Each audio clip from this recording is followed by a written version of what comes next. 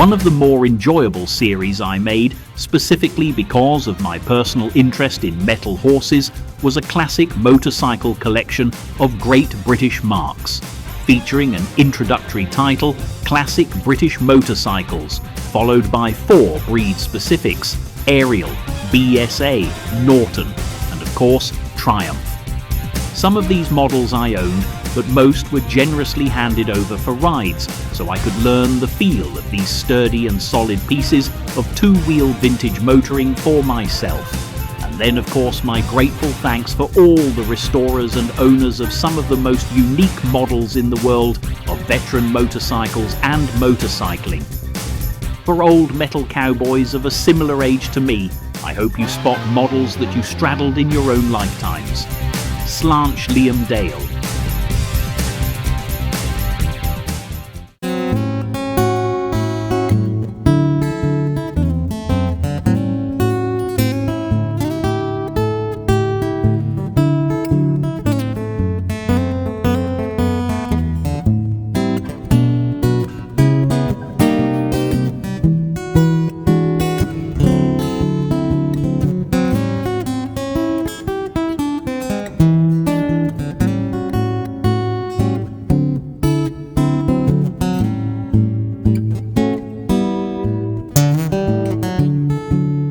For motorcycling enthusiasts today, hoping to find a classic British motorcycle of the future, the choice is pretty much limited to the Triumph models, literally resurrected in the latter part of the 20th century by visionary businessman John Bloor.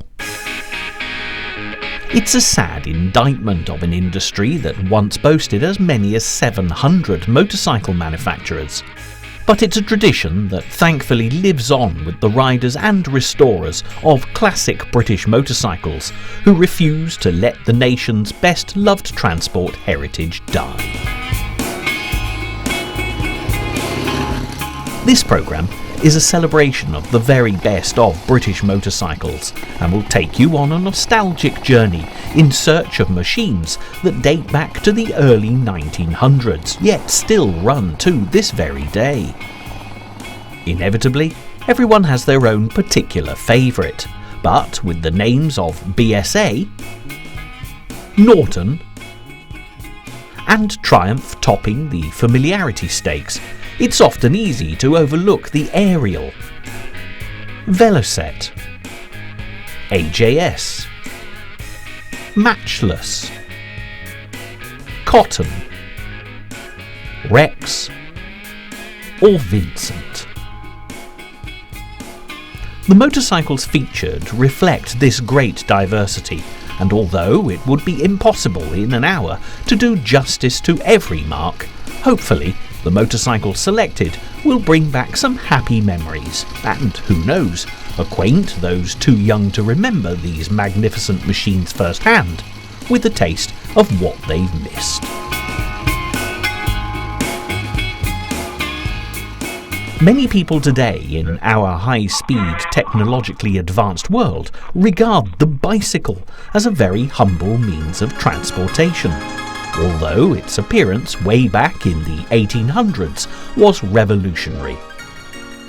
Travel quickly became practical and inexpensive thanks to the bicycle, and business boomed for the manufacturers, most notably based in the industrial Midlands. The step forward from pedal power to motorised power happened somewhere between the late 19th and early 20th century, when an engine was attached to a motorcycle frame. Like many good ideas throughout history, numerous engineers seem to have been inspired with the same thought at the same time, and, in the case of the motorcycle, this happened throughout Europe, in England, Germany and France, as well as across the Atlantic in America. The new craze for motorcycles caught on fast, and by 1913 there were 100,000 of them registered in Great Britain, and there were a surprising number of female enthusiasts enjoying the newfound freedom of the age. Twice in the 20th century, World War halted the progress of motorcycle development, and on both occasions, in 1914 and 1939, the manufacturers turned over their production lines to the war effort. The years between the two world wars proved to be the golden age of the British motorcycle, with innovative new designs launched on a regular basis. Nevertheless, the Wall Street crash and Great Depression that blighted America also hit hard in Britain, and many of the smaller companies disappeared almost without trace. Those that survived grew stronger and more competitive in a marketplace full of enthusiastic motorcyclists ready to put the latest models to the test. This should have been the perfect platform for the British motorcycle industry to build upon for the future. But during the 1950s and 60s, this great legacy was squandered with poor management at a time when Japanese competition was positively overwhelming. Yet this is a celebration of the classic British motorcycle rather than a lament for its passing. So, without further preamble, it's time to take to the open road to enjoy the sights, sounds and thrills of a bygone age.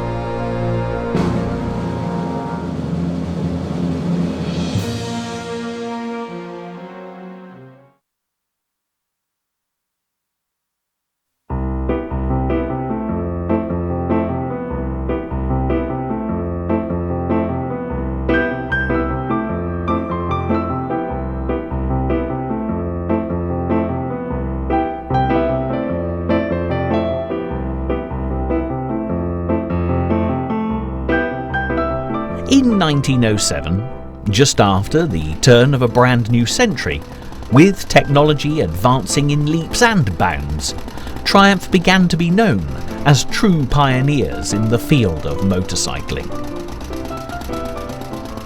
This 3.5 horsepower, 500cc machine is acknowledged more than any other model or make built within the same time frame as being hugely influential in the blossoming motorcycle industry.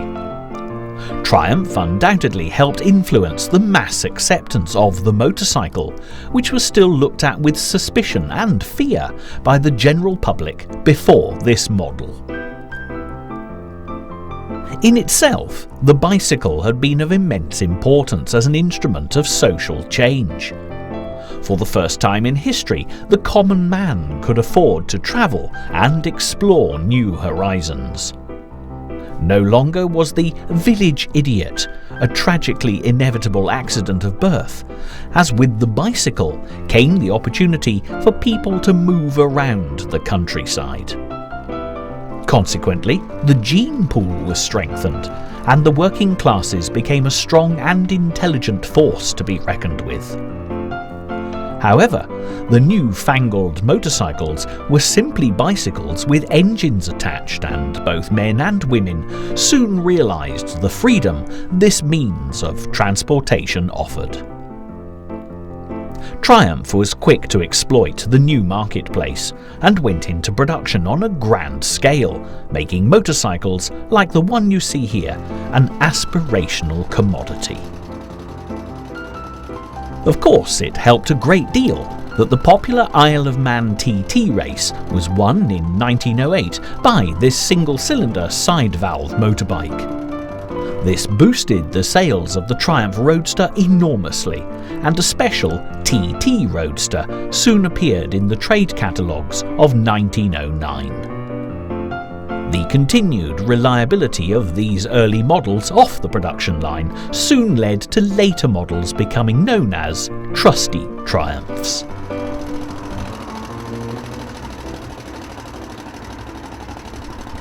This reliability, coupled with a nifty turn of speed, came from some solid engineering work that gained the company a great reputation that they still hold to this day. The belt-driven Roadster had a 3-speed rear hub that was similar to the ones used on the ordinary pedal bicycles. The difference here was that it was fitted with a clutch, incorporated into this very hub. A twin-barrel carburettor of Triumph's own design was fitted in 1908, in the year of the Isle of Man TT race win, and a magneto system. As was the case with these early motorised bicycles, the weight of construction was very light indeed, coming in at around £175. The engine was a simple side-valve design, which managed a comfortable 499cc and a top speed of 55 miles per hour, and used a direct belt drive to the rear wheel as mentioned before. The hub gear and clutch made for a much easier life than the alternative fixed gear, which meant a run and bump start after every stop. The TT model Roadster that was produced briefly had a somewhat shorter frame than the standard model, and the pedalling gear was also dispensed with. 2 sets of adjustable footrests were also supplied. The Isle of Man TT race was a great advertisement for the continued sales success of the Triumph Roadster 3.5 horsepower model. Not only did this machine win the single-cylinder category in 1908, but it also managed to be placed well in the 1909 and 1910 TT races too. This kept the Triumph name in the public eye, and allowed the sales figures to steadily climb into profitability. In 1911, a motorcyclist called Ivan Hart Davies proved the endurance and reliability of this Triumph Roadster beyond any reasonable doubt. He completed the famous route from Land's End in Cornwall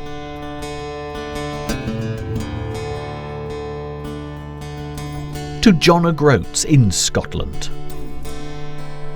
John O'Groats is the furthest village from Land's End on the British mainland, an end-to-end route with both points separated by 876 miles. The name of John O'Groats derives from Jan de Groot, one of 3 brothers who arrived in the area in 1496, with a commission from King James IV to operate a ferry between the mainland and the remote island of Orkney. The name of Land's End, way down south of John O'Groats, is, to be honest, rather self-explanatory. Ivan Hart Davies, riding his trusty Triumph Roadster, managed this colossal distance in just less than 30 hours, and it was the very last time such a record non-stop run was permitted. This wonderful old Triumph was the flagship of the industry, building on the standard set by the earliest 3 horsepower model, which had been produced for just a 2-year run between 1905 and 1907 before being succeeded by this more advanced machine. The capacity had been increased by over 163cc, and the improvements were all in the detail.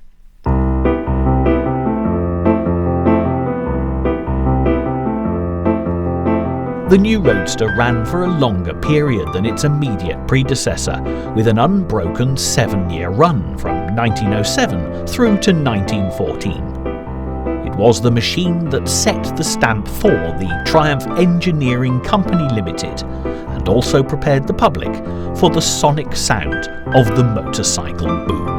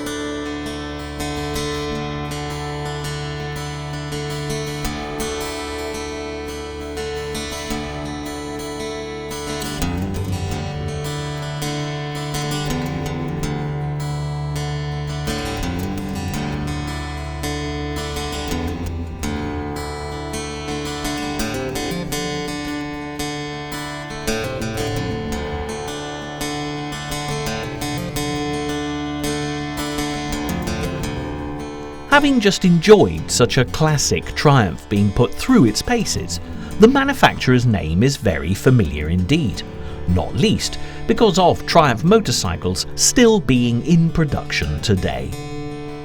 However, our next classic, a much treasured Rex, dating back to 1913, is a far less well-known mark, despite having been just as famous as Triumph in the early part of the 20th century.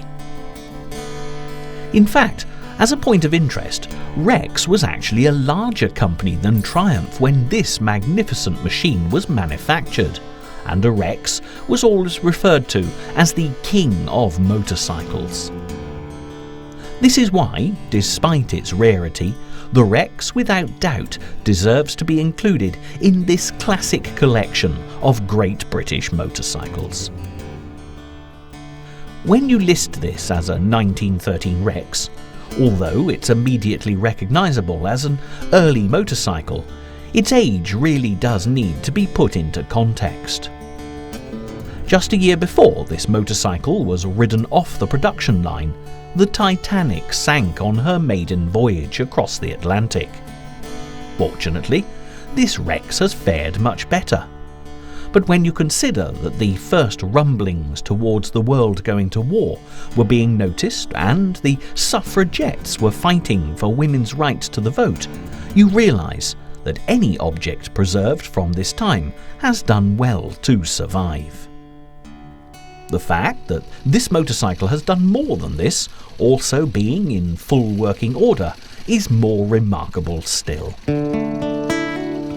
What undoubtedly has contributed to this fine Rex's survival is the care lavished on it by its present owner.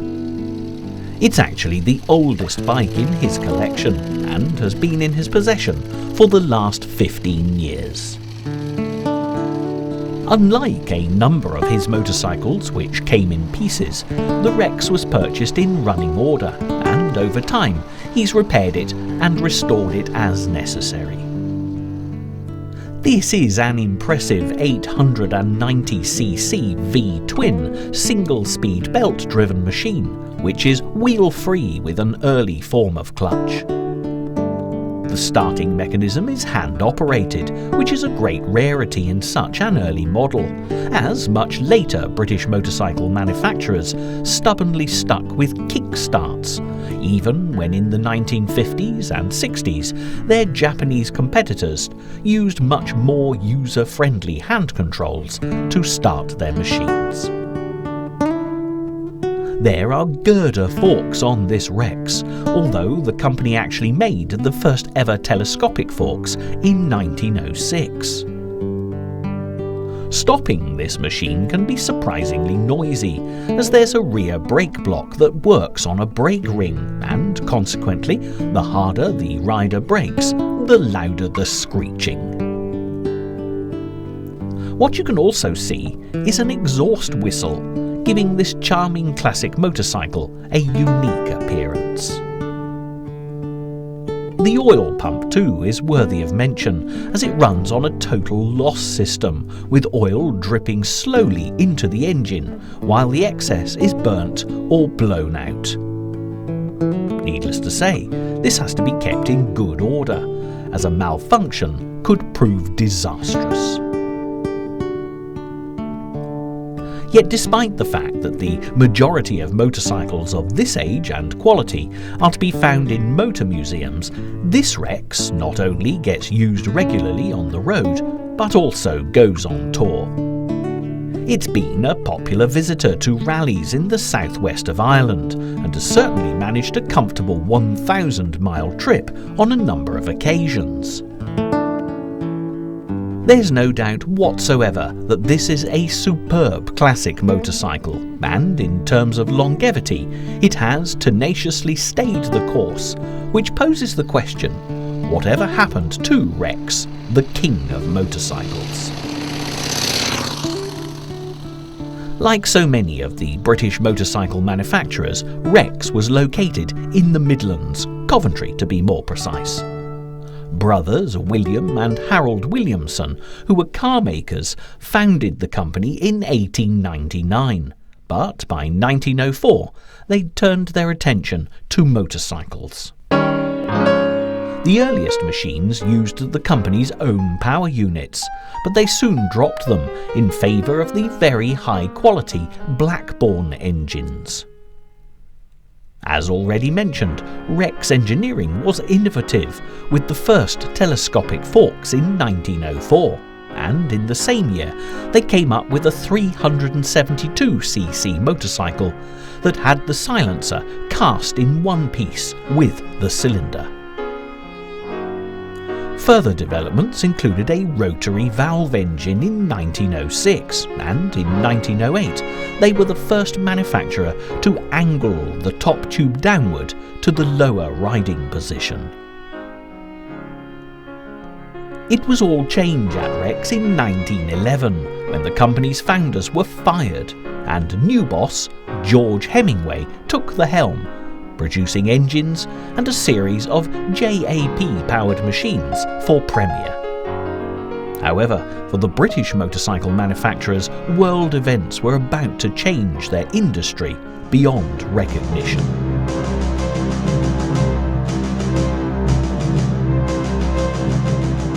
When World War I broke out in 1914, the civilian motorcycle market went into decline. But those manufacturers who secured military contracts ensured a steady flow of trade. Neighbouring companies like BSA, Triumph and Ariel all produced military machines for the war effort, and once the conflict came to an end in 1918, found themselves in a strong position to consolidate their business interests. Unfortunately for Rex, they failed to produce any military motorcycles or win any manufacturing contracts. A great many of the smaller motorcycle companies didn't make it through the war years and closed their doors before the armistice. Rex survived, but without the steady backing of military contracts, the post-war years were always going to be an uphill struggle. Another Coventry manufacturer, Acme, had also just about managed to stay afloat, and in 1922 Rex Acme was formed as an amalgamation of the two companies. The range included 15 models by 1926, ranging from 172cc to 746cc, and thanks to Rex Acme rider Walter Hanley, who won many Isle of Man TT races, publicity was excellent. This was the golden age of motorcycling, but when Walter Handley left to ride for other makes in 1928, sales of Rex Acme machines fell into a decline.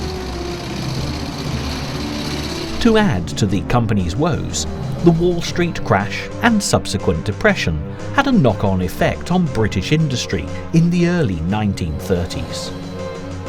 Sidecar manufacturer Mills Fulford bought Rex Acme in 1932, but they dropped all motorcycle production the following year, and the sidecars lasted for just a little longer. Considering the short lifespan of the Rex Motorcycle Company, this classic machine is all the more special, and entering the realms of what if. You can't help speculating about what this innovative manufacturer would have come up with if they'd continued production.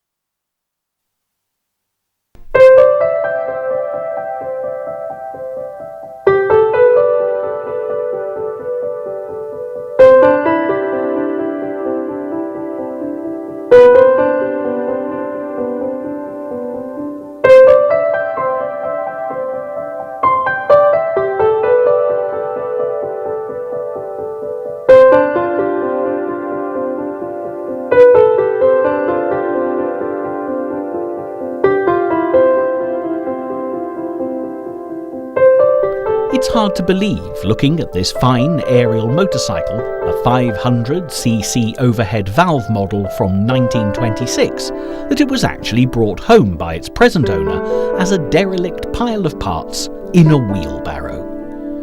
In fairness, that was 20 years ago, and a great deal of dedicated restoration work has gone into getting this motorcycle back on the road. However, the hours spent on restoration and the sheer engineering ingenuity that has brought this classic Ariel up to speed has made this a remarkably rewarding enterprise, and for anyone considering taking on such a project, just watching what can only be described as poetry in motion is truly inspirational.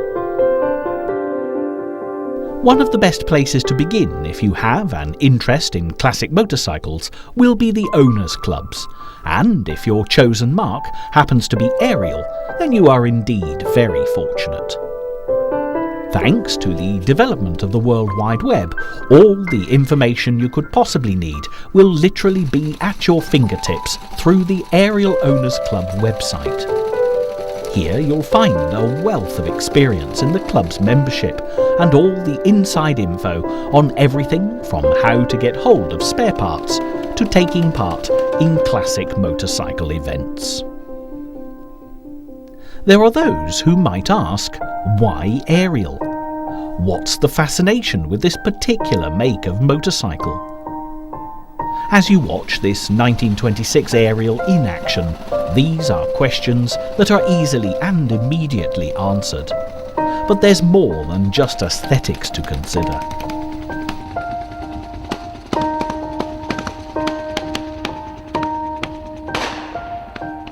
Because the Ariels are not quite so well known or collected as the likes of Triumph, BSA and Norton, the spares are generally speaking more plentiful and far more reasonably priced. Also, thanks to the straightforward design, it's even possible to fix many of the mechanical problems you might encounter at the roadside, which can be very useful indeed. This Ariel is in fact very well travelled indeed. You can of course visit museums to view pristine specimens of any of the classic motorcycles, but all of the machines you'll see in this programme are used, often on a daily basis, for the purpose they were designed for. The proud owner of this 1926 Ariel has actually embarked on many continental tours, and recently completed a charity run to Berlin. Restoring classic motorcycles is far more than just a pastime. It is in fact a way of life. And riding the finished article, as you see so evocatively demonstrated today, is really what it's all about.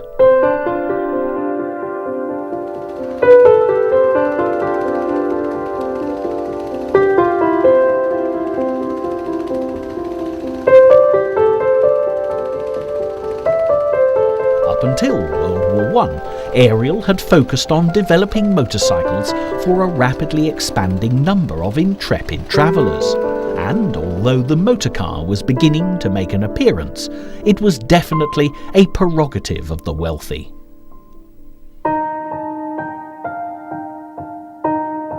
The motorcycle had a price tag that made it far more accessible to the ordinary man, and, for that matter, woman, a circumstance that would remain in the motorcycle's favour for many years to come.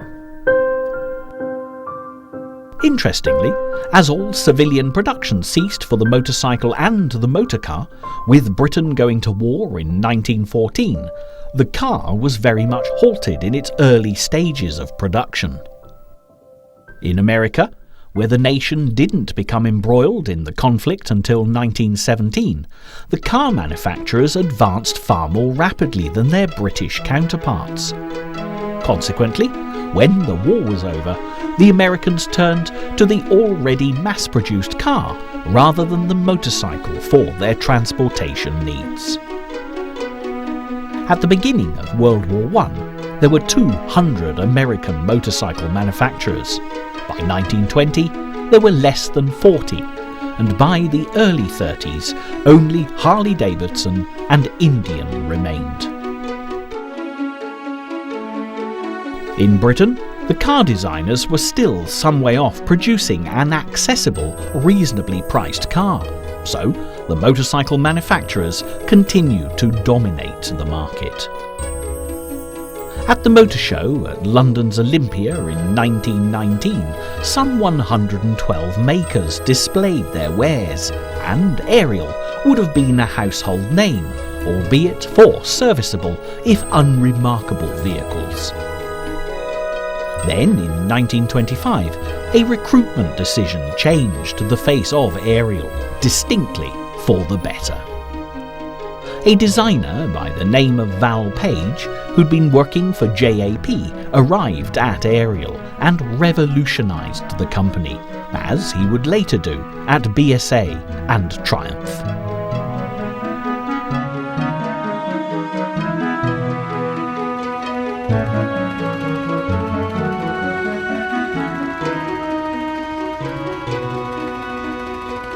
What you've been watching here is an early example of Val Page's work with this 1926 Ariel.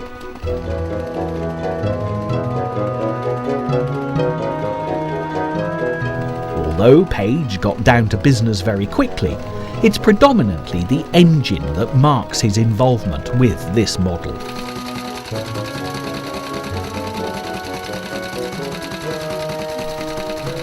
Ariel customers would have to wait until 1927 for the frame and cycle parts to catch up with Page's innovation.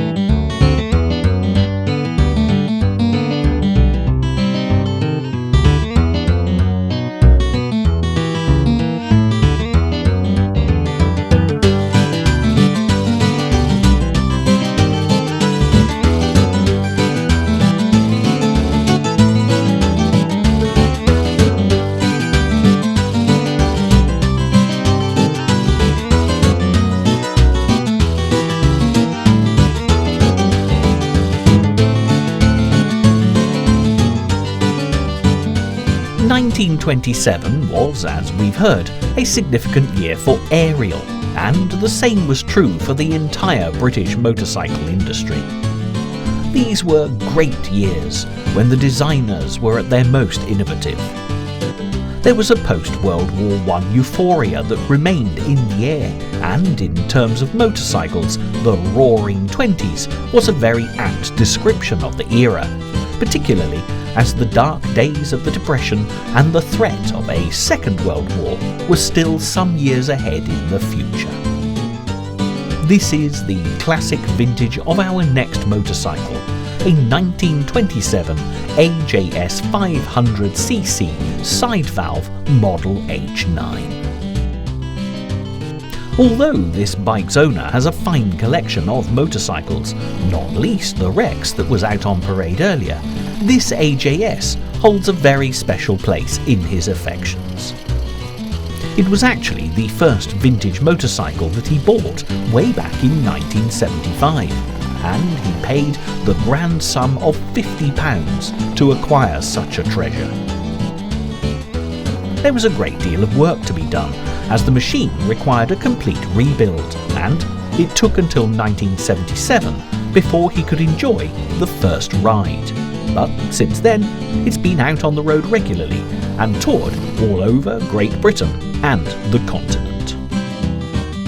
The AJS name is certainly a favourite with classic British motorcycle enthusiasts, although, like such magnificent machines as the Vincent and the Velocette, it's one of the lesser-known marques with the general public. Again, the company started in the Midlands, but this time in Wolverhampton. The name is courtesy of founder Albert John Stevens, who built his own internal combustion engine in 1897.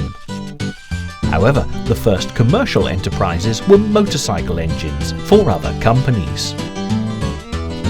Ironically, when Stevens built his inaugural motorcycle in 1905, he used a JAP V-twin to power the machine, complete with leading link front forks and a swinging fork bringing up the rear.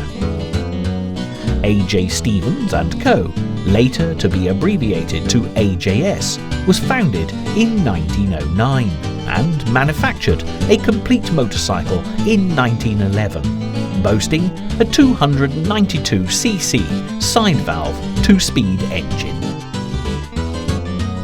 From the very earliest days, AJS concentrated on racing, and the Isle of Man TT in particular. By 1914, when World War I broke out and threw the motorcycle industry into temporary disarray, AJS had progressed to a 350cc machine with a 4-speed chain drive, which powered its way to a victorious first, second, third, fourth and sixth place in the junior TT race of that year. Throughout the 1920s, AJS continued their policy of speed and innovation, introducing internal expanding brakes and all-chain drive. In 1927, when this fine motorcycle was manufactured, they brought in an overhead chain drive camshaft. This AJS has girder forks with friction dampening, and the large exhaust port earned this H9 model and many of the other factory racing machines the nickname Big Ports.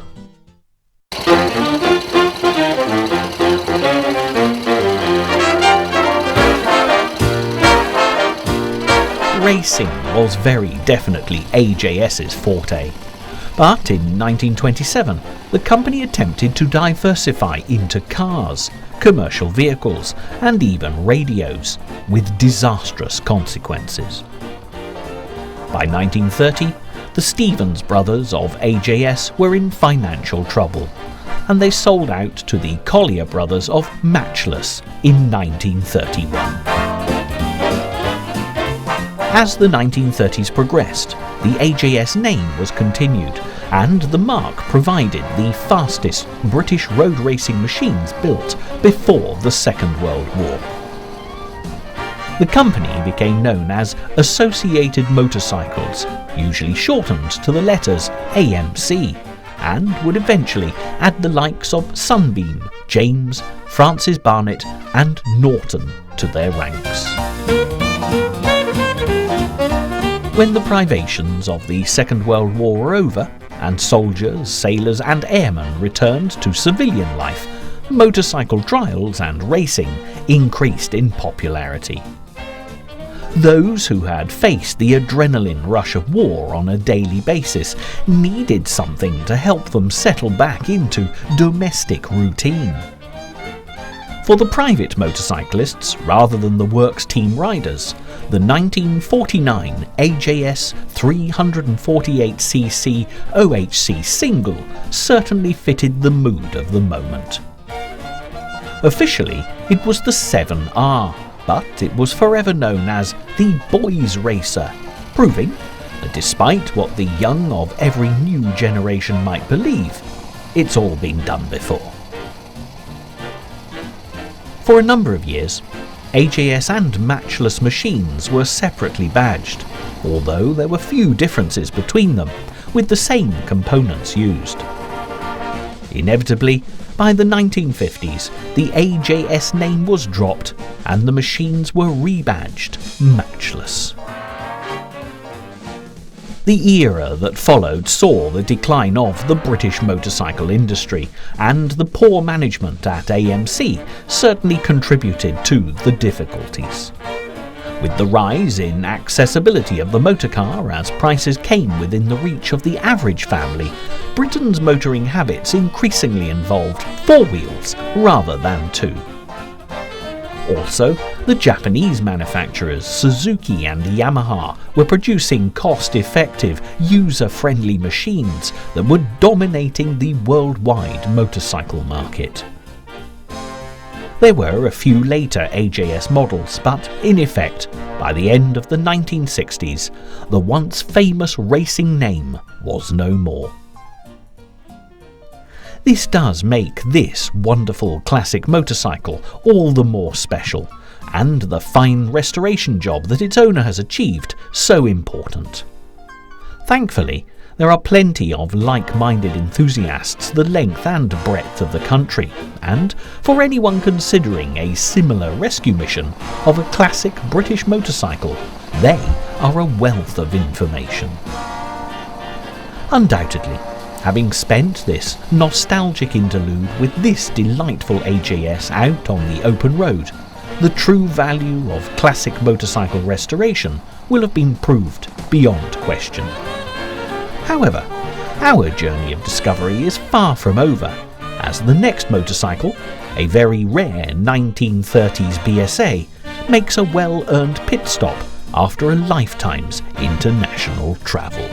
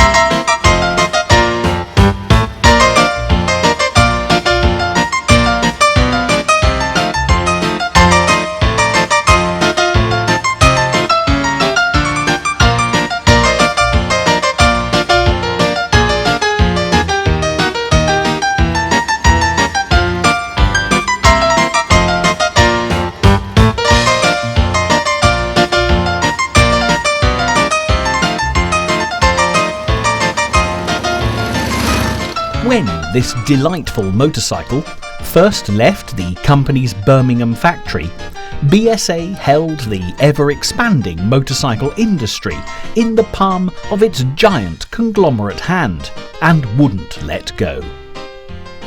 The slogan of the time, being emblazoned on adverts all over the country, was "1 in 4 is a BSA."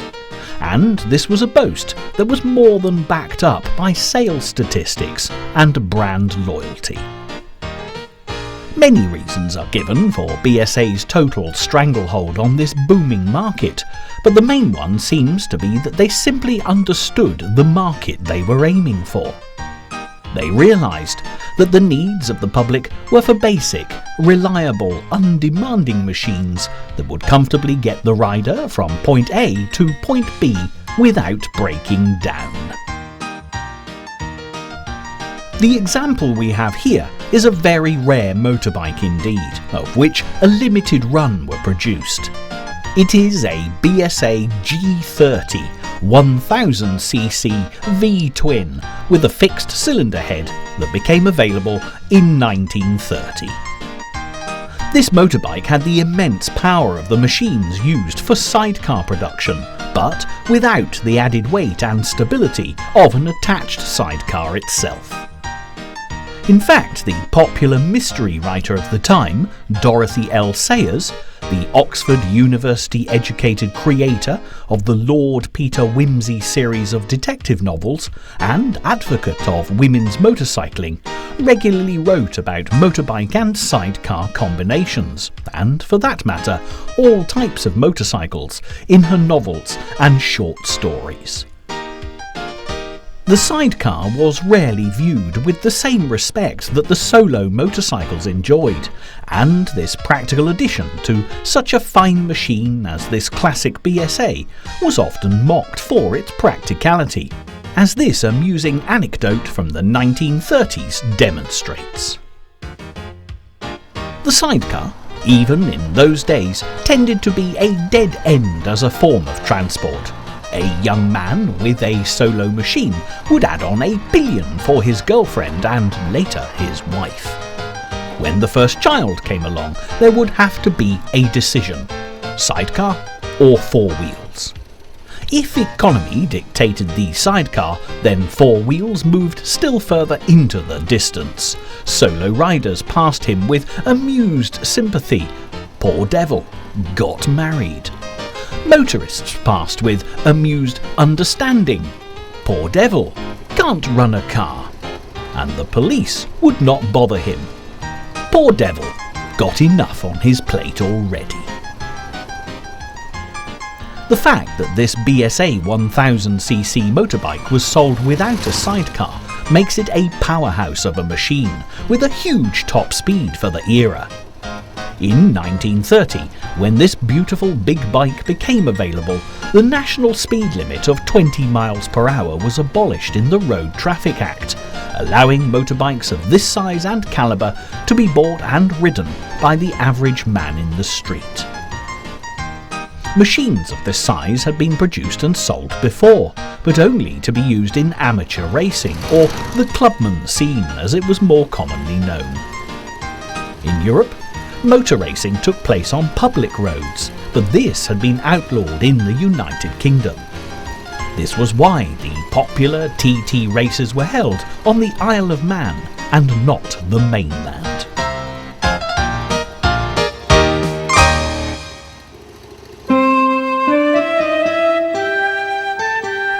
By the time of the 1930 Road Traffic Act, which took away the 20 miles per hour restriction, the TT was firmly established as a Manx event and still remains so to this day.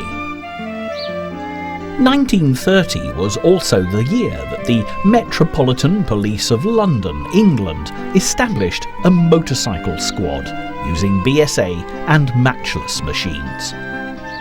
In fact, looking through the documentation of the time, the Northampton Divisional Police Force created its own mobile special constabulary, and they bought 4 of the BSA G30 1000cc motorbikes with the strong V-twin engine, just like the model seen here. They were purchased from Percy Spokes, an appropriate name for the agent selling these BSA motorbikes, who had premises in Henry Street, just off Kettering Road in Northampton itself. Of course, it's a little-known fact, but just like the author and rider Dorothy L. Sayers, the first police officers to use motorcycles were actually women. The BSA G30 is a glorious machine, generously lightweight in its design, with sculptured flowing lines, fluted mudguards, and a simple but effective elegance. This particular rare example is jokingly described by its owner as the BSA made in Poland. As with many classic motorcycles, there's a great story behind this nickname, due to the fact that shortly after buying this BSA, the owner was stranded after a breakdown whilst touring Poland. As is often the case on such occasions, a group of local motorcycling enthusiasts seemed to appear from nowhere. Overnight, they opened up a nearby factory, especially to help repair this magnificent machine. In all, 23 Polish Good Samaritans rebuilt it, and none of them could speak much more than a few words of English. When next morning the owner was presented with his repaired motorcycle, he was delighted and politely asked what he owed them. The reply was nicht, or as we would say, nothing. However, there was a proviso. If anyone ever asked about the motorcycle, and needless to say many people do, he was to say that it was a BSA made in Poland. Far from being a hardship, this owner has enjoyed telling the story on numerous occasions, particularly as that all-night motorcycle repair stint happened over 14 years ago, and this lovely old BSA is still running on the parts that those generous enthusiasts from Poland put in all that time ago. So, not only is this BSA an absolute delight to watch out on the open road, you can also be sure this particular model is absolutely unique.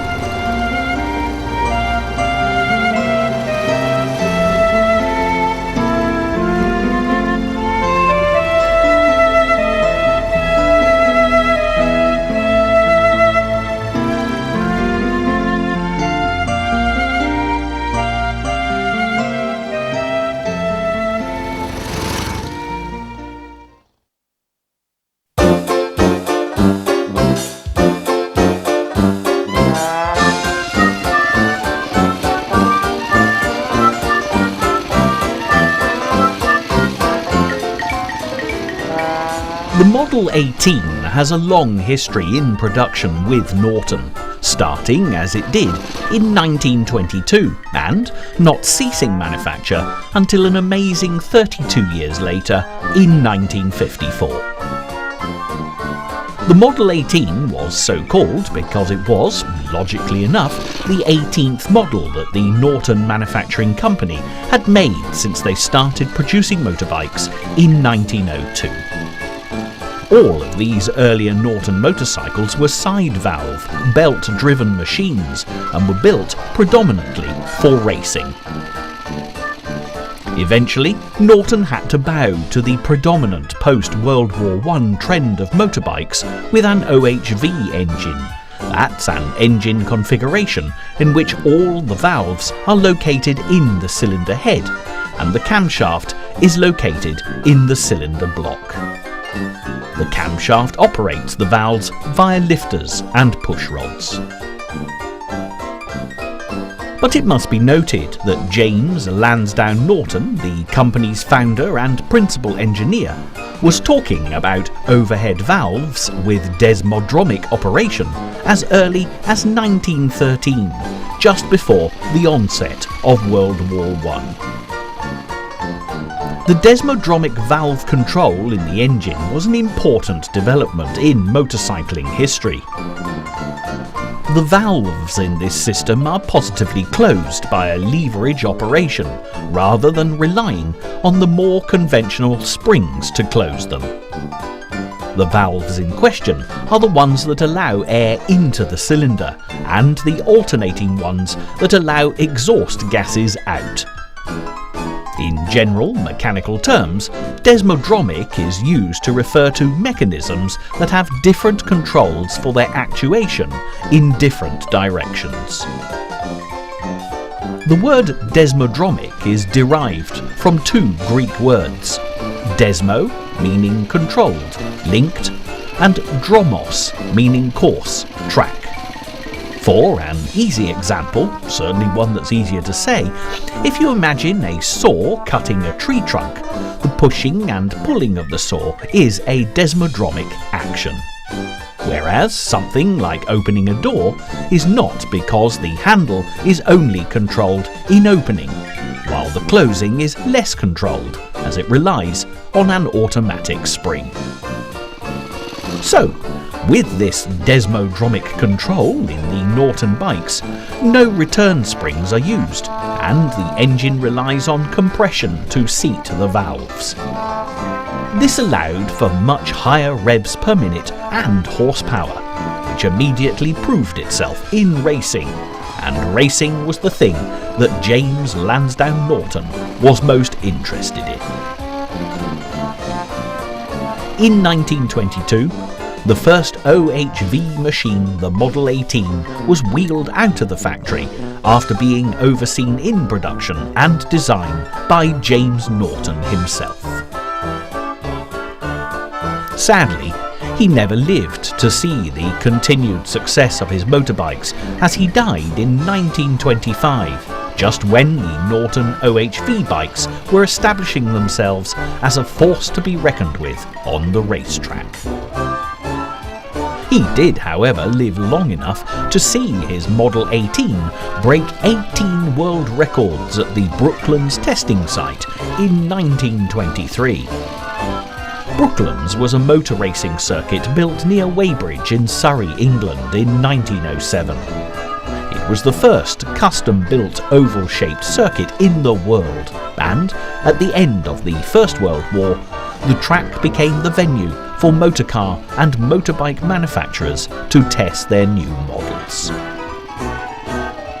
The Model 18 used the 70mm x 100mm bore and stroke and had an engine capacity of 490cc with a top speed of roughly 80 miles per hour. After it had been pre-tested at Brooklands Racing Circuit, it was immediately used in the famous TT race on the Isle of Man, which it won in 1924. The sporting prowess of the Model 18 was soon overshadowed with the introduction of the overhead camshaft engine, which forced the Model 18 to slide comfortably into its niche as a touring rather than a racing vehicle. Norton's advertising slogan hyped the bike's performance and reliability, which stemmed from their reputation from the racetrack, and this is how the Model 18 was marketed, as a thrilling racing bike. In truth, this machine was a simple, solid and very basic motorbike with a high, spindly frame, girder forks and a robust nature that suited your average motorbike punter in the 1920s and 1930s, rather than a speed demon who yearned for the fast bends and tight corners of a racetrack. Because of its sure handling, easy road holding and decent but tiny brakes, the Model 18 was the ideal bike to fit a sidecar onto. This was helped in 1925 by the addition of a 4-speed gearbox, which had a crossover drive that allowed the rear chain to be on the right-hand side of the Model 18, allowing much easier maintenance accessibility for when a sidecar was bolted on. During the 1930s, the Model 18 also gained a saddle tank, a proper gear oil pump and an inboard magneto, which was an ignition device that produced the alternating current for distribution to the spark plugs. Earlier versions had the magneto in front of the engine, which made it very vulnerable in wet weather and needed a splash guard fitted to keep the water out. In 1954, the Model 18, along with the side valve motorbikes with which it had shared many key parts, was put to rest and now belongs in the hands of the dedicated classic motorcycling enthusiast.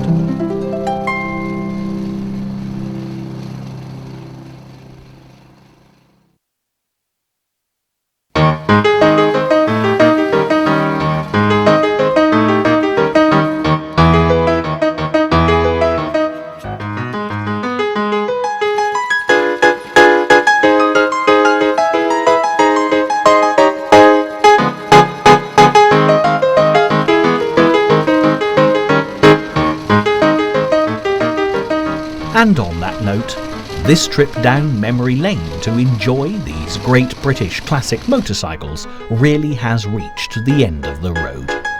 Hopefully, there will have been something to please everyone, but with so many nostalgic manufacturers to consider, should your own particular favourite have not been included, this is down to a shortage of time in an hour-long programme rather than editorial judgment.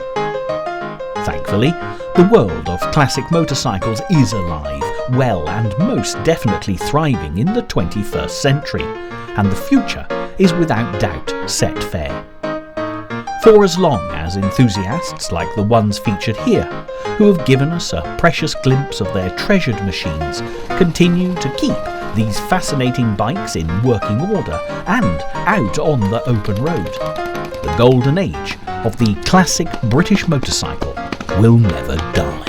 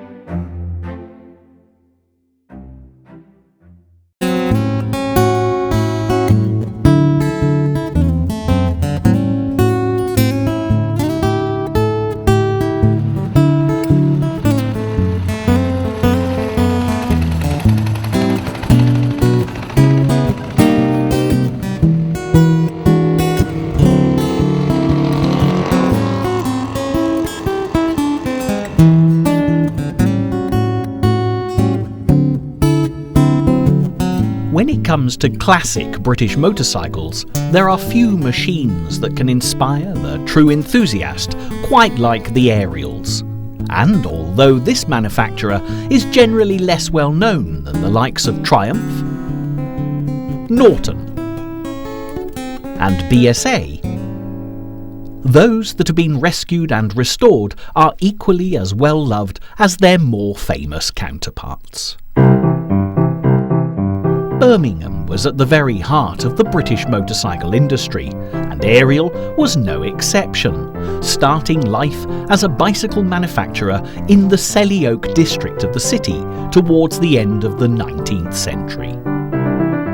With innovative wire-spoked wheels and a lightweight frame, even the bicycles were revolutionary, and when the first Ariel motorcycle appeared in 1901, complete with a Minerva 211cc engine, powered machines quickly became the company's forte.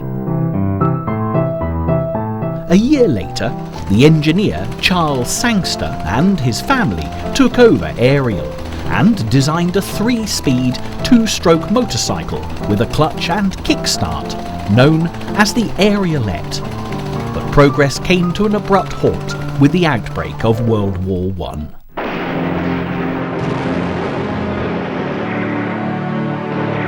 Like so many of their fellow motorcycle manufacturers, factory production was given over to military requisition.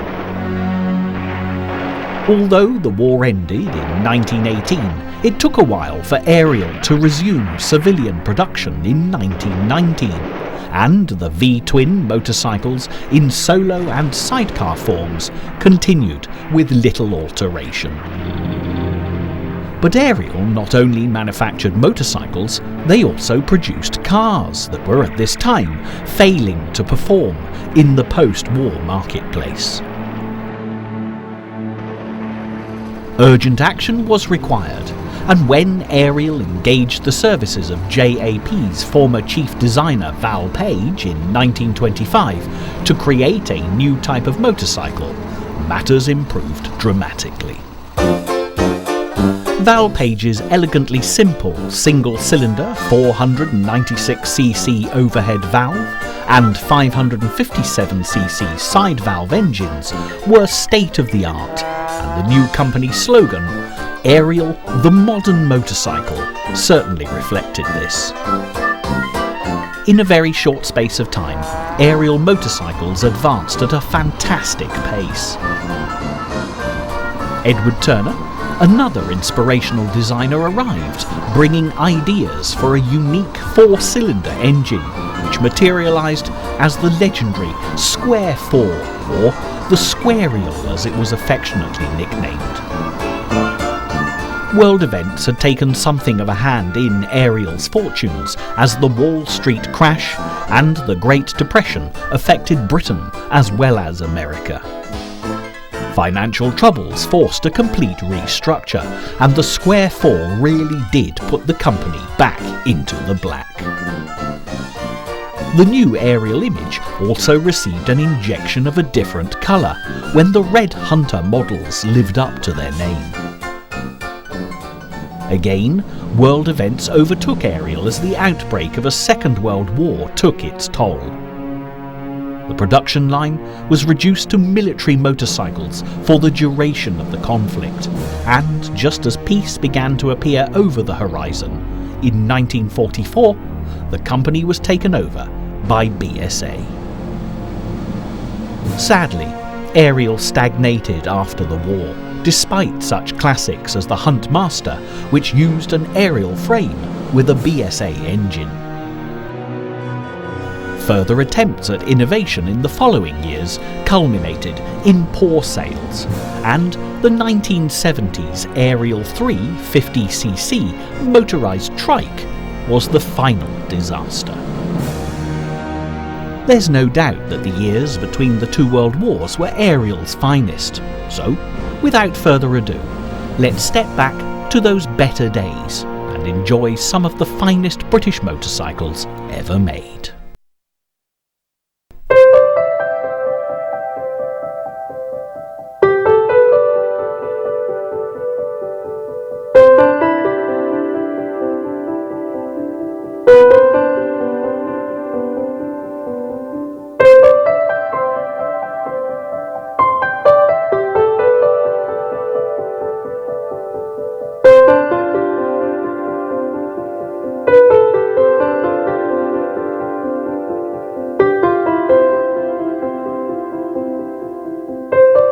It's hard to believe, looking at this fine Ariel motorcycle, a 500cc overhead valve model from 1926, that it was actually brought home by its present owner as a derelict pile of parts in a wheelbarrow.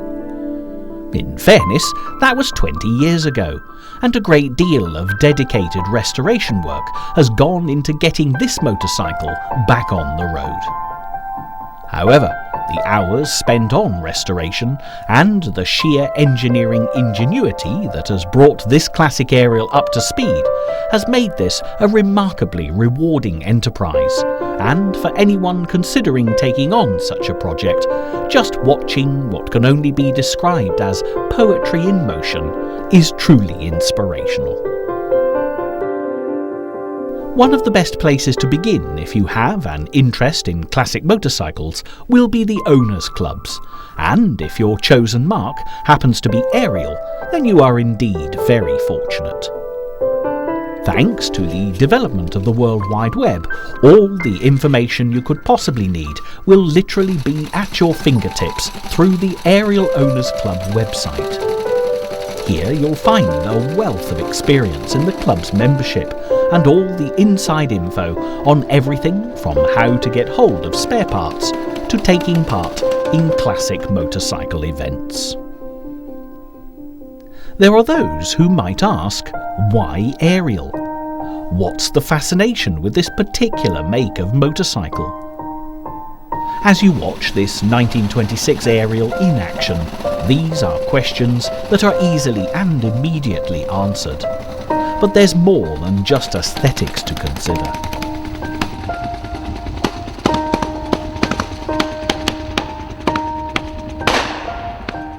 Because the Ariels are not quite so well known or collected as the likes of Triumph, BSA and Norton, the spares are, generally speaking, more plentiful and far more reasonably priced. Also, thanks to the straightforward design, it's even possible to fix many of the mechanical problems you might encounter at the roadside, which can be very useful indeed. This Ariel is in fact very well travelled indeed. You can of course visit museums to view pristine specimens of any of the classic motorcycles, but all of the machines you'll see in this programme are used, often on a daily basis, for the purpose they were designed for. The proud owner of this 1926 Ariel has actually embarked on many continental tours and recently completed a charity run to Berlin. Restoring classic motorcycles is far more than just a pastime. It is in fact a way of life. And riding the finished article, as you see so evocatively demonstrated today, is really what it's all about. With a 1926 vintage, this Ariel is the oldest machine to feature in this programme, but it was a landmark model in the evolution of the Birmingham manufacturer. Up until World War I, Ariel had focused on developing motorcycles for a rapidly expanding number of intrepid travellers, and although the motorcar was beginning to make an appearance, it was definitely a prerogative of the wealthy.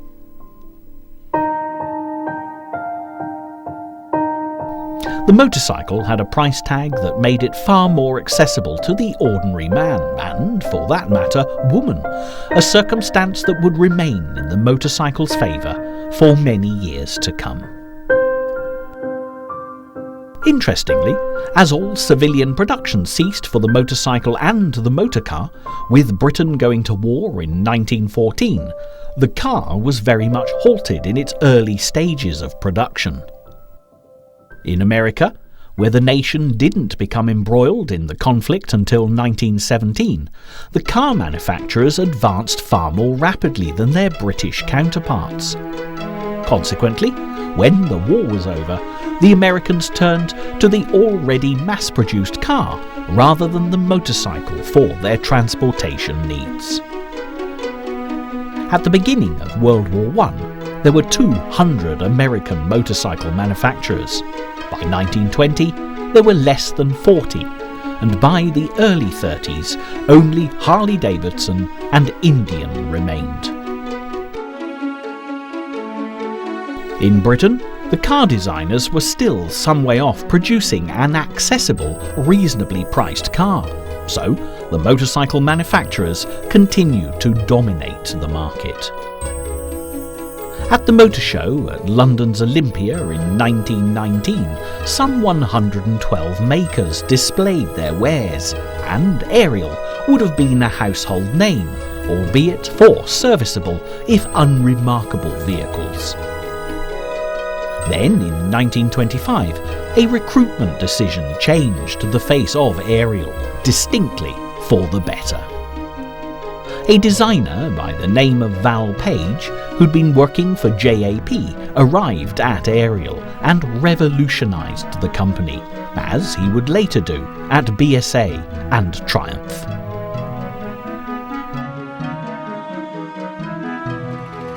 What you've been watching here is an early example of Val Page's work with this 1926 Ariel.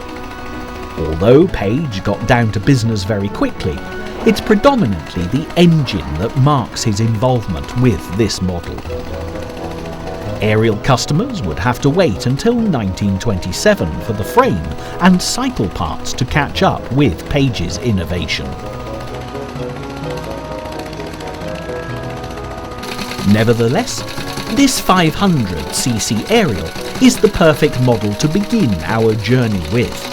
And as we also have the advantage of seeing our range of historic Ariels together, we can compare and contrast the differences as the story develops.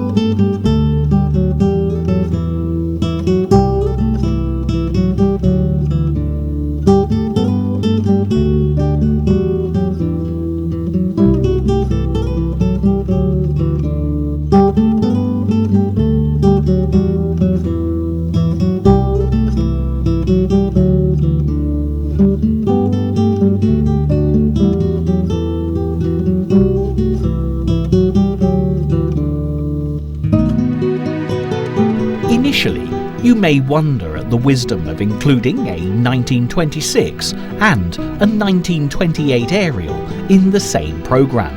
After all, not much could change in 2 short years now, could it? However, with Val Page as chief designer, these 2 years actually marked a huge transformation in aerial motorcycles. As this classic 1928 Ariel with a 557cc side valve engine comes into view, there are a number of instantly noticeable differences to its predecessor. Firstly, there's been a dramatic change in the tank. The 1926 Ariel had a flat tank that is similar to many British motorcycles of the period. But this 1928 model, in keeping with Val Page's stylish new designs, has a saddle tank, which helps to give this machine a much more modern look. The alterations to the frame that were not ready at the time of the 1926 Ariel's creation were now in place, and with the addition of Page's elegant 557cc side valve engine and bigger brakes, this machine was as state-of-the-art as you could get in 1928. It's hardly surprising that Ariel came up with its slogan claiming to be the modern motorcycle. What Val Page achieved by moving the magneto behind the engine whilst introducing the saddle tank made from steel pressings was a great British classic, and sales rocketed. Matters were also greatly assisted by an excellent sales and marketing manager in the person of Vic Mole, who worked tirelessly to ensure Ariel performed well on the racing circuits and in trials. An Ariel sidecar of the same vintage as the machine we are watching being put through its paces here actually made the first transcontinental trip across Canada, generating headline news. It appeared that the future for Ariel was set fair, especially as in 1929 another groundbreaking designer, Edward Turner, was recruited to the company. But world events then took a catastrophic downturn when the Wall Street crash sparked a depression that would even have implications for the motorcycle manufacturers of Birmingham. Financial problems beset the Selly company, and for a short while Ariel shut up shop completely. However, Jack Sangster, who'd grown up in the Ariel family business, took charge of matters and reconstructed a new organisation, keeping Val Page, Edward Turner and another British motorcycle great, Bert Hopwood, to relaunch a leaner, stronger and more economically viable Ariel.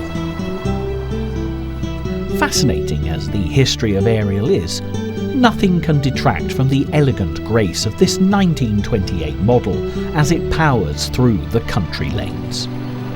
When you stop and consider the fact that this machine was manufactured in the year that Mickey Mouse made his debut appearance, Amelia Earhart was the first woman to fly the Atlantic, and Alexander Fleming discovered penicillin, you begin to realise just what an achievement getting this Ariel out on the road is.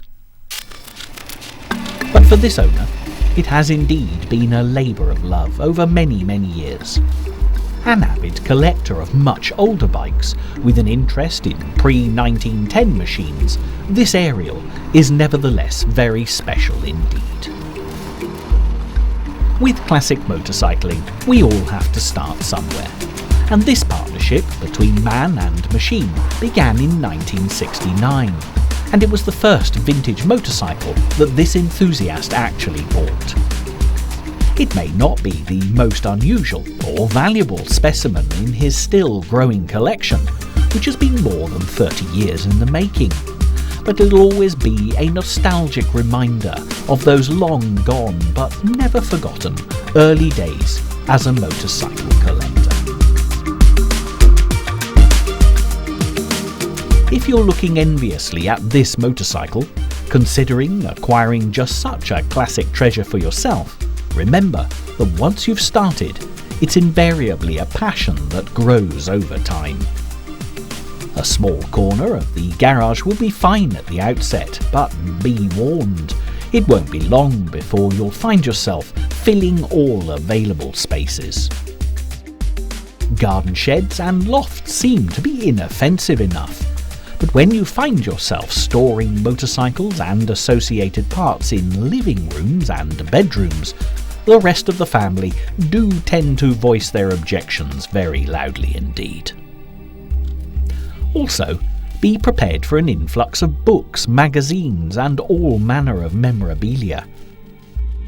This collector has motorcycles that date back to the first few years of the 20th century, and he also is the proud owner of books that come from the same era. Collecting vintage motorcycles is definitely compulsive, but this is a small price to pay for a lifetime's pleasure.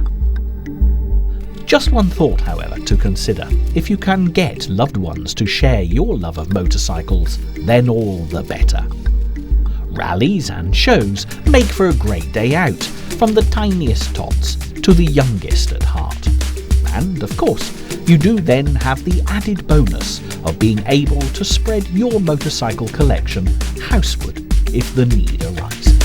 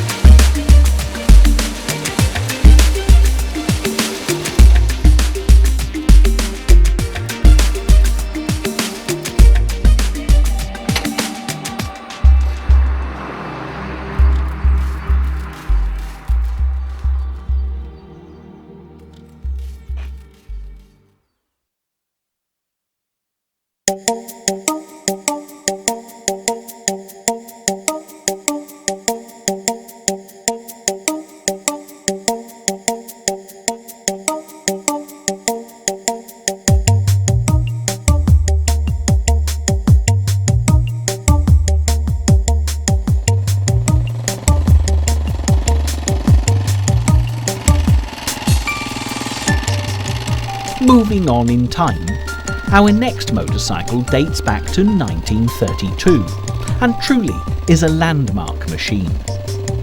This is the classic Red Hunter, featuring a tuned 4-overhead valve 500cc engine that marked a distinct improvement in Ariel's fortunes.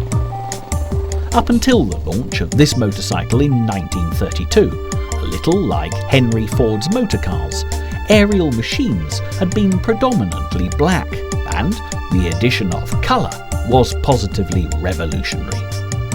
So much so that when this motorcycle first rolled off the production line with its red tank panels, it was named the Red Hunter. Belonging to the owner of the 1928 Ariel we've just been looking at, this Red Hunter is a highly prized addition to his collection. And although it doesn't have the long years of association as the last bike, this will undoubtedly be something that time will rectify. It's only actually been with this collector for 4 years, and he acquired it pretty much as you now see it. The source was the Ariel Owners Club, and although there will be alterations and modifications aplenty to be considered, it hasn't been a major restoration job. To set the launch of the 1932 Red Hunter in context, it's important to look at how Ariel bounced back onto the motorcycle market under the leadership of Jack Sangster. If you mention the name of Ariel motorcycles in general company, the one model that almost everyone will name is the Ariel Square 4, which really was the comeback special. Val Page's stylish Ariel singles were certainly popular, but Edward Turner's favoured a unique 4-cylinder design that effectively placed two 180-degree parallel twins coupled together to run in opposite directions. When the first production models appeared at the Olympia Motorcycle Show in 1930, they caused a sensation, and Ariel was definitely a force to be reckoned with. Consequently, when the Red Hunter made its debut in 1932, motorcyclists were ready and waiting for the next Ariel innovation.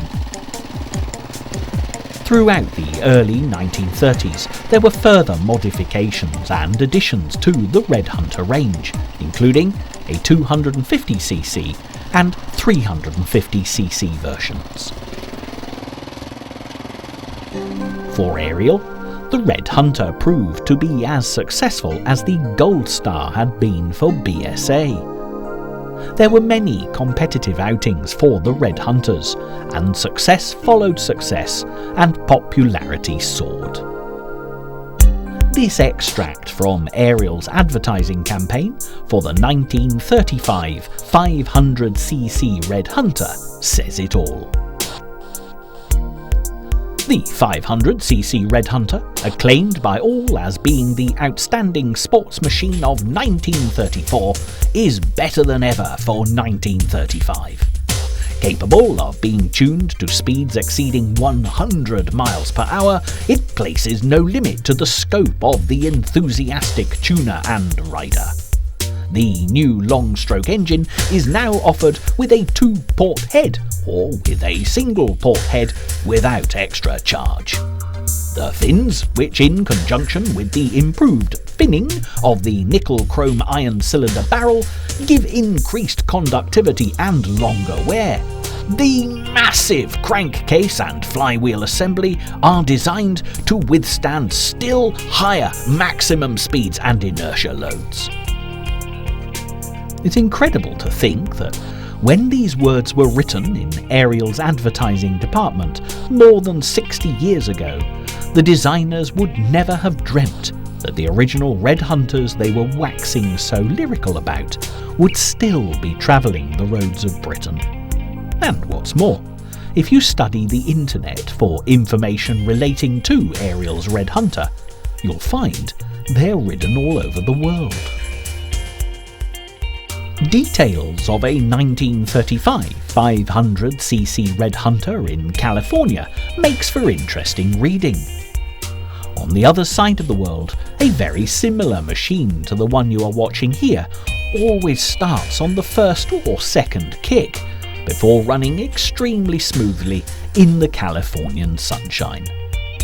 There's been some restoration with wiring, camshaft and followers needing attention, but overall there are few problems to speak of, and you'll find similar accounts of classic Ariels in Finland, Denmark, Belgium, New Zealand and Australia, to mention but a few.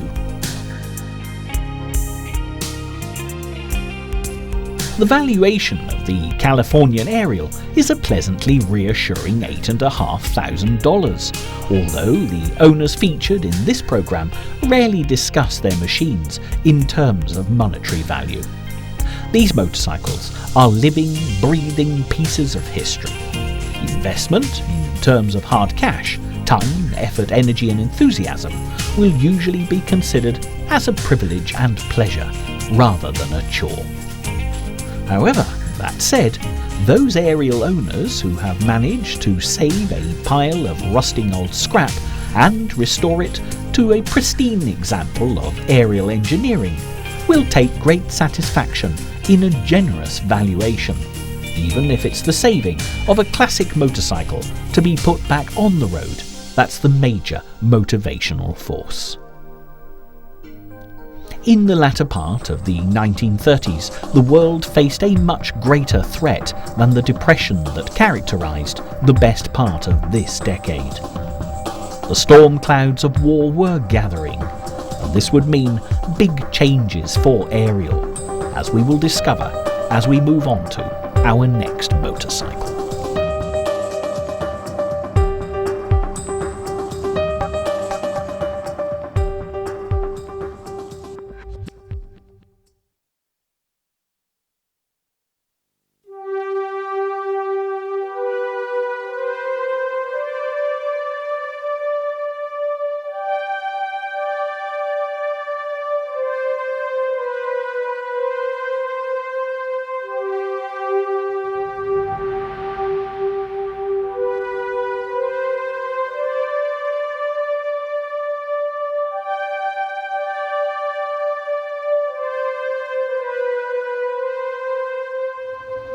As we watch this 1946 Ariel being put through its paces, it may not seem terribly different from the 1932 version, but a great deal certainly happened at Ariel between these two machines. The Red Hunter was undoubtedly one of the mainstays of Ariel during the 1930s, and the years of difficult trading through the Depression. The entire range was trimmed down to 250, 350 and 500cc overhead valve deluxe and Red Hunter models. There was also a 600cc side valve sidecar machine and of course the Square 4s. Then, on a seemingly normal Sunday morning in September 1939, the people of Britain stopped what they were doing to listen to an historic radio broadcast. The lawnmowers were silenced, newspapers put aside, and even the motorcycle enthusiasts came in from tinkering in their sheds. Prime Minister Neville Chamberlain announced the grave news. Britain was at war with Germany, and although initially everyone returned to their affairs, it wasn't long until the full implications of Chamberlain's declaration began to hit home. For Ariel, all civilian production was brought to an abrupt halt as the British government took over the company's entire output, calling for a purpose-built machine for dispatch riders. A standard 350cc single was the order of the day, and although it lacked the finesse of this stylish Red Hunter, it was a robust motorcycle that off-roaded more than adequately. As a company, Ariel took their wartime patriotic duties very seriously, and during the years of conflict put out an advertisement titled "On Top of Our Job," with words that summed up the mood of the war for the motorcycle industry. Success must inevitably follow the whole energies of an individual or organisation directed towards getting on top of the job. Ariel has always enjoyed a reputation for reliability and dependability, a reputation which is only enhanced by the extensive experience in building wartime machines. The stern task of producing Ariels to stand up to the heavy duties of war's demands has been accompanied by sound development, resulting in even better machines to grace a better era. It was an optimistic look towards the future, but Ariel were not the only British motorcycle manufacturer doing their bit for the war effort. Neighbouring BSA, standing for the Birmingham Small Arms Company, rather than any other explanation you might have heard, went into the war as Britain's largest motorcycle company. Val Page had moved to BSA after revolutionising Ariel and had certainly contributed to their pre-war success. Nevertheless, BSA still had a reputation for being reliable rather than innovative, and for military purposes this was definitely in their favour.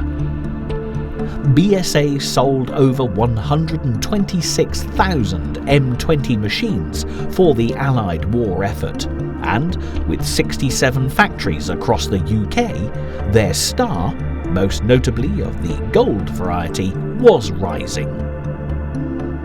BSA actually took over Ariel in 1944, a year before the end of World War II, a prelude to further motorcycle company acquisitions.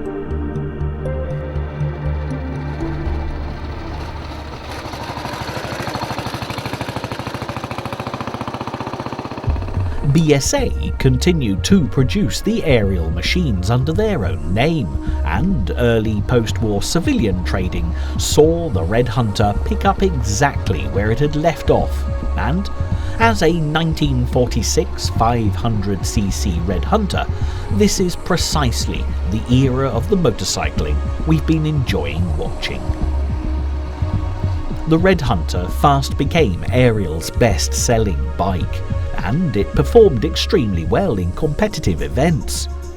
Road races were keenly followed, and victories by Ariel's rider, Sammy Miller, on a 500 Trials Mount Red Hunter kept sales buoyant. This Red Hunter is in very good condition, and is a fairly recent acquisition for its present owner. Looking back at the original publicity information about this model is fascinating.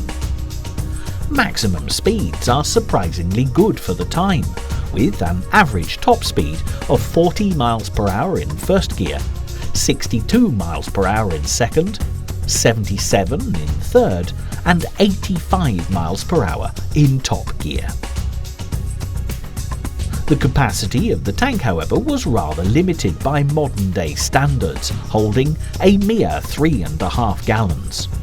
However, at 30 miles per hour, you could expect to get 112 miles to the gallon, but that did drop dramatically to 53 to the gallon at 60 miles per hour. In the post-war years, these were in fact critical figures, as petrol rationing didn't end until 1950, 5 long years after the war had ended.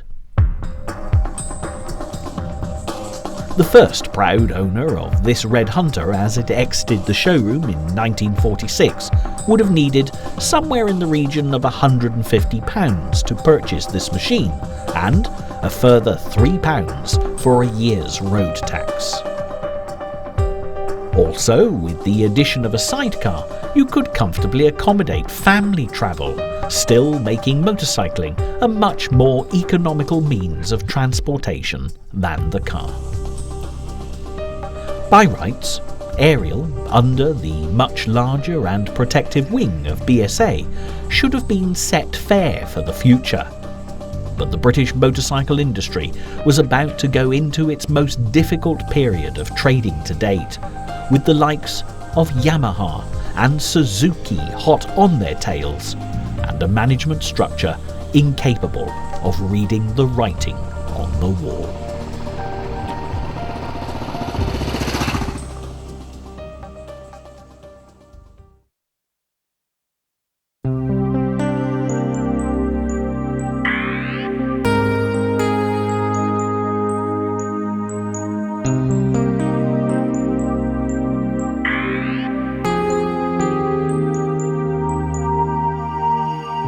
Taking a 10-year leap in Ariel's story to our next motorcycle, a 1956 650cc Huntmaster, you can immediately see that the post-war years weren't all doom and gloom.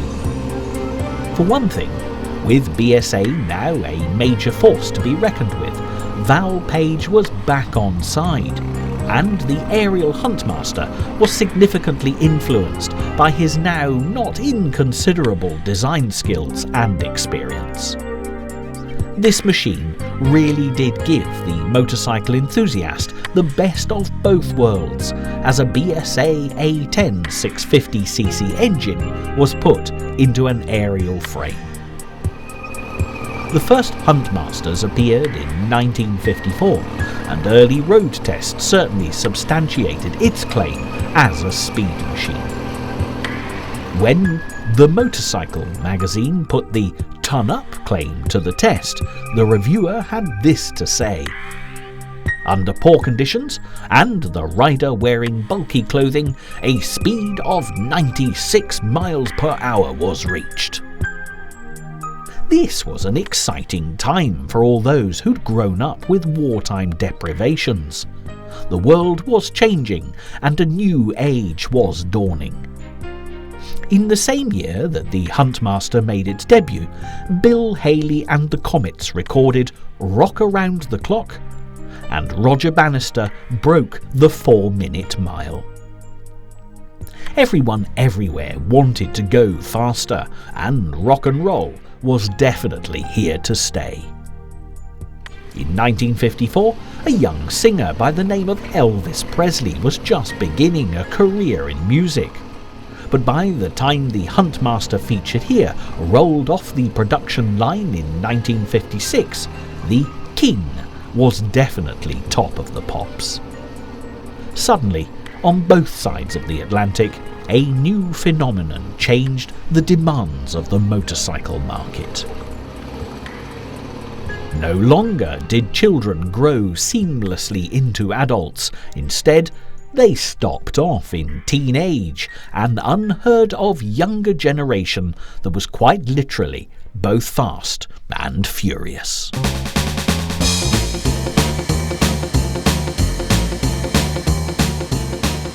The Huntmaster, with its sleek good looks and 100 miles per hour plus top speed, was a reflection of the never-had-it-so-good age. And although production ceased in 1958, when the decision was taken to stop manufacturing Ariel 4-strokes, this motorcycle has never been forgotten. The owner of this classic 1956 Huntmaster acquired it about 10 years ago, having bought it already running from a member of the Ariel Owners Club. The 650cc engine has been modified, and the tank and mudguards are actually of a 1954 vintage. But finding absolutely correct parts is not always easy, and as you can see for yourself, the alternatives do sit perfectly comfortably with this restoration. However, had you purchased this model in 1956, the technical specification was very impressive indeed. The engine was a vertical overhead valve with cast iron cylinders and head. A forged steel crankshaft was mounted on heavy-duty roller and white metal-lined bearings. There was a gear-driven camshaft with pushrod-operated overhead valves and an Amel monoblock carburettor with air cleaner. The frame was fully triangulated to ensure great rigidity with swinging arm rear suspension. There was even a thief-proof steering lock, which was probably just as well, because this certainly was a highly desirable motorcycle. When it comes to the telescopic front forks with hydraulic damping, the look is positively contemporary, and the headlamp and built-in illuminated instrument panel would have been the last word in style back in 1956. Stopping was, needless to say, a vital part of the Huntmaster's spec, being well covered by powerful central brakes with non-fade linings. All in all, this classic Ariel, along with its stablemate the Fieldmaster, offered the discerning motorcyclist a stylish, speedy ride that made a statement about the owner that was no longer simply robust and reliable, it was classy as well. With the new decade already in sight, and the BSA Ariel operation bringing in huge profits, this was indeed the time to invest in the future. The Japanese giants of the motorcycle industry were certainly already flexing their muscles, embracing new technology to make their machines more user-friendly than anything to hit the market to date.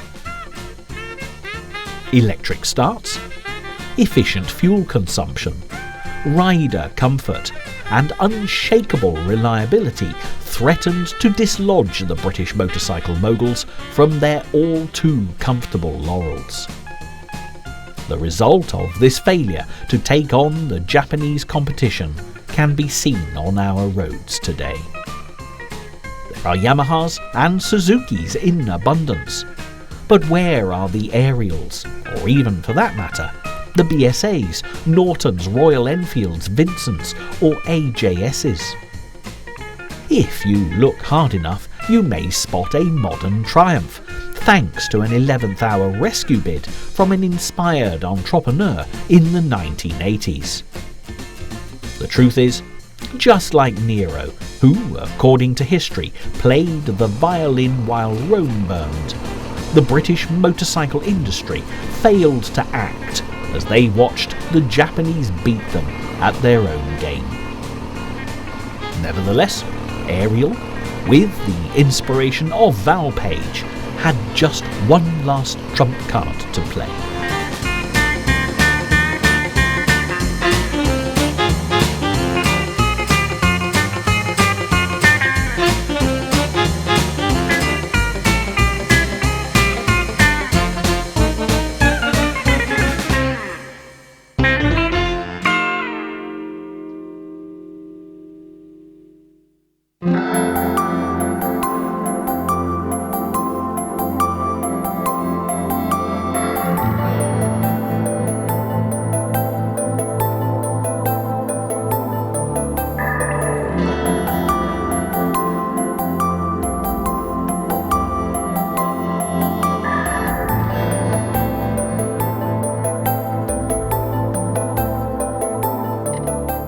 To a certain degree, all of the motorcycles we've seen so far in this programme have that classic Ariel look.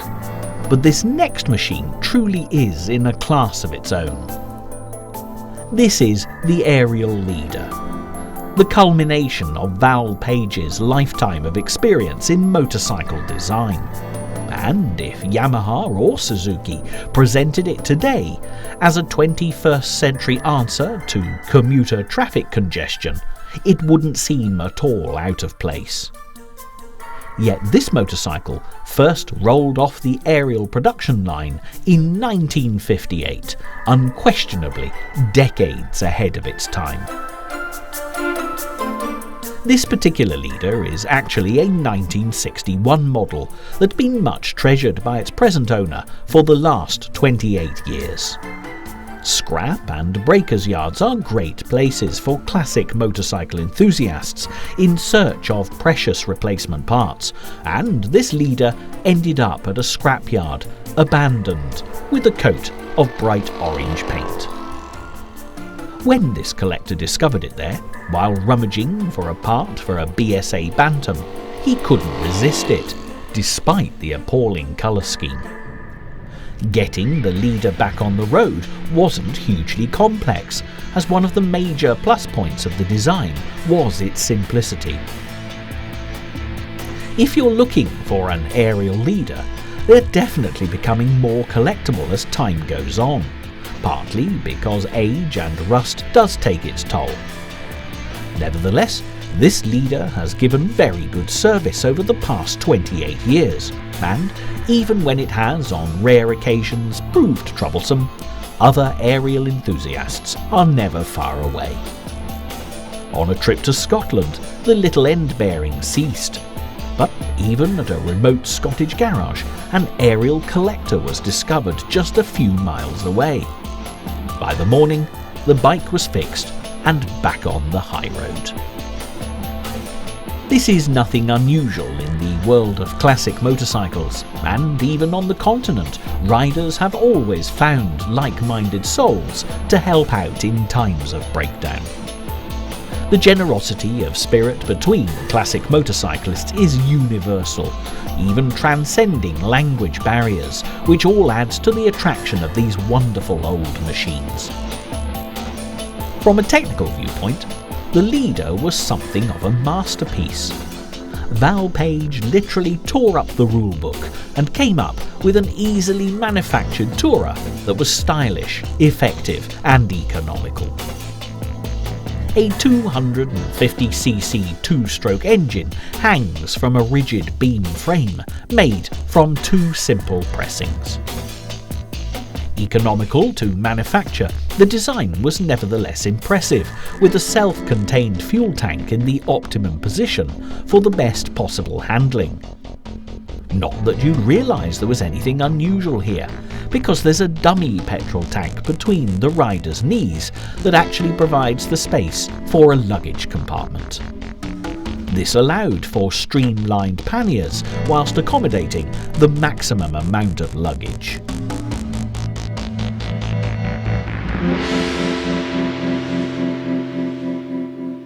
The entire leader design, although stylish, was eminently practical, even down to the attractive trailing link front forks, which were incorporated to ensure the best possible tyre wear and reliable handling. Equally, the fully enclosed chain case and elegant built-in fairing looked positively space age, but in fact suited the vagaries of the British weather perfectly. As you would expect, the engine at 250cc did not give the sportiest ride on the planet, but in terms of practicality, it was second to none. It was far from dull, with a 70 mph top speed, and the fuel consumption was remarkable. Cruising at 60 mph would still enable you to get 70 to the gallon, which was a definite bonus. Overall, the Ariel Leader was just the type of design classic that the British motorcycle industry needed, and even the warranty claims were the lowest of the entire BSA group. In fact, there was only one area in which the Leader failed to please, and that was in the lucrative export market to the USA. British motorcycles were well received in America, even dazzling the Hollywood movie industry of the 1950s. Marlon Brando had ridden the Triumph in the cult classic The Wild One, and James Dean, the ultimate rebel without a cause, had appeared the coolest of the cool on his Triumph 500. However, when introduced to the Ariel Leader, the Americans just didn't know what to make of it. In point of fact, they hated it, and the practical all-weather capabilities were lost on a nation where the sun shone a lot more than it did in Britain. Ariel made every effort to rectify the situation by stripping down the Leader to create the Arrow and the Sports Arrow, but still the Americans refused to look at a bike that had strange front forks and appeared to lack a frame. It is for this reason that the Ariel Leader remains a peculiar Great British classic, but way ahead of its time. This machine was indeed the predecessor of many of today's modern touring machines, which are so popular all over the world, and especially in America. And for this collector of classic motorcycles, he's very glad to have found an Ariel Leader tucked away in a scrapyard all those years ago. The future for this machine is assured thanks to his efforts, a real legacy for the motorcycle enthusiasts of tomorrow.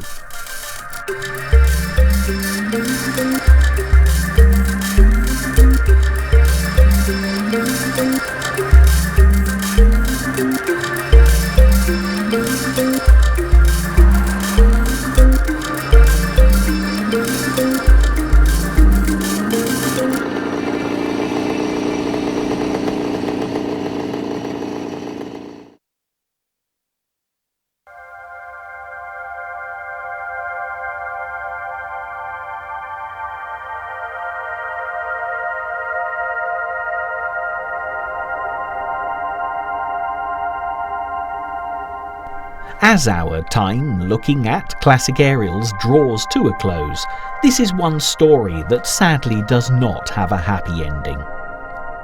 After the Ariel Leader and the subsequent Arrows, BSA closed the Selly Oak factory and moved production to Small Heath in 1963.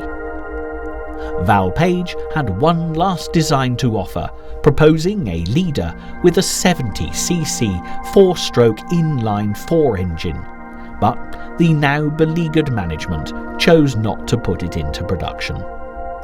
Times were definitely changing. The 1960s heralded the affordable motorcar, and with the revolutionary Mini's launch, the motorcycle and sidecar market was effectively wiped out. Unfortunately, the entire British motorcycle industry failed to rise to the challenge of the new marketplace, and historic marques started to die out. In effect, production of Ariel ceased in 1967, although BSA did battle on a little longer. The Ariel name was revived very briefly in 1970 when BSA launched a 50cc two-stroke moped. The Ariel 3 was in fact a somewhat bizarre three-wheeler that was hinged so that it would tilt into corners. It was an unmitigated disaster and marked the beginning of the end for BSA. Like many of the big British motorcycle names of the past, who were amalgamating in the hope of survival, BSA was bought by Norton and absorbed into the Norton Villiers Triumph Group in 1971. But it was too little, too late, and BSA was finally abandoned with the end of production in 1973. Yet this is not the end of the Ariel road, thanks to classic motorcycle enthusiasts like the ones who've taken part in this programme.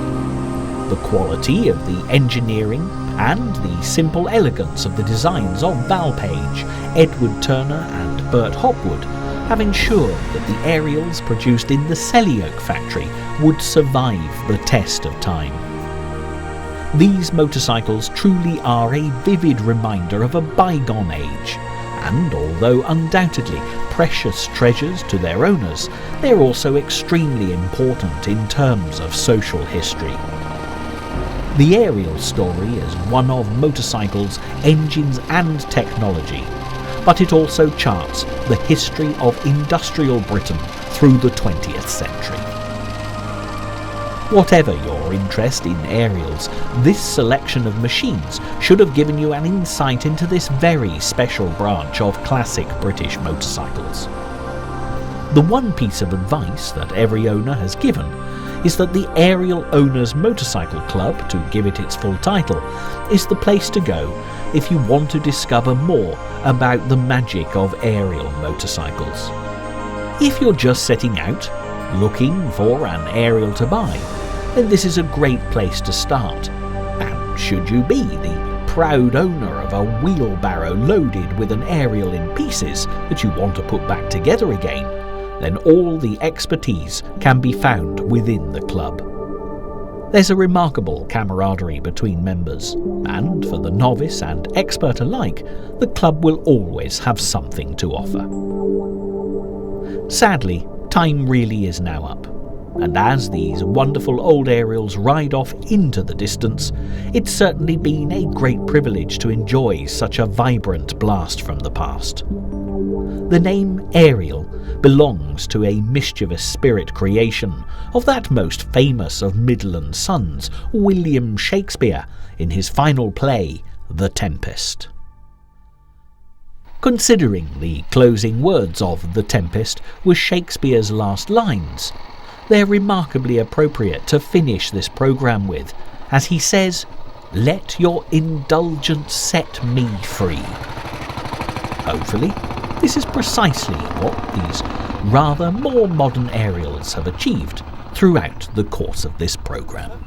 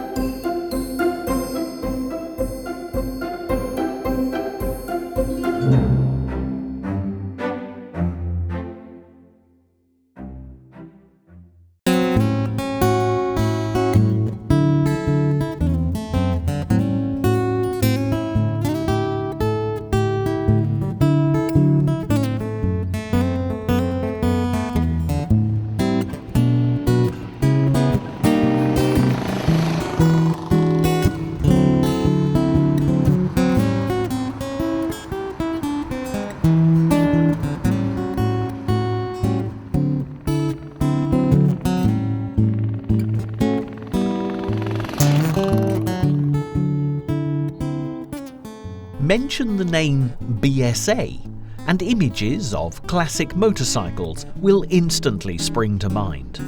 But this is a company that has a historic heritage dating back to a time when horses rather than horsepower dominated transportation. BSA actually stands for the Birmingham Small Arms Company, and it was instigated in 1854 when 14 Birmingham gunsmiths joined together to supply arms for the Crimean War. The union was formalised in 1861, but in peacetime the demand for guns gave way to more gentle pursuits, and by 1880 BSA had moved with the times to build bicycles. By the end of the 19th century, motorised transport was evidently going to be the way forward, and in 1903 BSA motorised bicycles started to appear, quickly followed by their first real motorcycle in 1910. Then the storm clouds of war gathered over BSA once more, and at the outbreak of World War I in 1914, production of motorcycles ceased as guns were again manufactured.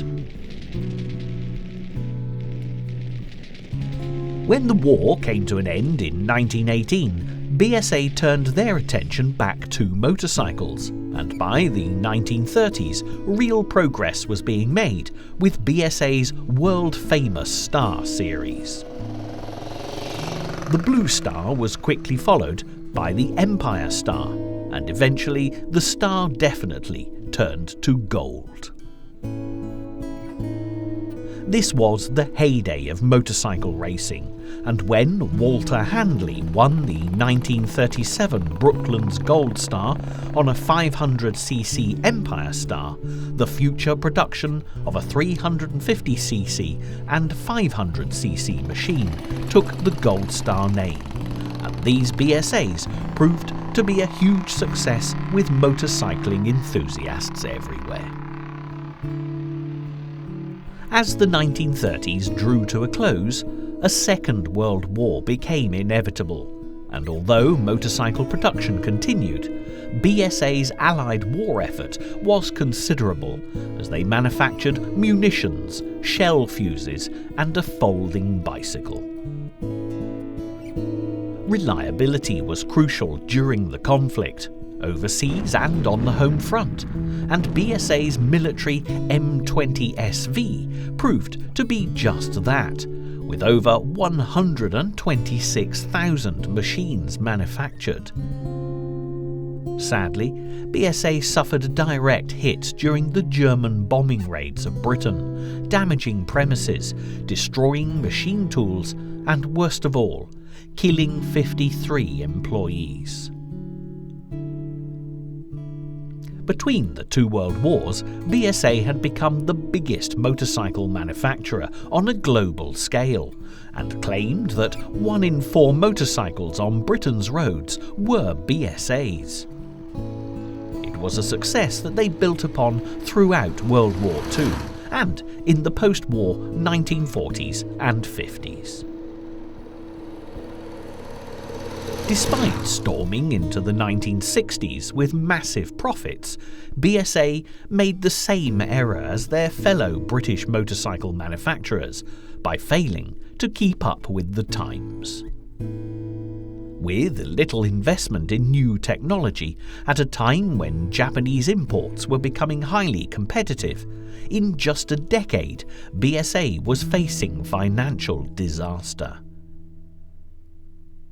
In 1971, the company was swallowed up by the government-funded Norton Villiers, and by 1973 it appeared that BSA had reached the end of the road.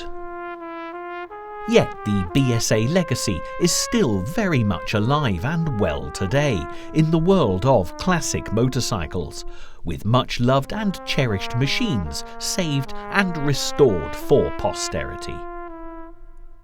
There have been attempts to revive the Gold Star, but for the purposes of this programme, we'll now take a ride down memory lane to enjoy the sights and sounds of a BSA blast from the past.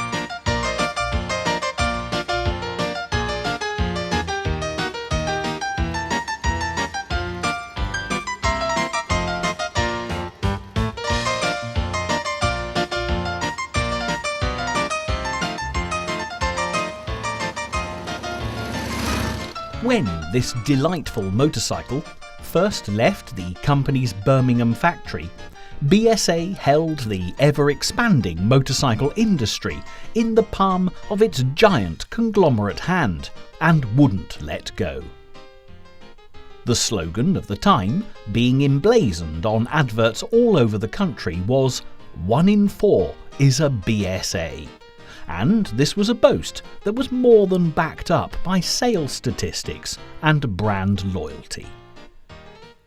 Many reasons are given for BSA's total stranglehold on this booming market, but the main one seems to be that they simply understood the market they were aiming for. They realised that the needs of the public were for basic, reliable, undemanding machines that would comfortably get the rider from point A to point B without breaking down. The example we have here is a very rare motorbike indeed, of which a limited run were produced. It is a BSA G30 1000cc V-twin with a fixed cylinder head that became available in 1930. This motorbike had the immense power of the machines used for sidecar production, but without the added weight and stability of an attached sidecar itself. In fact, the popular mystery writer of the time, Dorothy L. Sayers, the Oxford University-educated creator of the Lord Peter Wimsey series of detective novels and advocate of women's motorcycling, regularly wrote about motorbike and sidecar combinations, and, for that matter, all types of motorcycles, in her novels and short stories. The sidecar was rarely viewed with the same respect that the solo motorcycles enjoyed, and this practical addition to such a fine machine as this classic BSA was often mocked for its practicality, as this amusing anecdote from the 1930s demonstrates. The sidecar, even in those days, tended to be a dead end as a form of transport. A young man with a solo machine would add on a pillion for his girlfriend and later his wife. When the first child came along, there would have to be a decision: sidecar or four wheels. If economy dictated the sidecar, then four wheels moved still further into the distance. Solo riders passed him with amused sympathy. Poor devil, got married. Motorists passed with amused understanding. Poor devil, can't run a car. And the police would not bother him. Poor devil, got enough on his plate already. The fact that this BSA 1000cc motorbike was sold without a sidecar makes it a powerhouse of a machine with a huge top speed for the era. In 1930, when this beautiful big bike became available, the national speed limit of 20 miles per hour was abolished in the Road Traffic Act, allowing motorbikes of this size and calibre to be bought and ridden by the average man in the street. Machines of this size had been produced and sold before, but only to be used in amateur racing, or the Clubman scene as it was more commonly known. In Europe, motor racing took place on public roads, but this had been outlawed in the United Kingdom. This was why the popular TT races were held on the Isle of Man and not the mainland.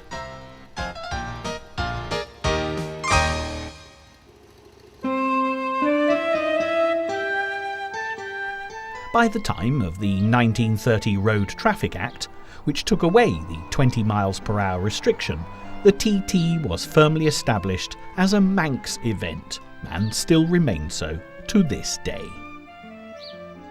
1930 was also the year that the Metropolitan Police of London, England, established a motorcycle squad using BSA and matchless machines. In fact, looking through the documentation of the time, the Northampton Divisional Police Force created its own mobile special constabulary, and they bought 4 of the BSA G30 1000cc motorbikes with the strong V-twin engine, just like the model seen here. They were purchased from Percy Spokes, an appropriate name for the agent selling these BSA motorbikes, who had premises in Henry Street, just off Kettering Road in Northampton itself. Of course, it's a little known fact, but just like the author and rider Dorothy L. Sayers, the first police officers to use motorcycles were actually women. The BSA G30 is a glorious machine, generously lightweight in its design, with sculptured flowing lines, fluted mudguards, and a simple but effective elegance. This particular rare example is jokingly described by its owner as the BSA made in Poland. As with many classic motorcycles, there's a great story behind this nickname, due to the fact that shortly after buying this BSA, the owner was stranded after a breakdown whilst touring Poland. As is often the case on such occasions, a group of local motorcycling enthusiasts seemed to appear from nowhere. Overnight, they opened up a nearby factory, especially to help repair this magnificent machine. In all, 23 Polish Good Samaritans rebuilt it, and none of them could speak much more than a few words of English. When next morning the owner was presented with his repaired motorcycle, he was delighted and politely asked what he owed them. The reply was nicht, or as we would say, nothing. However, there was a proviso. If anyone ever asked about the motorcycle, and needless to say many people do, he was to say that it was a BSA made in Poland. Far from being a hardship, this owner has enjoyed telling the story on numerous occasions, particularly as that all-night motorcycle repair stint happened over 14 years ago, and this lovely old BSA is still running on the parts that those generous enthusiasts from Poland put in all that time ago. So, not only is this BSA an absolute delight to watch out on the open road, you can also be sure that this particular model is absolutely unique.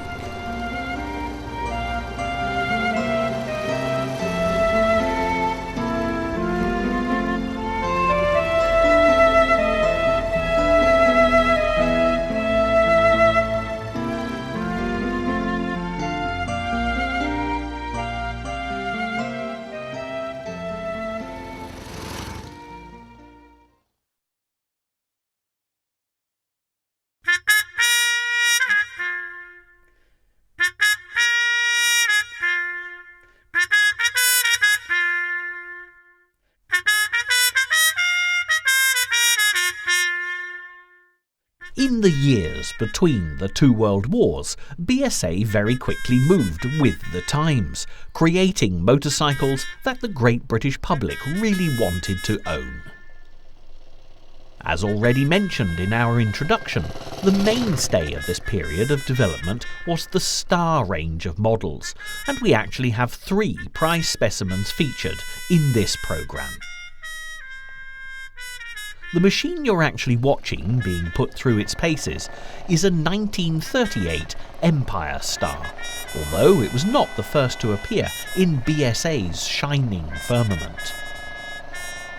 The Blue Star was developed in 1932 with a 499cc overhead valve single engine, and as time went on it was enlarged to 596cc's.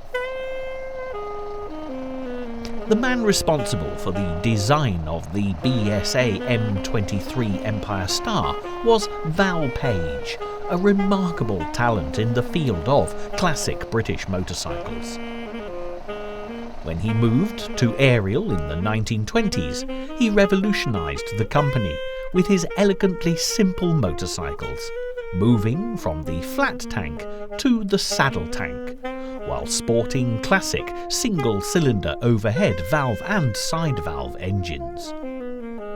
Page's work was contributory to the company's new slogan, Ariel, the modern motorcycle. It'll therefore come as no surprise that Val Page's move to BSA was equally as successful, and the 1937 350cc or 500cc Empire Star was very well received. Things may well have remained unaltered had it not been for Walter Handley's success on the Brooklands racetrack and the imminent outbreak of the Second World War. Handley won the Brooklands Gold Star on his 500cc Empire Star, and a change of name to honour this event was to give BSA its most well-known model. With the commencement of hostilities in 1939, as the Second World War threatened the nation's peace and prosperity, BSA halted production of racing machines and concentrated on the M20 500cc side valve motorcycle for military use. Steady and reliable were the watchwords rather than speed and power. But by the end of the war in 1945, the world was ready to enjoy the Gold Star, which literally went from strength to strength. Nevertheless, the original Empire Star was a super sports motorcycle, which was lightweight and rugged enough to please the amateur racer who liked off-road and normal road riding. It was advertised with another, typically understated slogan of the time: the masterpiece of the industry. The 348cc capacity was specially tuned for maximum speed, with a single-cylinder overhead valve that was air-hardened. The overhead valve gear was enclosed, with rocket end-thrust springs and pressure oil fed from the engine itself, and the BSA dry sump lubrication system had a separate oil tank under the saddle, which held a capacity of 4 pints. It had the same basic equipment as the Blue Star, but with an added high-compression piston and alloy primary chain case. The high-level pipes were considered the height of fashion in the late 1930s, and the heavy flywheels gave a steady and sure acceleration for a bike that, in its former incarnation, had already achieved so much in trials. When it was originally introduced, the Empire Star was showcased with a lengthy endurance demonstration. It travelled 500 miles around the Brooklands track, averaging an impressive 70 miles per hour, and this was followed up by a 1,000-mile road trip. the road trip took in the hills and valleys of the West Country, Wales and the Lake District. This was all completed on just one set of tyres and with no call for spare parts, which showed the durability and reliability of this handsome machine. The strong, triangulated, cradle-type frame was finished in chrome and alloy, with a gloriously buffed saddle tank that held nearly 3 gallons of petrol. The swept-back handlebars, with their aerodynamic shape that were reminiscent of a racing greyhound's ears pinned back by the wind at full pelt around a dog track, included a twist grip for the throttle and lever ignition. For the present owner of this wonderful 1938 Empire Star, the short length of this machine's production run could mean that finding spare parts might well be something of a problem. However, the one thing that all of the owners featured in this programme have agreed upon as their top tip for collectors of classic motorcycles is to find the relevant owners club. In BSA's case, there are like-minded enthusiasts all over the country, and if you look on the internet, they're all over the world as well.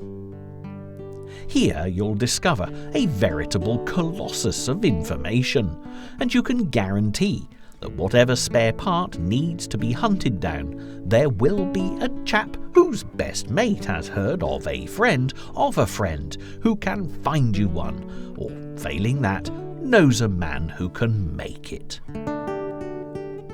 All in all, the Classic Owners Associations are very useful indeed, and with information on rideouts, rallies, time trials and auto jumbles, there's no better way to bring a motorcycle from the past back to life.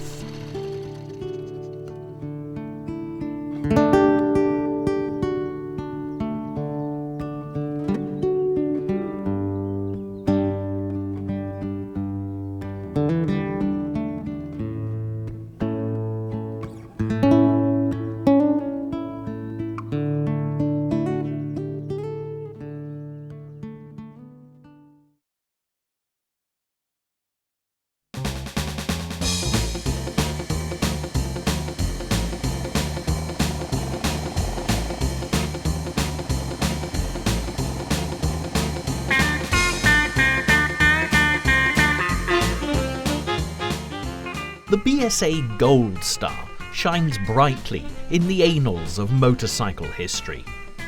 This classic machine had its origins way back in 1937, just before the advent of the Second World War. Up until this point, the Empire Star had been the company's best-loved speed machine, and as if to prove the point, a 500cc Empire Star took racer Walter Handley to a famous victory at Brooklands. As you'll discover a little later when we look at the 500cc version of this motorcycle, Handley's reward of a Brooklands Gold Star quite literally changed BSA's history. The following year, a replica machine was created for sale to the general public, and quite naturally, calling it a Gold Star made very good marketing sense. The name Gold Star wasn't only chosen because it reflected Walter Handley's speedy achievements. It was also used because it showed the public that these motorcycles were of the highest quality that BSA could manufacture. They were built out of carefully selected components, tuned and bench tested, with polished valve ports, conrods, flywheels and crankcases. An aluminium cylinder head and barrel was something that had never been seen on a mass-produced motorbike before, and this was a big selling point for the Gold Star. Handley's initial 500cc monster of a machine had quietly metamorphosed into a tidy, oil-tight pushrod single, which was sold initially as a sports bike, but always with racing in mind. So much so that from 1939 onwards, road ratios in the gearbox were optional extras. This was a motorbike that came stripped down and ready for action. With the arrival of the Second World War, production shut down as the terrors of mass fighting, the fears of constant bombing, and the pain of senseless killing caused the people of Britain to think of more fundamental issues than a pleasurable ride around the countryside on an expensive motorcycle. However, once the Second World War had come to a close, BSA immediately started working on a post-war Gold Star machine.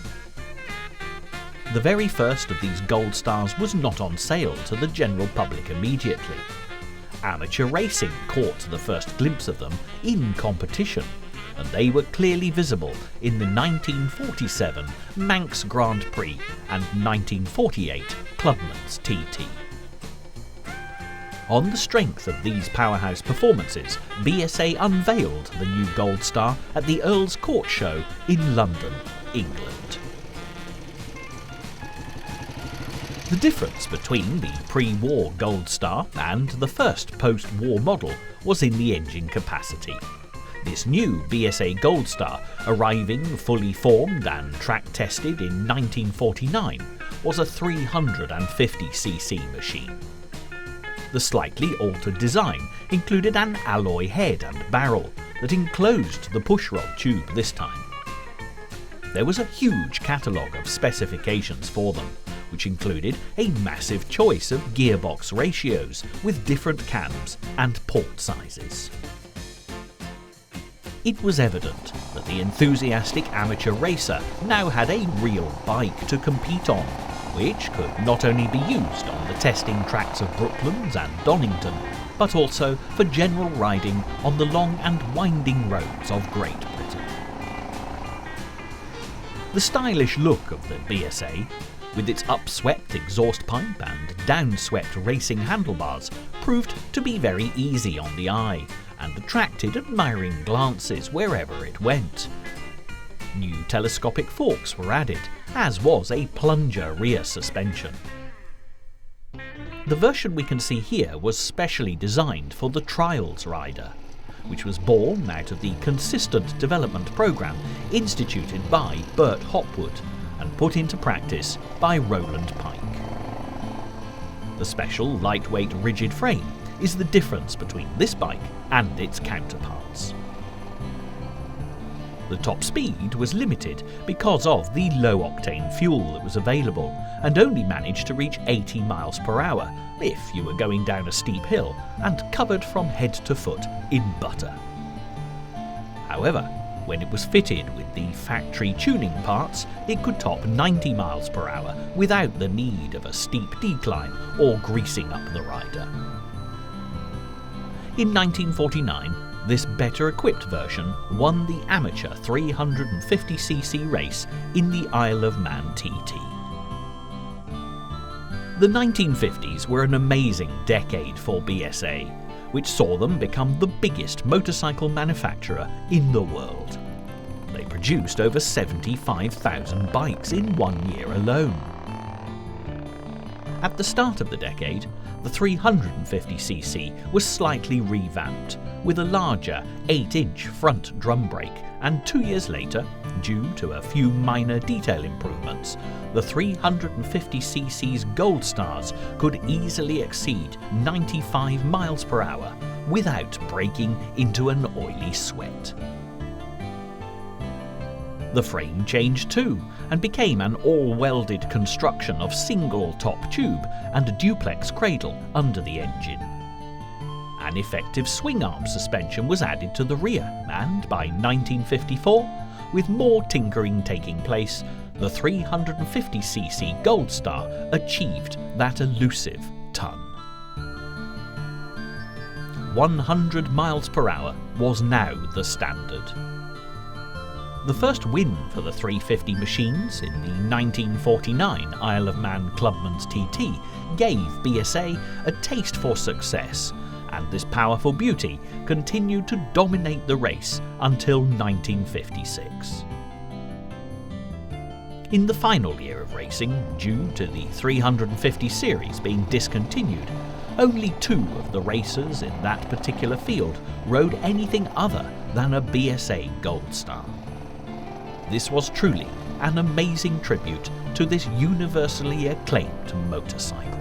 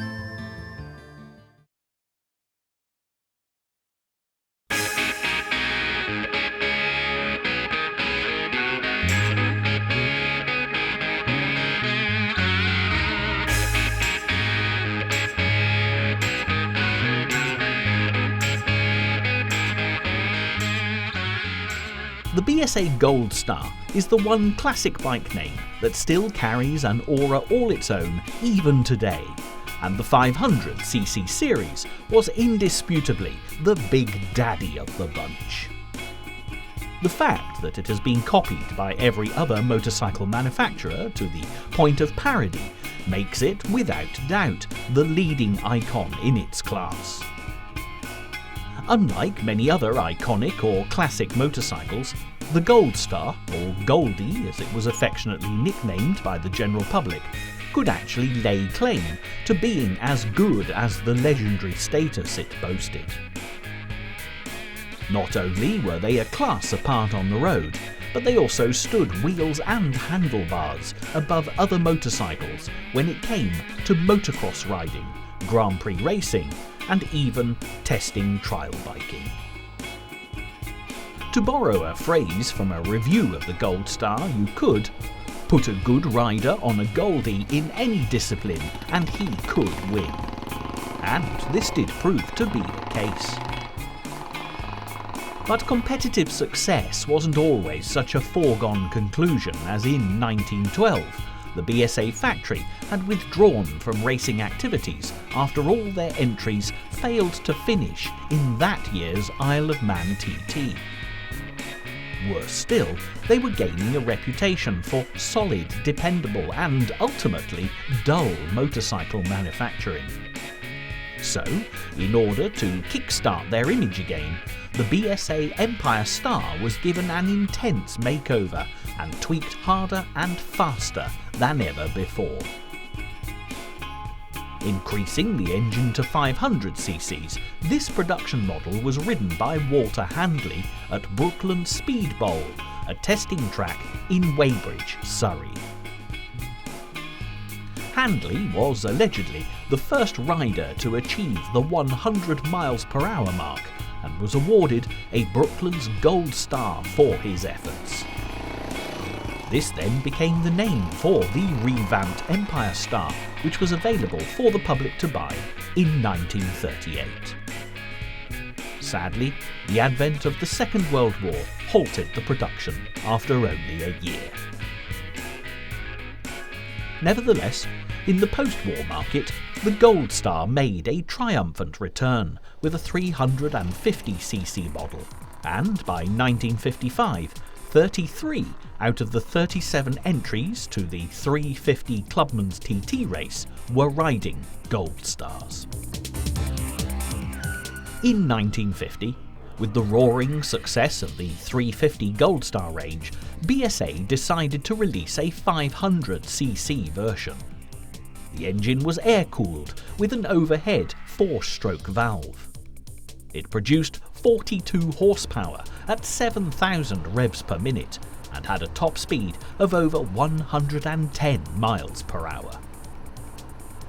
BSA's chief designer, Bert Hopwood, continued tampering with the bike's engine throughout the early 1950s in order to improve and modify it with new top ends and large finned cylinders. The Goldstar was a veritable top-of-the-range machine, with a frame that was a steel twin downtube with a weight of 348 pounds and a 4-speed, chain-driven transmission. The easy suspension was made up of telescopic front forks and twin shocks at the rear, with cable-operated drum brakes, 190mm at the front and much smaller at the back, that do the job in hand perfectly adequately. But what really sets this bike apart from any other is the sheer beauty of it, with chrome and polished alloy glinting in the sunlight like a jewel. The large single-cylinder engine, with a massive single carburettor connected to it, is about the only thing that creates menace, that appears more buffed-up brawn than dirtied-down muscle. There's even space for a pillion too, making the elongated shape of the comfortable leather saddle seem slim and elegant. Back in 1956, this motorbike would have cost something in the region of £200. Today, you'd be looking at a considerably larger investment. The kickstart lever is not the first thing you touch when climbing aboard. Initially, the petrol tap on the tank needs to be turned on to allow the float chamber to fill with petrol. Then you use the valve lifter on the left-hand handlebar to open the exhaust valve in order to release the compression. Only then can you give this well-toned horse of a machine a powerful kick to get the ride started. The down-sloping handlebars house the clutch, ignition advance, retard lever to set the ignition timing on the left with the previously mentioned valve lifter, whilst the throttle, front brake and choke are situated on the right-hand side. The simple styling allows for uncomplicated electrics and flashing lights, just a switch for high and low headlight beams and a horn button. On the top of the headlight shell itself is a spore button for turning the headlight on and off. There's little point testing this gorgeous Goldstar in a traffic jam, as it'll make your wrists ache and your body vibrate. After all, this isn't what the bike was made for, and there certainly was a lot less traffic back in the 1950s. Out on the open road with full throttle, unshackle this beast from the reins, and it'll go from a simple trot to a magnificent gallop within seconds. In all fairness, BSA simply designed a racing motorbike and then popped lights on it for general release. But as with any competitive machine, there's definitely a need for some speed to feel the power and elegance properly.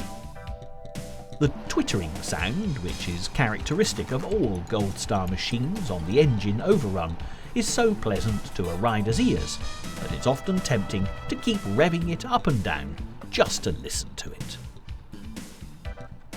Goldstar motorcycles were always the most precious jewel in BSA's crown, especially through the company's glory days, and it still remains an incredibly popular classic motorcycle to this day, and is much sought after by collectors the whole world over.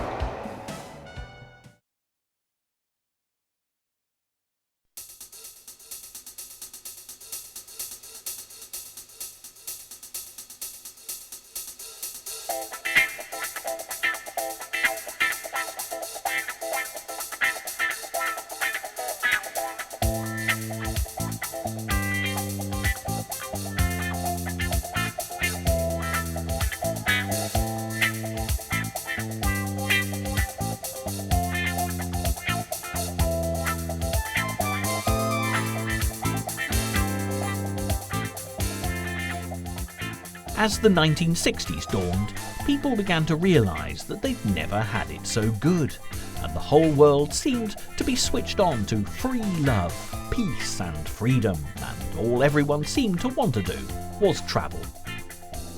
There was a common desire to escape mundane surroundings, break away from convention and explore new lands and sights. This was a time when you could set out on the highway, look for some adventure and whatever came your way, to paraphrase a popular song of the time. BSA motorcycles of this era came into their own, with a psychedelic army of lightweight singles, which were sold by the bucket load because of the thousands of new young riders. The particular example we have here is the BSA B40, which looks resplendent in home office livery, as this motorcycle was used for the auxiliary fire service. These single-cylinder, overhead valve, 4-stroke motorbikes were perfect for the first-time buyer, and also ideal for the new sport of off-road racing. Indeed, it is said that the BSA lightweight trials models of the 1960s created the modern phenomenon of off-road sport. The BSA 40 grew out of the perennially popular C15 model of the late 1950s. The C15 was a 250cc machine that evolved out of BSA's takeover of Triumph and was basically the 200cc Triumph Tiger Cub with a bit more attitude and an upright cylinder to replace the Cub's inclined unit. The sophisticated electric set it apart from other motorcycles, and it was also given the added advantage of the new law only allowing learners to ride 250cc machines, which helped the sales enormously. The BSA B40, which outgrew the C15 model by engine size, offered more power and appealed greatly to all the various military organisations and emergency services, which explains why we see this version as it was used by the auxiliary fire service. The telescopic front forks allowed capable handling and reliability off-road, which proved ideal for the military and emergency service machines that were used for convoy control and messenger carriers. In fact, this was a vehicle that got over rough terrain faster than anything else. The modern, clean, uncluttered appearance of this B40 made it a very successful motorcycle to use, abuse and repair. The combined engine and gearbox in the first unit single of its kind made maintenance a lot easier and improved reliability. This new combination unit construction engine was so light that you could lift it with one hand. It was also smooth, quiet and very economical. When it comes to riding the B40, the first thing you notice is the vibration caused by the robust 350cc engine. However, as many owners will attest, this appears to subside the more the motorcycle is ridden. The greater the mileage you cover, the better the B40 moves in terms of performance and rideability. The riding position is very comfortable, with the low-slung handlebars and triangular leather saddle enhancing the sleek, sporty look of this lightweight single.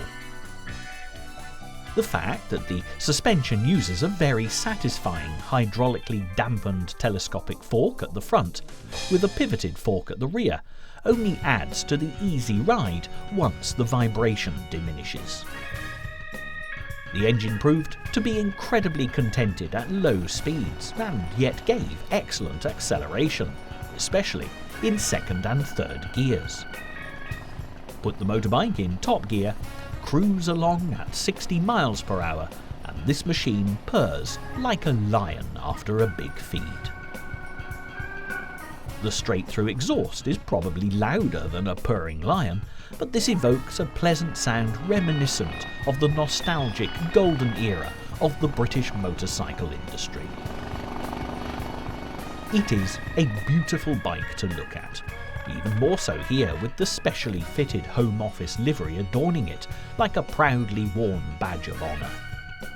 And, as the old saying goes, every girl likes a man in a uniform, and a manly motorcycle like the B40 is no exception to the rule. It looks tailored and rugged at the same time, which is no mean feat. The typical teardrop tank holds around 3 gallons of petrol and allows the B40 to go long distances without stopping to refuel. There is no doubt that these Powerhouse B40 models were an important part of military service, especially when it came to the carrying and relaying of messages. Radio communication was less prevalent and certainly less reliable than it is today, and the B40 could often be seen as the sheepdog shepherding road convoys on major exercises. For speed and efficiency, the B40 certainly ticked all the boxes, and it's great to see such a fine example of one of these lesser known BSA machines being so well cared for. The BSA B40 was only around for a short period as a transitional motorbike, creating the bridge from the popular C15 250cc machines to the even more popular 499cc B50 models, but it deservedly earned its place in motorcycling history during active service in the military organisations and emergency services of Great Britain.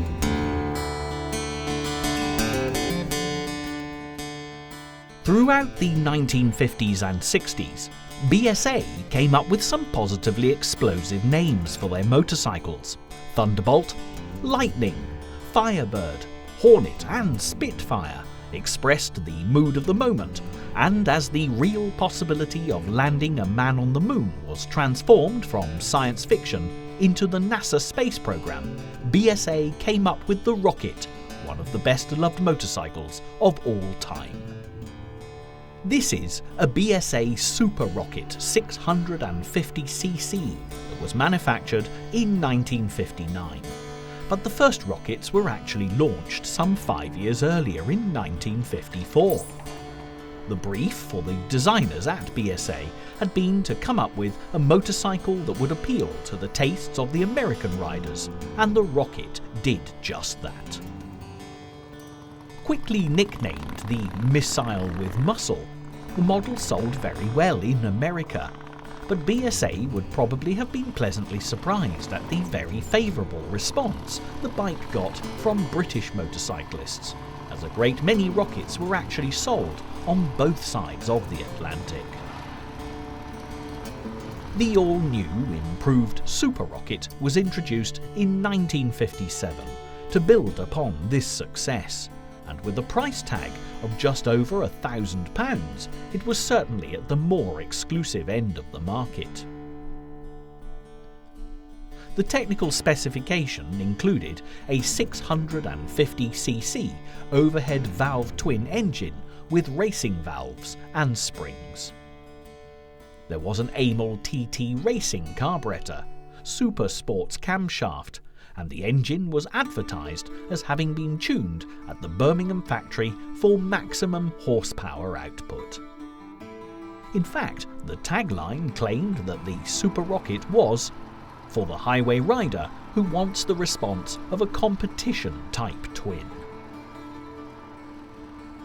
In the late 1950s, the Super Rocket had exceptional power, but was nevertheless perfectly at home out on the open road or in congested traffic.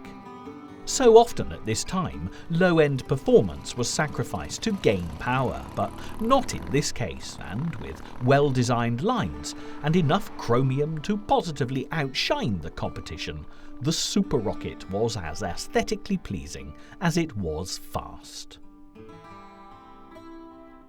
In the post-World War II years, BSA worked consistently to improve rider comfort, and the Super Rocket boasted a cushy dual seat that offered the ultimate in easy rides. The seating positions for rider and passenger were good with easily operated controls. When it came to gear changing, even the most demanding enthusiast was delighted with the gearbox, as shifting up or down at any speed could be achieved with smooth efficiency. The huge TT carburettor was very responsive to the twist grip, but there was a price to pay for potent power at your fingertips. Petrol consumption was in direct relation to speed, and although the less adventurous rider could lower consumption with careful riding, those concerned about economy rather than speed were unlikely to choose a rocket to project them around the countryside. It's one thing to get up to speed in the shortest amount of time possible, but quite another to stop with the same precision. However, the Super Rocket was never found lacking in the braking department. Whether applied singly or in unison, the missile with muscle could be brought to a standstill safely and efficiently without a hint of grab or shudder. A closer look at this Super Rocket's design will reveal a totally enclosed rear chain that helps to keep the back of the bike clean. The generous chromium plating is not only pleasing to the eye, but also protects the tank, fenders, fender stays, exhaust pipes and mufflers, making polishing a pleasure rather than a chore. The handlebars are set quite wide, which explains the Americans' interest in this motorcycle, as it doesn't take a great deal of imagination to visualize the Super Rocket cruising down a Californian highway. And of course, the added bonus of performance that could handle a coast-to-coast trip across the states played its part too, particularly as this roaring beast could be tamed instantly to comfortably transport the workers of Britain to their places of employment through rush hour traffic. All in all, the BSA Super Rocket owner was indeed happy with his lot, and the company's skillful combination of utility and enjoyment made this a motorcycle that has very definitely stood the test of time, despite the fact that the same could not be said for BSA as a company.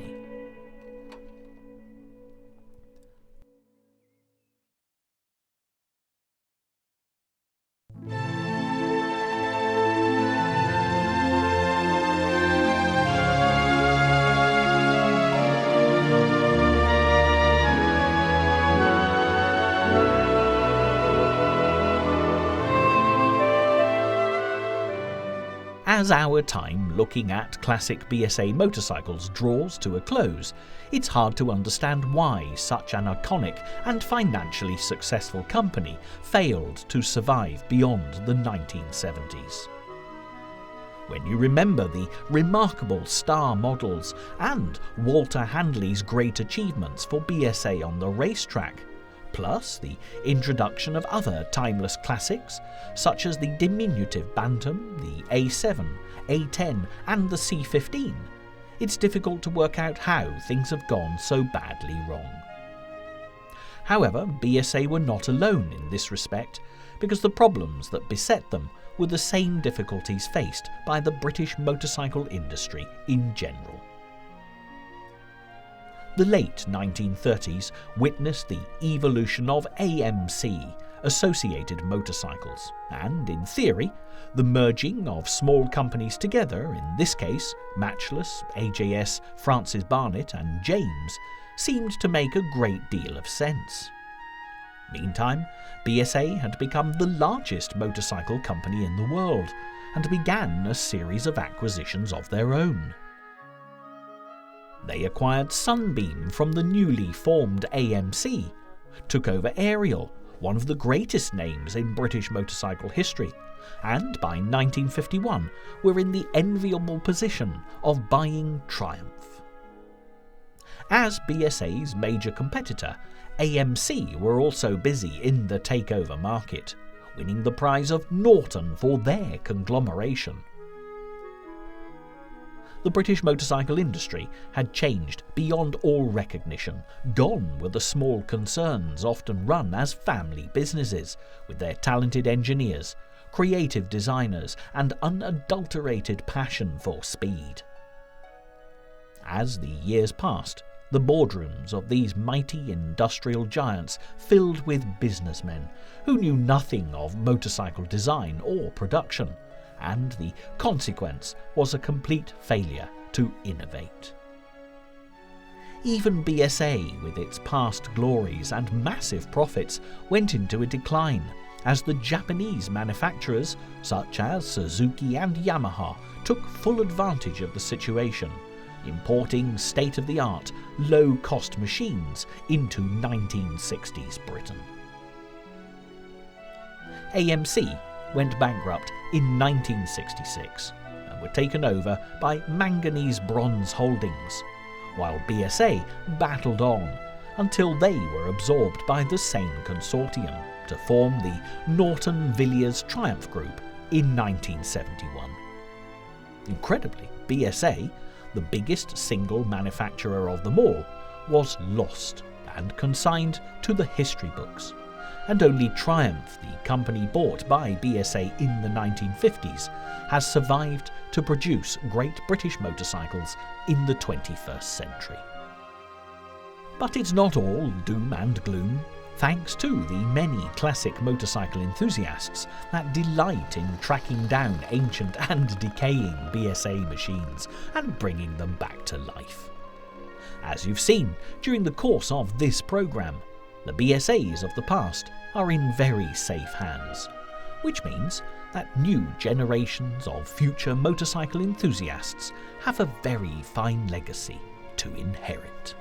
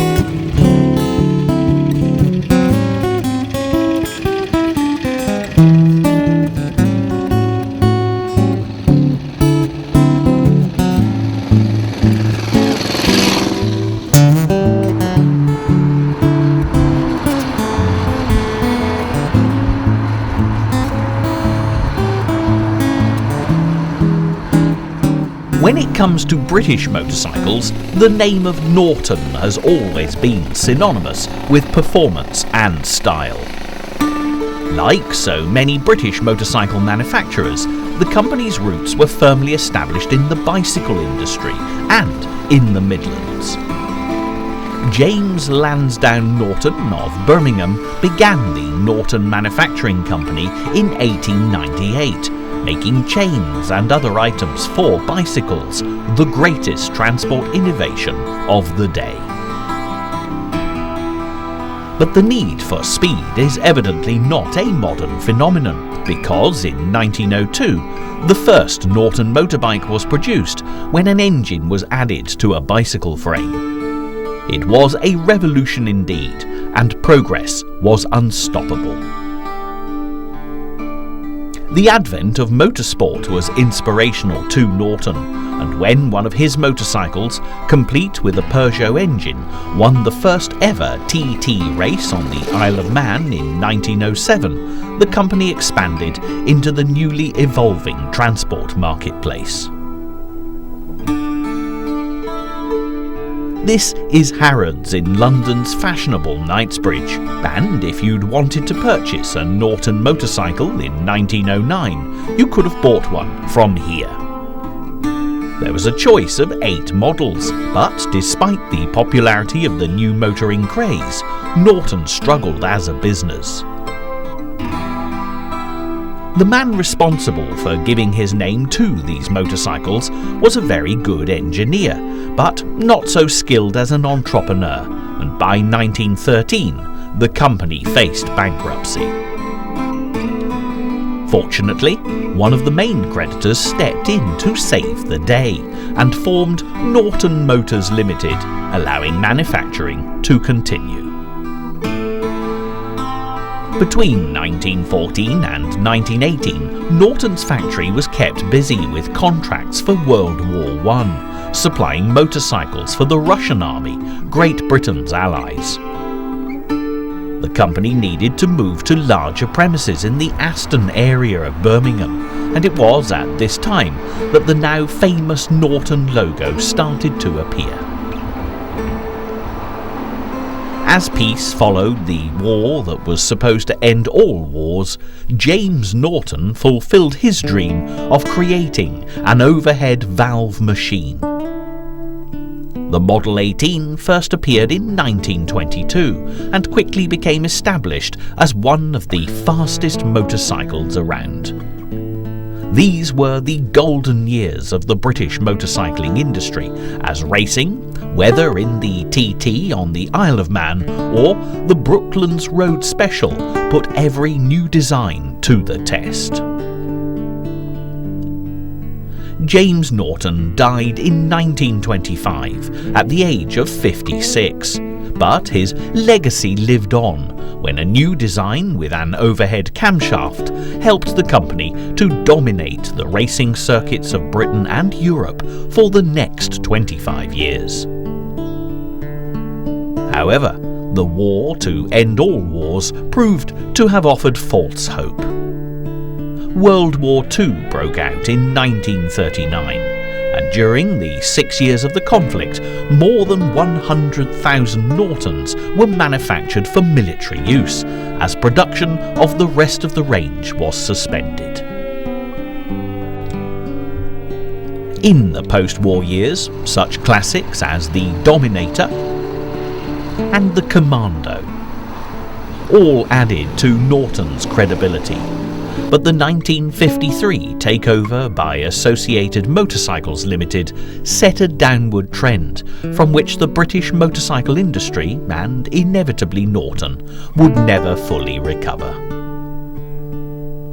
But that's quite enough history to be going on with, so let's take a step back in time to Norton's heyday and enjoy a priceless selection of the very best of British bikes.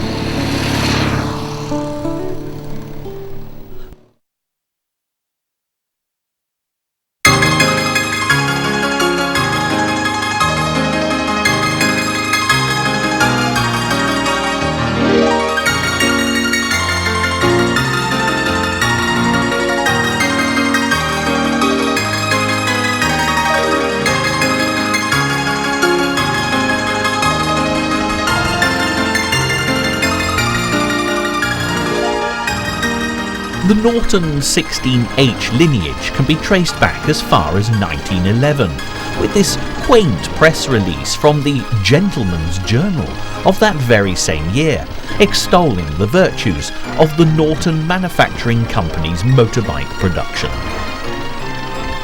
The most wonderful point about the Norton machine is its graceful and almost fragile appearance. It looks the beau ideal of elegance. In fact, it suggests effeminacy. You find yourself wondering where its marvellous strength and power comes from.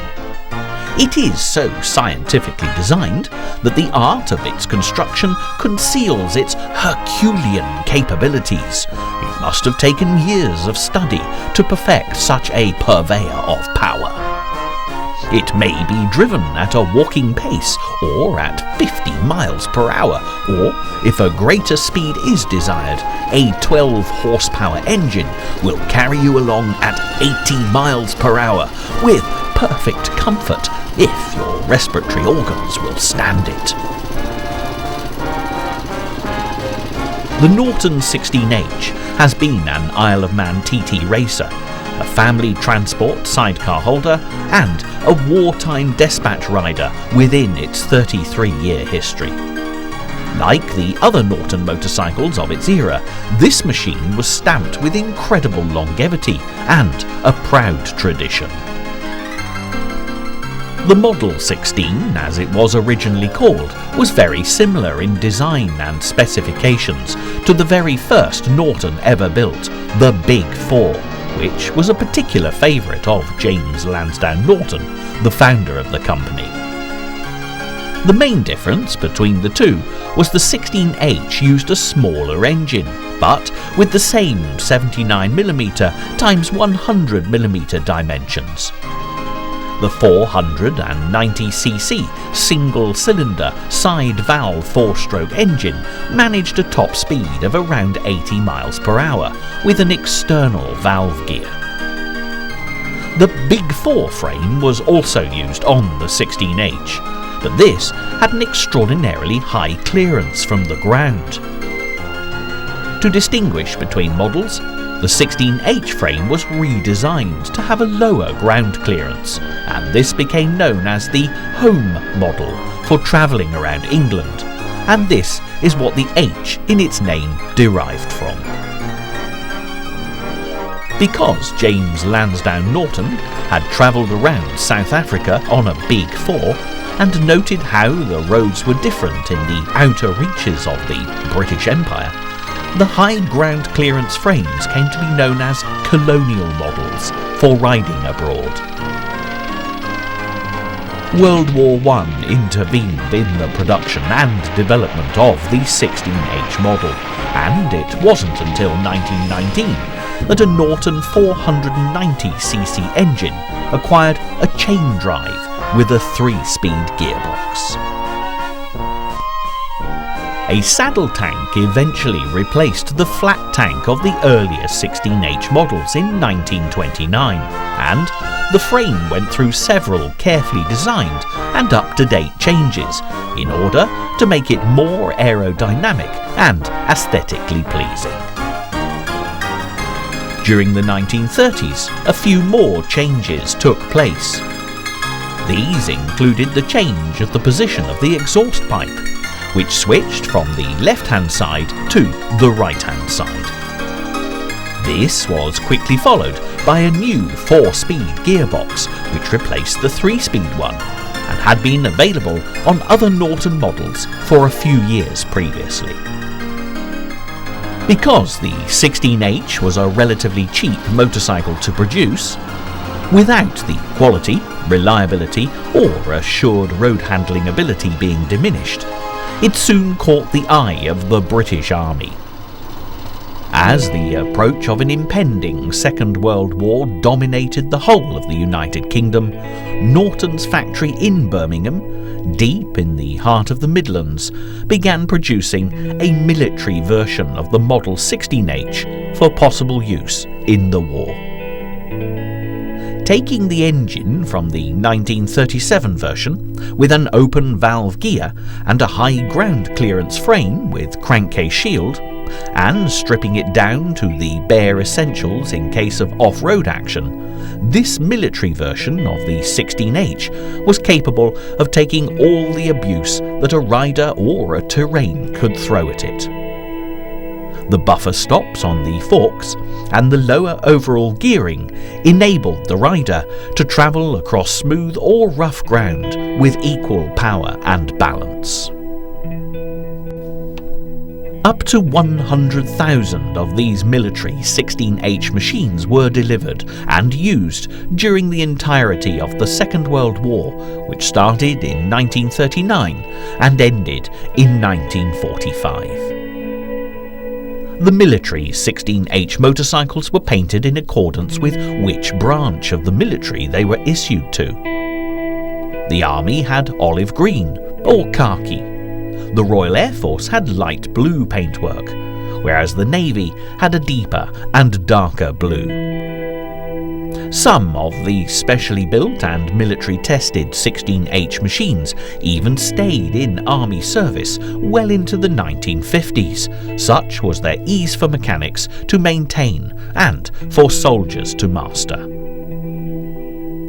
After the war had ended, the 16H motorbikes were finally updated with the legendary Norton Road Holder forks replacing the girder forks, a new alloy cylinder head added, a different valve gear that was now enclosed rather than exposed, and the usual nips and tucks of cosmetic surgery on the bodywork. The fuel tank increased in capacity too, from the standard 2.75 gallons to a much more user-friendly 3.5 gallons. By 1950, the gearbox was changed from the upright version to a new laid-down design. The Norton 16H finally ceased production alongside all the other side-valve engine motorcycles in 1954. It had played a big part in the Second World War, and for that alone, it'll always be guaranteed a place in history.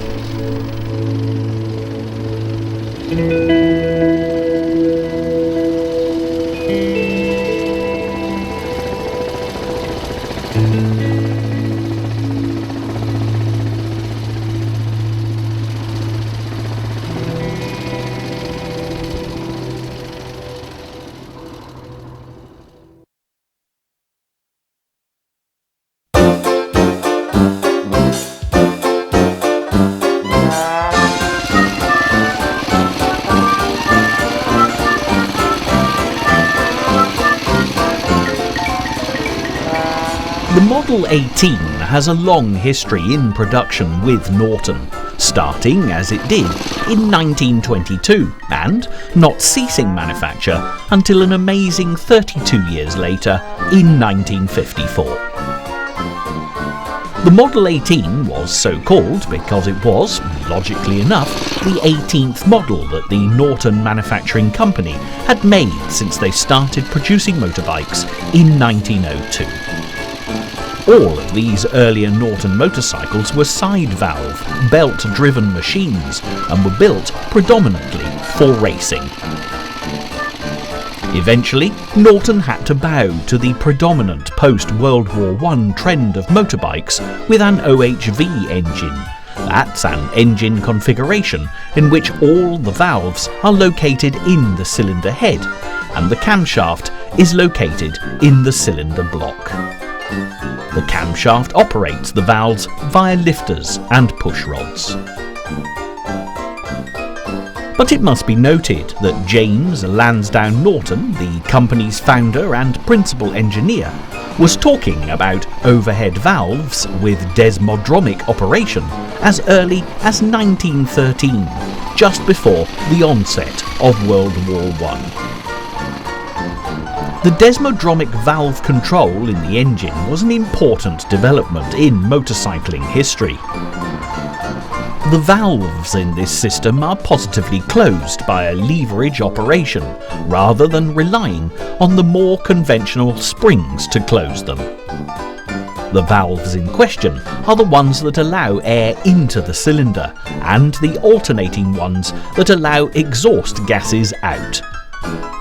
In general mechanical terms, Desmodromic is used to refer to mechanisms that have different controls for their actuation in different directions.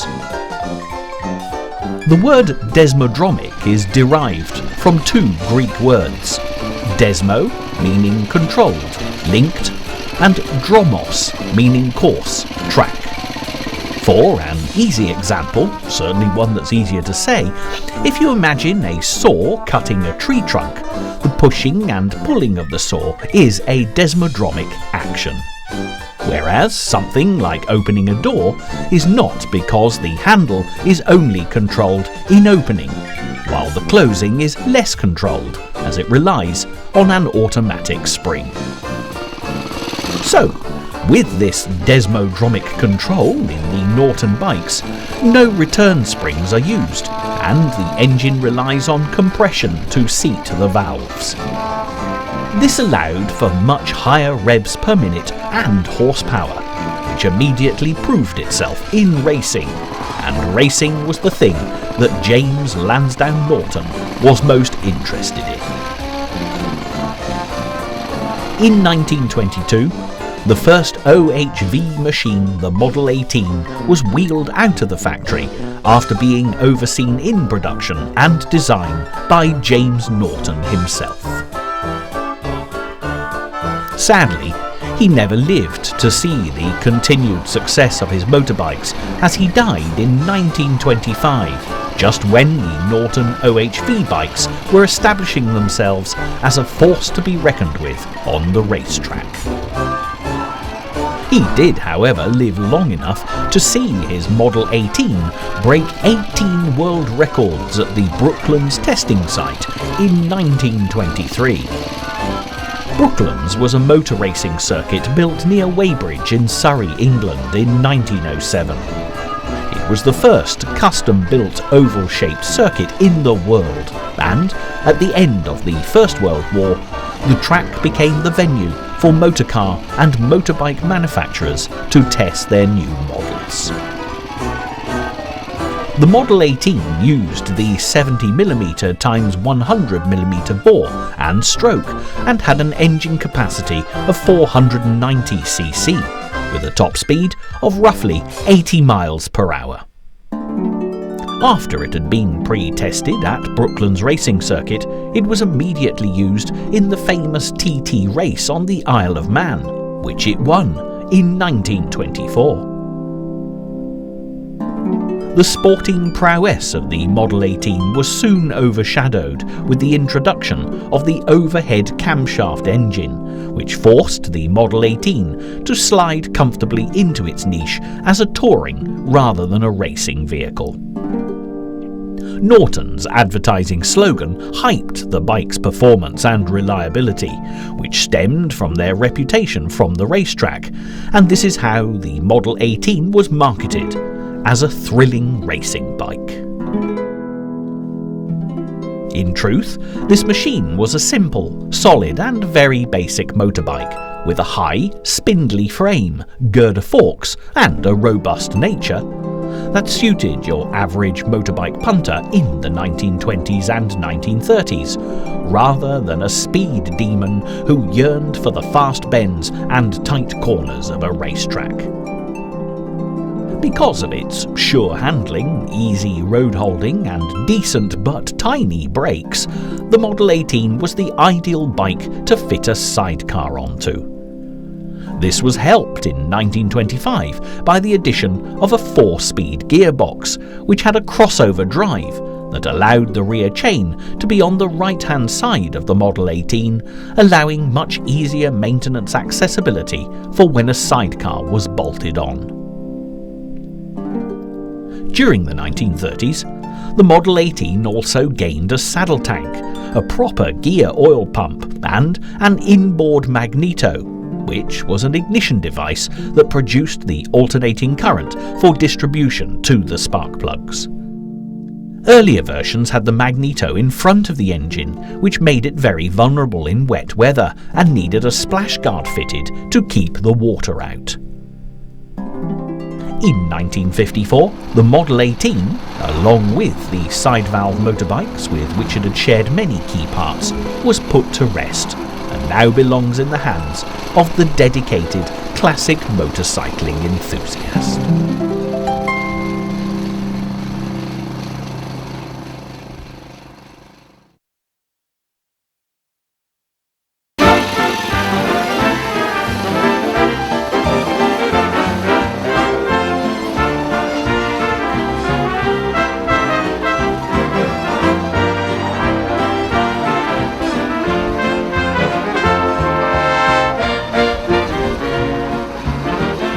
The Norton Internationals were introduced in 1930 and comprised of two different designs, the Model 30 and the Model 40 machines.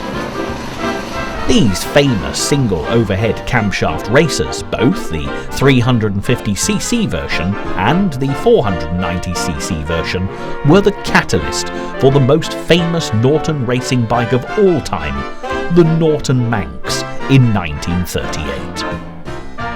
The International, at the time, was the premier racing motorcycle and was designed by Norton's chief development engineer and manager of their successful racing team, Joe Craig. He'd joined the Norton Manufacturing Company as a test and racing rider and, more importantly, an engineer in 1926 and held on to the development reins with a vice-like grip until 1955. When the Internationals hit the racing circuit, they notched up a host of wins around the globe, hence why the name International became so appropriate. The 490cc machine bulldozed its way through the opposition to take the senior TT crown, whilst the 350cc machine danced through the crowd of competitors to take the junior TT top spot.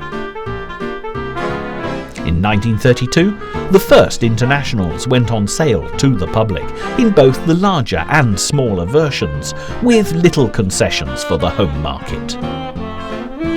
In effect, these quick-selling motorbikes were almost virtual replicas of the powerful TT racers, with road holder forks replacing the racing webs that were originally fitted. The wheels were easily detachable as a result of being designed and fitted to a racing motorcycle, and the large fuel tank had beautiful aerodynamic sporting lines. They also had hairpin valve springs which could be easily changed without the terrible inconvenience of removing the cylinder head. It was the classic engine, though, that really made these machines fly. The single-cylinder, four-stroke Powerhouse had a very strong bottom end and massive flywheels, with the valve gear bolted to the top of the cylinder head. The camshaft, however, was housed in a completely separate casing, even though that too was bolted to the top of the head. All of this new design and layout resulted in a very tall engine that earned it the nickname the Tower of Power. This was mainly noticeable by the long and highly polished tube that housed the drive shaft and led to the overhead cam. An oil system with more twists and turns than a complicated rabbit warren of underground tunnels fed the lubricant via adjustable jets to the main parts of the engine. This all added up to something in the region of a 29 brake horsepower output and a top speed of close to 100 miles per hour. However, because of the emergence of the Norton Manx Grand Prix as the #1 racing bike, the International's engine received hardly any development beyond 1936, which, oddly, never affected its ability to sell in great quantities to the public. It had gained a new clutch in 1934 though, and a Norton gearbox replaced the Sturmy Archer one that had been used on the initial races. In 1936, the last change was made to the International engine before work stopped on updating it. An alloy cylinder barrel and head were fitted with a bronze combustion chamber and aluminium fins. The electrical system was also somewhat revised, with 14mm spark plugs now added. In 1937, Norton lost their most famous racing face.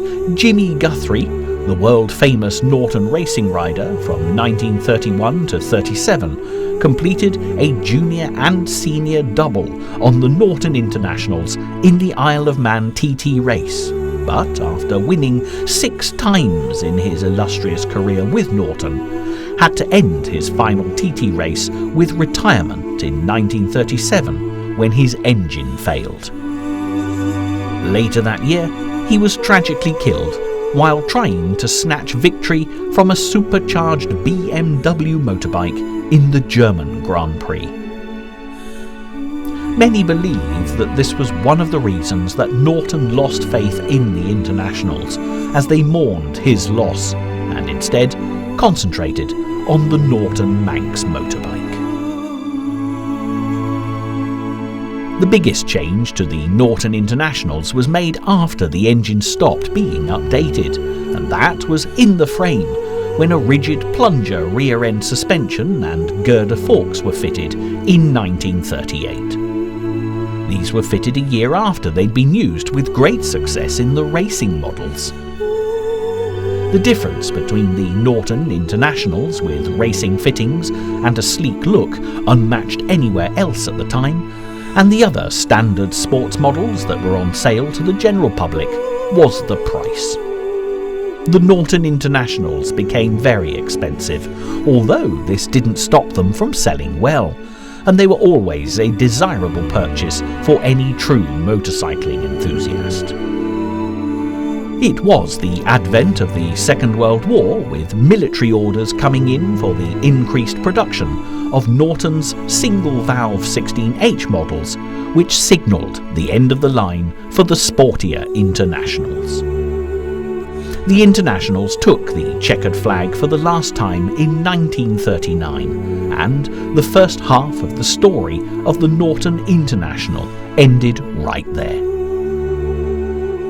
Production began after the end of the Second World War, when the Norton International went back into production in 1947. But the book was closed for the very last time in 1953. The Norton International was truly a great racing bike, with a public version that thrilled and delighted by equal measure.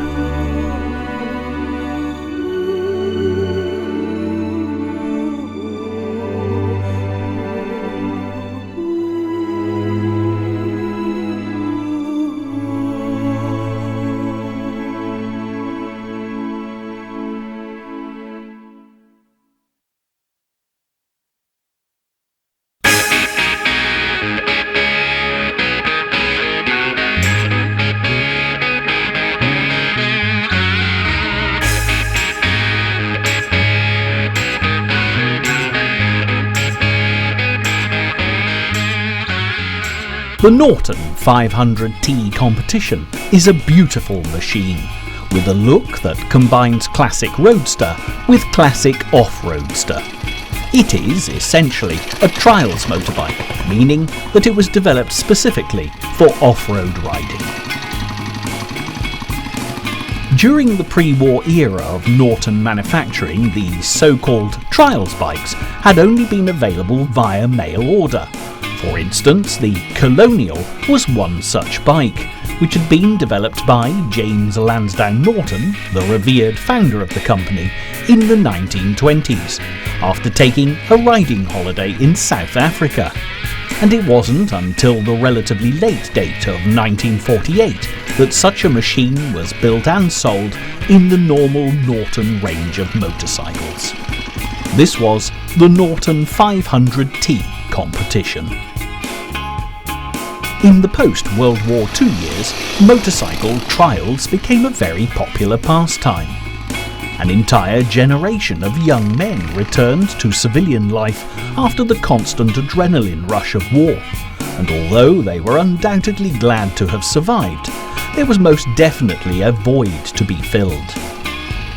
Motorcycles offered great excitement, whether just for transportation, road racing, or on the trial circuits, and machines like this one were very highly prized indeed. The Norton 500T started out with the diamond frame from the Norton 16H, with the same road holder forks at the front. However, the wheelbase was reduced considerably by sharply raking these road holder forks to bring them in line with the steering column. The 490cc engine of the Norton Model 18 and subsequently the Norton ES2 was then fitted into this frame, with a crankcase shield bolted underneath it. The only difference here was that this refitted engine had a bi-metal alloy head and barrel to try and keep the weight of the bike down to a minimal 300 pounds.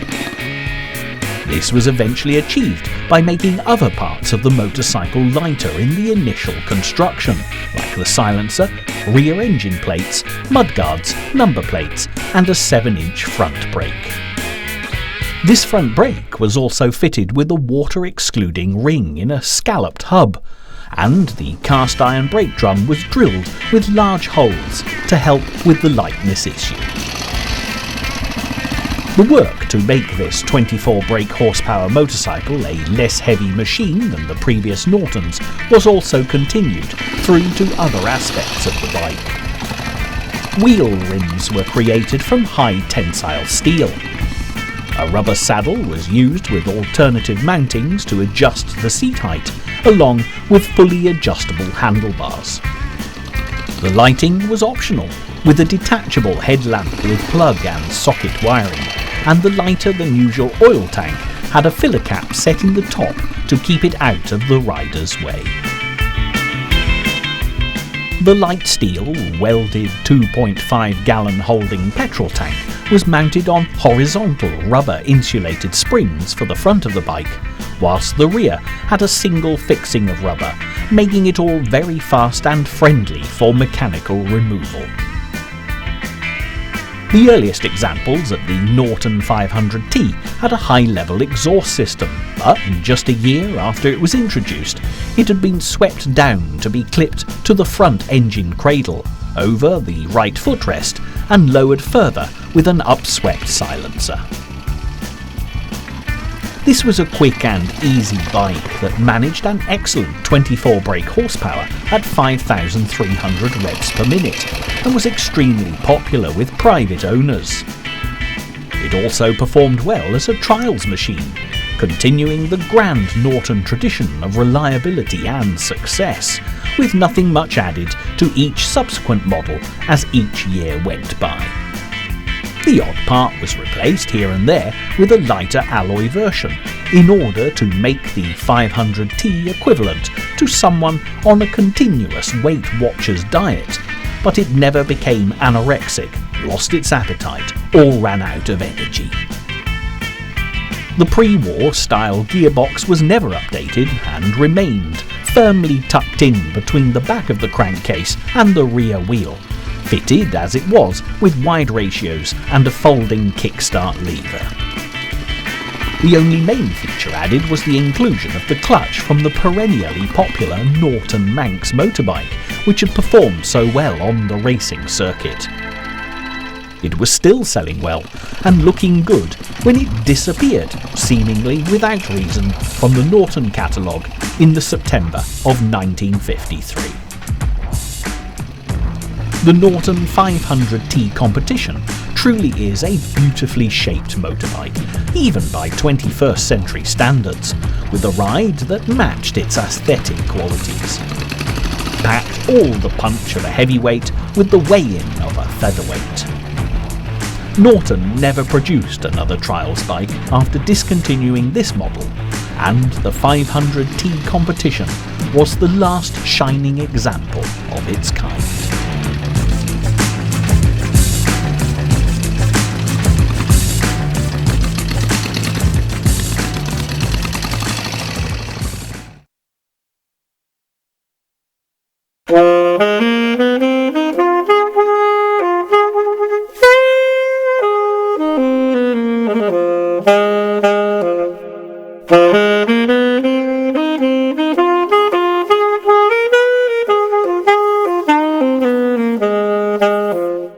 The Norton Dominator was built specifically to counteract the success of the Triumph's pre-World War II twin-cylinder engine. Having been aware that other factories were working on the same design, Norton feared getting left behind in the competitive marketplace and subsequently set to work on creating their own twin-cylinder motorbike.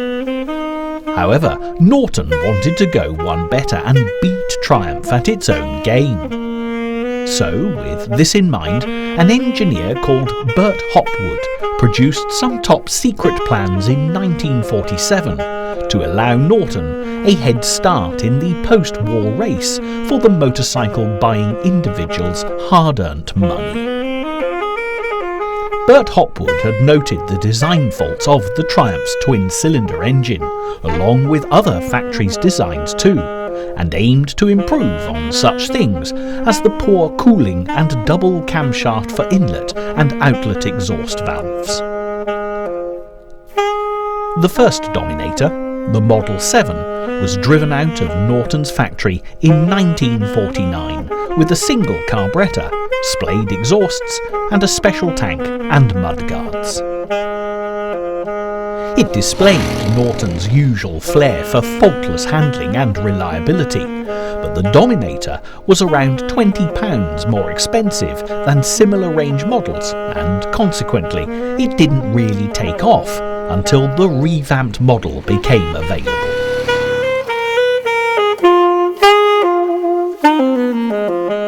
This was the Featherbed-framed Dominator 88, which was a good £40 lighter than the Model 7, and it became available to the public in 1953.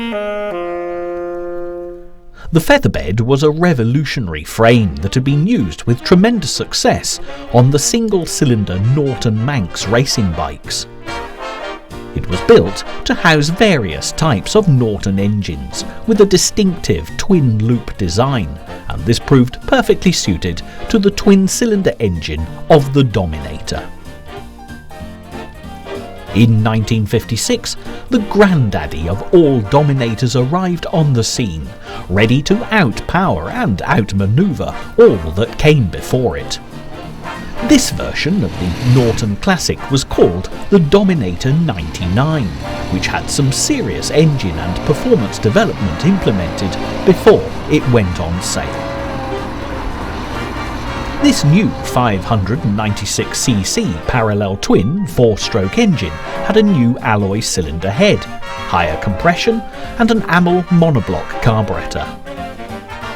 The rear of the slimline frame dispensed with the bolts and became snugly welded to the dual seat.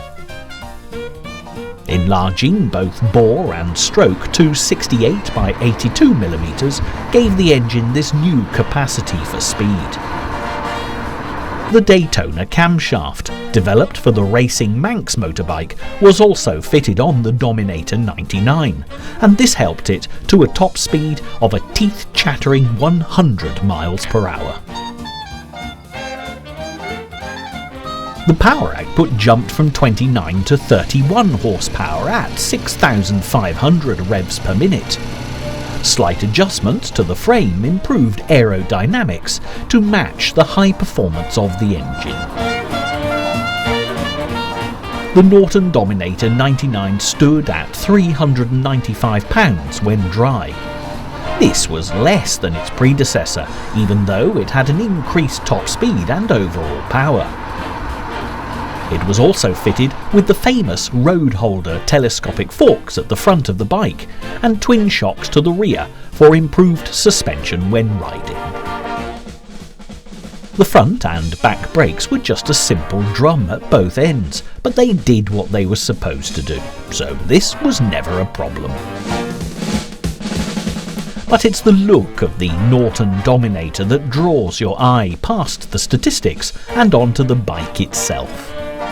The beautiful slim curves and economic engineering give it the defined shape of a racing greyhound. There's nothing dumpy or stocky about this motorcycle, and it takes off like a startled rabbit after the coil transmission is kicked into life. The bulbous and large single headlight glares out from the front of the bike, nestled happily between the flat Norton handlebars that give the rider a smooth and comfortable experience.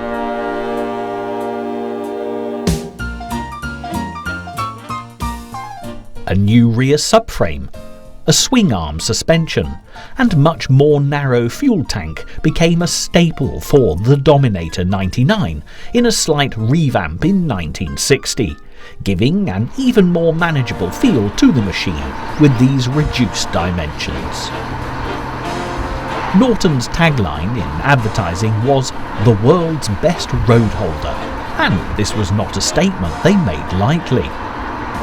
The Norton Dominator hugged the tarmac like a long-lost friend and ate up the road with a huge appetite for such a thin bike. In 1962, the 600cc engine was given added poke with a long-stroke 646cc motor that increased the Dominator's output to 49 bhp at 6,800 revs per minute. This was the Dominator's last hurrah, even though it gained a rare foothold in the increasingly lucrative American export market, and when the engine was bored out again, to increase it to 745cc, the high vibration that came along with it proved too uncomfortable for the added price tag. But the Dominator 99, the middle model of this Norton machine, proved to be the most stylish and the most sought after of the Dominator range. It was slim, it was fast, and it was a true thoroughbred.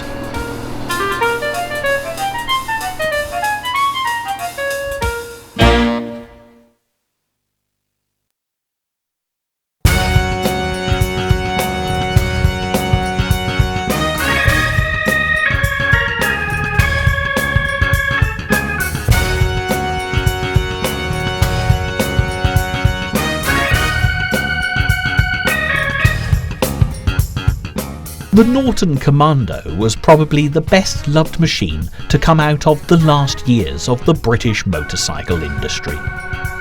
Hailed as the best and most famous parallel twin-engine bike of them all, it even won the Motorcycle News Machine of the Year competition 5 times in a row. It's easy to see why. The very first Commando was unveiled at the Earl's Court Show London in 1967 to a great reception. The sleek and strikingly original styling earned this Norton the name Fastback. The praise went to 2 development engineers, Bernard Hooper and Bob Trigg, helped by engineering director Dr. Stephen Bauer. They suggested that a conventional frame design was not aerodynamic enough and lacked good engineering principles. They also knew that the engine vibrations that had plagued earlier Norton twin-engine bikes would not be tolerated by a new generation of riders. Taking an existing 745cc engine from the Norton Atlas, they modified it to fit a radical new chassis by isolating the angled forward engine from the rider, as well as the transmission train and rear wheel. The engine was assembled together with the gearbox and swing arm as one unit. The twin cradle frame consisted of a large main spine plus twin down tubes, to which the engine became attached by means of adjustable rubber mounts at 3 calculated points. This was known as the Isolastic system, and it allowed the motor to shake, rattle and roll with its 1950s origins, whilst keeping the late 1960s rider as peaceful and as laid back as the hippie doctrine of the time.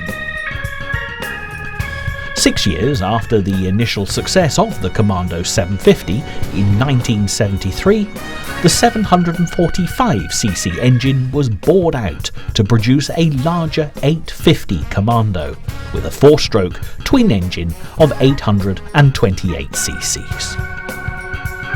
This powerful bike looked just as good as it sounded, with a distinctive seat unit made of fiberglass. The sporty hump that dominated the rear, which earned it the nickname Fastback, gave the bike a racing line that echoed the success the previous model had achieved at the 1973 Formula 750 TT, with Peter Williams riding it. The Norton 850 Commando was available in a standard roadster edition and also a large tanked interstate version. This was so it could appeal to the speedy individual who wanted to tear around the countryside as if he were Peter Williams, and the more sedate rider who enjoyed the long-distance touring of the same countryside with an eye on an enjoyable ride rather than a full-out race.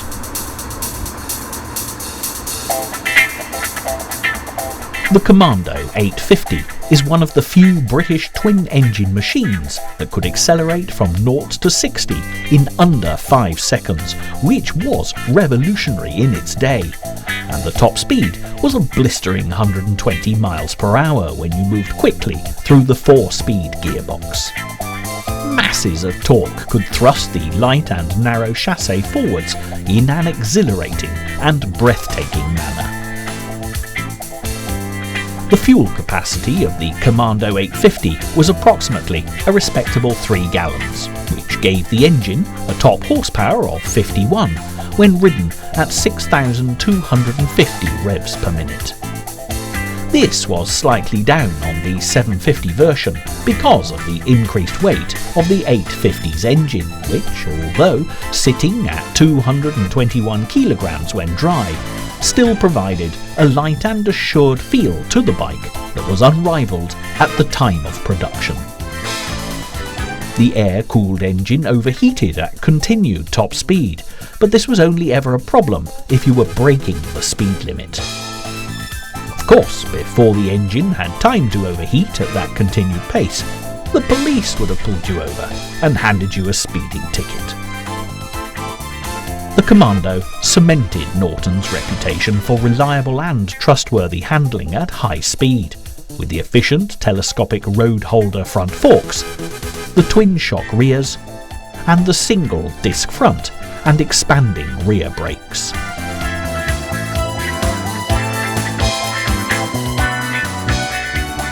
The electronic ignition starter was introduced to the 850 Commando 2 years later, but by that time, the British twin-engine machine was already showing its age, especially in comparison to the newer designs flooding the home market from the Japanese sector. The Commando 850 was the last public motorcycle made by Norton before the company went into enforced liquidation, churning out the last few of these mean machines in 1978. Many people have wondered how this could have happened when the Commando was top of its field and such a successful bike, but the climate was changing. Norton continued low-key development of a motorbike designed and built specifically for several British police forces with a rotary engine over the next 10 years, but nothing matched the speed, grace and power of the Norton Commando. Since its untimely demise, interest has risen again in this classic bike, and enthusiasts will pick up a Commando 850 nowadays, as opposed to a similar Japanese bike, and spend every available weekend rebuilding their Commandos to match specific production design. The practicality and definite character of these classic British bikes make them, even now, a cut above the competition. As surprising in attack and using as much stealth in its quiet nature, the Commando deserves to be named after the soldier of the same name. It's well trained, dangerous to provoke, and fights to the end with every last drop of energy and strength. Commando by name, Commando by nature.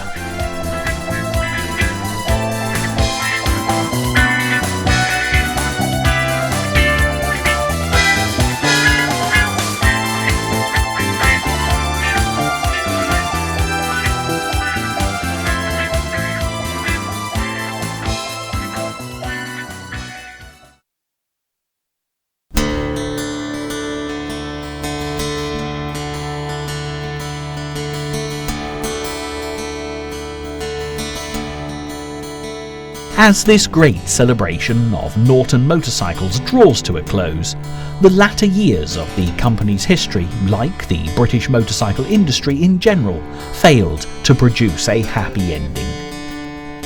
In the post-World War II years, there were some excellent new models to come out of Norton. Initially, the H16 and similar pre-war machines were the order of the day. But with Bert Hopwood and Joe Craig on board from 1946 onwards, the OHV Vertical Twins, OHC Development and Manx racing bikes proved very successful. Another huge advance was made in the 1950s, when brothers Rex and Cromie McCandless designed Norton's classic featherbed frame. From 1953, the addition of swinging fork rear suspension improved matters even further, as Norton enjoyed an enviable reputation for producing top-notch motorcycles that were both fast on the racetrack and ideal for everyday motoring. Nevertheless, despite design innovation, by the 1950s Norton had run into financial difficulties and in 1953 was bought by Associated Motorcycles, manufacturers of AJS and Matchless. This amalgamation of British motorcycle companies did to a point make financial sense. However, when such great marques were all grouped together where one struggled, they all faced disaster. Also, AMC failed to capitalise on the assets that they had, and this was the beginning of the end for Norton. During the 1960s, Norton left their Birmingham roots behind, with production transferred to AMC's London factory. When AMC collapsed in 1966, it was taken over by Manganese Bronze Holdings, when the Norton name was promoted as Norton Villiers, and then finally Norton Villiers Triumph. Sadly, this was all to no avail, as the group went bankrupt in 1977. Thankfully, quality will always win the day, and due to the hard work and commitment of classic motorcycle enthusiasts, the Norton heritage lives on.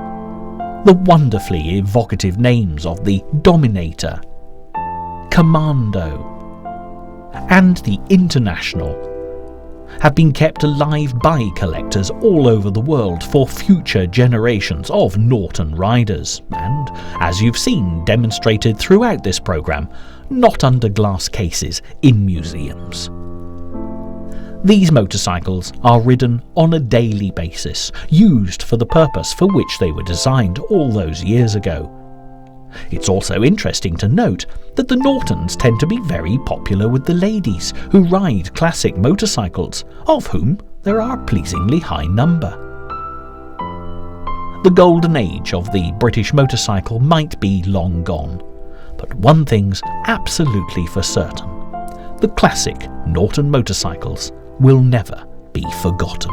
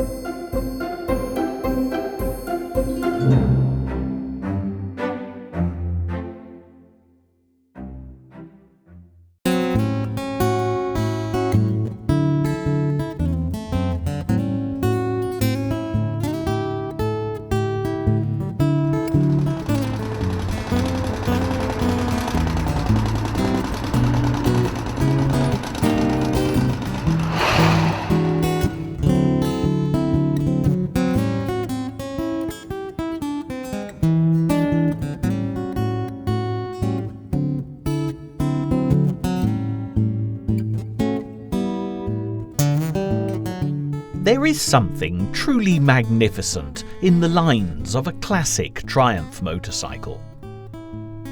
Even the Hollywood film industry favours the Triumph above the homegrown Harley-Davidson, with such heroes as James Dean, Steve McQueen and Marlon Brando all recorded for celluloid posterity riding Triumphs.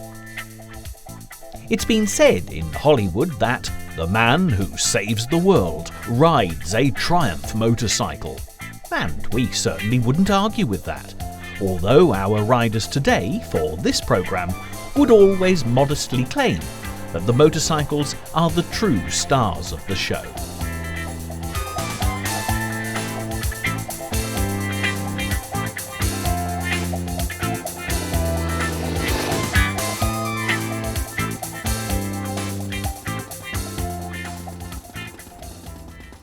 The story of Triumph has far humbler beginnings and dates back to 1887, when Siegfried Bettmann founded the Triumph Cycle Company in Coventry to manufacture bicycles.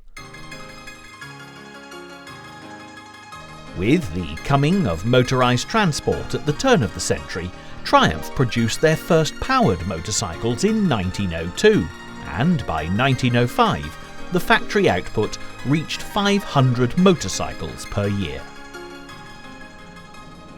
The Triumph reputation grew steadily, and when World War I broke out in 1914, the Trusty Triumph was supplied to the Allied forces. Interestingly, Colonel Claude Holbrook, who procured motorcycles for the War Office, later joined Triumph as general manager in 1919. Throughout the 1920s, Triumph enjoyed constant growth, acquiring an automobile division, with cars and motorcycles produced under the same banner until 1935, when the two were split. The storm clouds of war were yet again gathering, and at the outbreak of hostilities in 1939, Triumph once more had a part to play in the nation's defence. During the Second World War, the government took nearly all of the motorcycles manufactured by Triumph, and even when the factory at Coventry was destroyed in the Blitz, output continued from alternative sites at Warwick and then Meriden. The post-war years saw Triumph work its way back into the civilian marketplace, but by 1951 they'd been taken over by BSA motorcycles. However, the Triumph name was retained, and the company remained a separate concern under the BSA umbrella. Triumph faced the threat of new Japanese imports through the 1960s, and by the 1970s, the once hugely successful BSA parent company was facing financial ruin. BSA merged with Norton Villiers, and the new Norton Villiers Triumph was sponsored by the government of the day.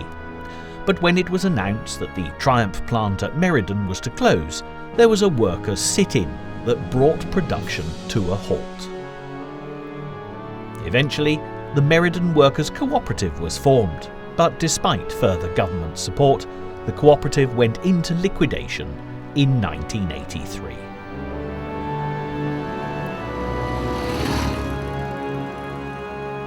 This could have been the end for Triumph, but rescue came in the person of John Bloor, an English property developer, who injected new life into the old classic. Unlike such British motorcycle giants as BSA, Norton, Royal Enfield and Ariel, all consigned in the most part to the history books, Triumph had a future thanks to inspiration and investment. By the 1990s, production was back on track, and today Triumph remains at the forefront of modern motorcycling.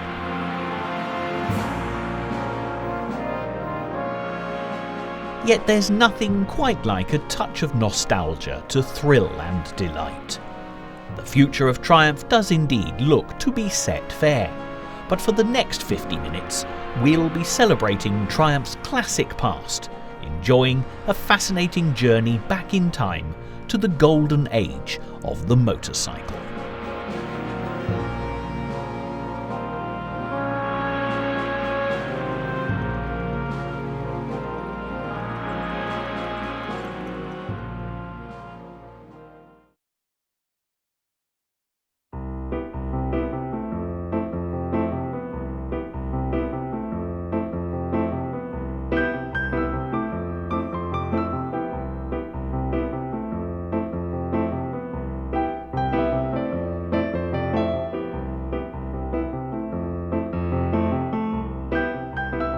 In 1907, just after the turn of a brand new century, with technology advancing in leaps and bounds, Triumph began to be known as true pioneers in the field of motorcycling.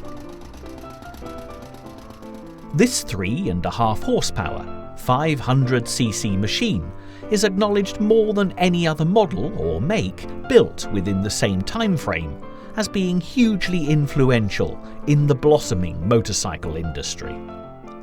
Triumph undoubtedly helped influence the mass acceptance of the motorcycle, which was still looked at with suspicion and fear by the general public before this model. In itself, the bicycle had been of immense importance as an instrument of social change. For the first time in history, the common man could afford to travel and explore new horizons. No longer was the village idiot a tragically inevitable accident of birth, as with the bicycle came the opportunity for people to move around the countryside. Consequently, the gene pool was strengthened, and the working classes became a strong and intelligent force to be reckoned with. However, the new-fangled motorcycles were simply bicycles with engines attached, and both men and women soon realised the freedom this means of transportation offered. Triumph was quick to exploit the new marketplace and went into production on a grand scale, making motorcycles like the one you see here an aspirational commodity. Of course, it helped a great deal that the popular Isle of Man TT race was won in 1908 by this single-cylinder side-valve motorbike. This boosted the sales of the Triumph Roadster enormously, and a special TT Roadster soon appeared in the trade catalogues of 1909. The continued reliability of these early models off the production line soon led to later models becoming known as Trusty Triumphs.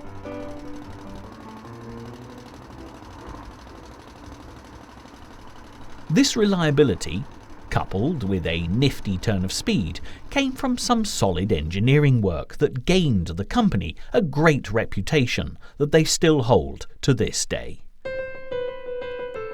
The belt-driven Roadster had a 3-speed rear hub that was similar to the ones used on the ordinary pedal bicycles. The difference here was that it was fitted with a clutch incorporated into this very hub. A twin-barrel carburettor of Triumph's own design was fitted in 1908, in the year of the Isle of Man TT race win, and a magneto system. As was the case with these early motorised bicycles, the weight of construction was very light indeed, coming in at around £175. The engine was a simple side-valve design, which managed a comfortable 499cc and a top speed of 55 miles per hour, and used a direct belt drive to the rear wheel as mentioned before. The hub gear and clutch made for a much easier life than the alternative fixed gear, which meant a run and bump start after every stop. The TT model Roadster that was produced briefly had a somewhat shorter frame than the standard model, and the pedalling gear was also dispensed with. 2 sets of adjustable footrests were also supplied. The Isle of Man TT race was a great advertisement for the continued sales success of the Triumph Roadster 3.5 horsepower model. Not only did this machine win the single-cylinder category in 1908, but it also managed to be placed well in the 1909 and 1910 TT races too. This kept the Triumph name in the public eye and allowed the sales figures to steadily climb into profitability. In 1911, a motorcyclist called Ivan Hart Davies proved the endurance and reliability of this Triumph Roadster beyond any reasonable doubt. He completed the famous route from Land's End in Cornwall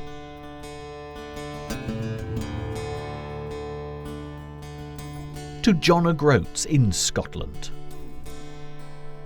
John O'Groats is the furthest village from Land's End on the British mainland, an end-to-end route with both points separated by 876 miles.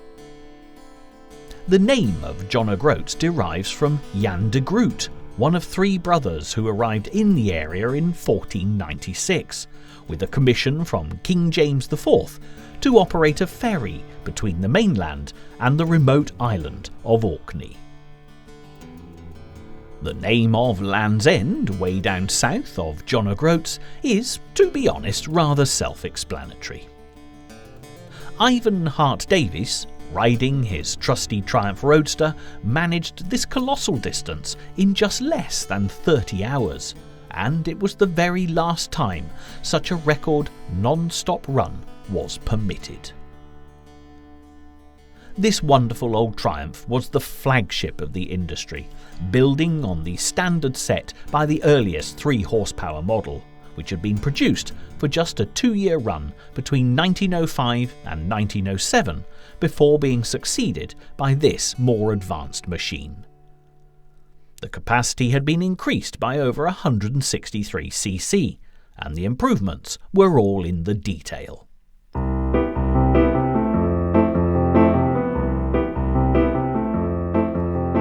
The new Roadster ran for a longer period than its immediate predecessor, with an unbroken 7-year run from 1907 through to 1914. It was the machine that set the stamp for the Triumph Engineering Company Limited, and also prepared the public for the sonic sound of the motorcycle boom.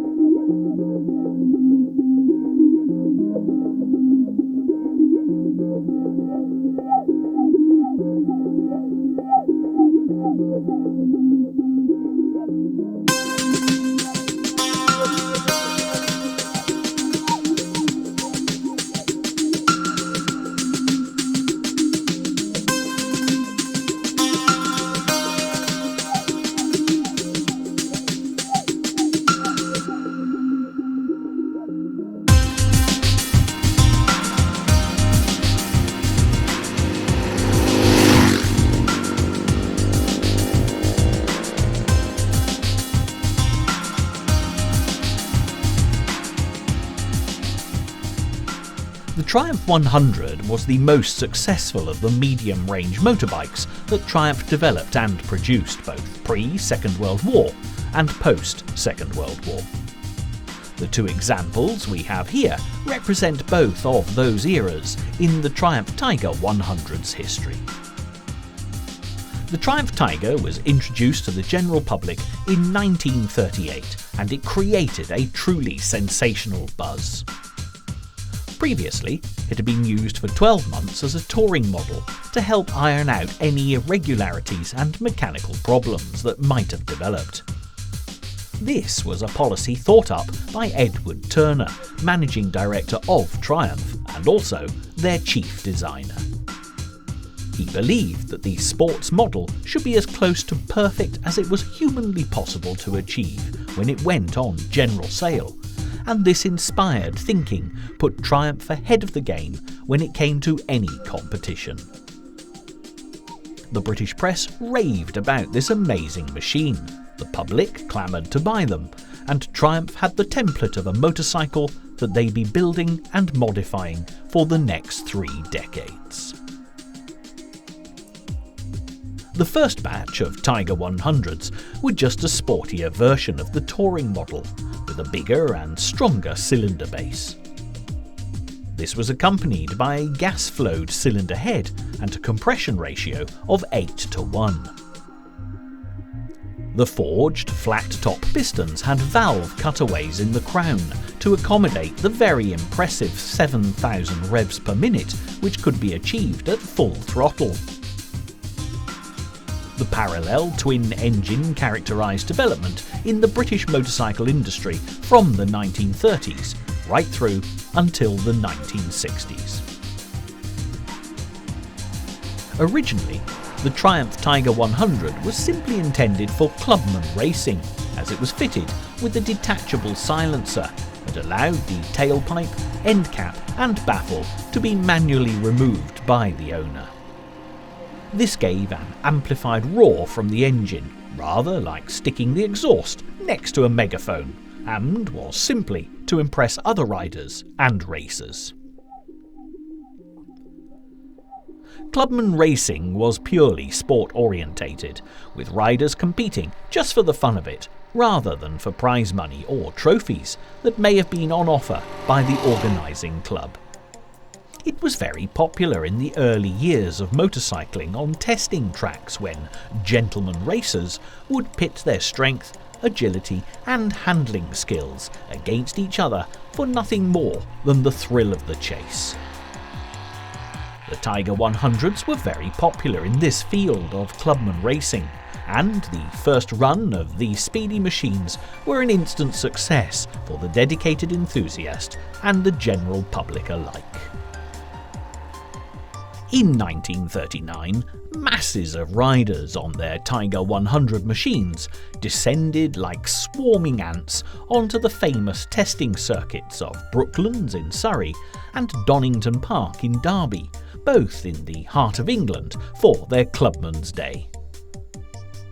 This 1939 model of the Tiger 100 could well have been racing around the oval circuits in good-natured competition with fellow riders and racers.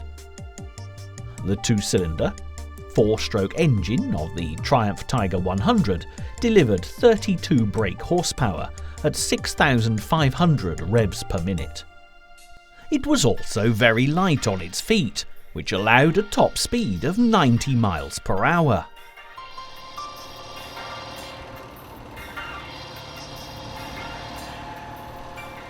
After such a grand mass testing at Clubman level, Triumph took note of the minor quibbles and suggestions and added a full skirt piston to their existing model. They also decided to add check springs on the stiff girder front fork to allow it more give, and a handy speedometer was placed on the tank that showed the rider a gear-by-gear revs per minute scale. However, it was not long after these additions that the production of the Tiger 100 model metaphorically skidded off the track, hit a safety wall of tyres, and came to an abrupt stop. The popularity of these fast-paced 498cc twins, with their pre-unit construction of separated engine and gearbox, was never in any doubt. But the advent of the horrific and brutal Second World War saw factories and raw materials used in the building of motorbikes turned over to military use. This Tiger 100 model, that was produced in the same year as the atrocities of war began, would have been a rare sight to see gliding around the countryside, especially once petrol rationing kicked in. It truly was a marvel of modern engineering for the time, and it's easy to see why so many people fell in love with it. When the Second World War came to a close, and VE Day heralded victory for the Allied forces against Nazi Germany in 1945, the British nation were eager to celebrate and get back to the peaceful and prosperous way of life that had been the normal routine of the 1930s. Triumph had already begun production of their post-war range of the Tiger 100 before the celebrations had even begun, in their new factory at Meriden in the West Midlands. They were soon rattling out their own metaphorical Triumph big guns once the real shooting had finally stopped. When the first post-war Tiger 100 models were released for sale to the public at large, there were a lot of subtle differences to these magnificent machines. The pre-war model, as we've just seen, was an entirely different beast. The newer models had telescopic forks rather than stiff girders, and the look and appearance of the crankcase had undergone a major revamp too. This resulted in there now being a separate magneto and dynamo at the front and rear of the motorbike, instead of the earlier Mag-Dyno combined electrics. Although the Tiger we're now looking at is of 1960s vintage, there were further significant developments in the years between these two machines. The big clamour from the motorcycling enthusiasts during peacetime was the need for rear springing to increase the comfort in riding the new Tiger 100.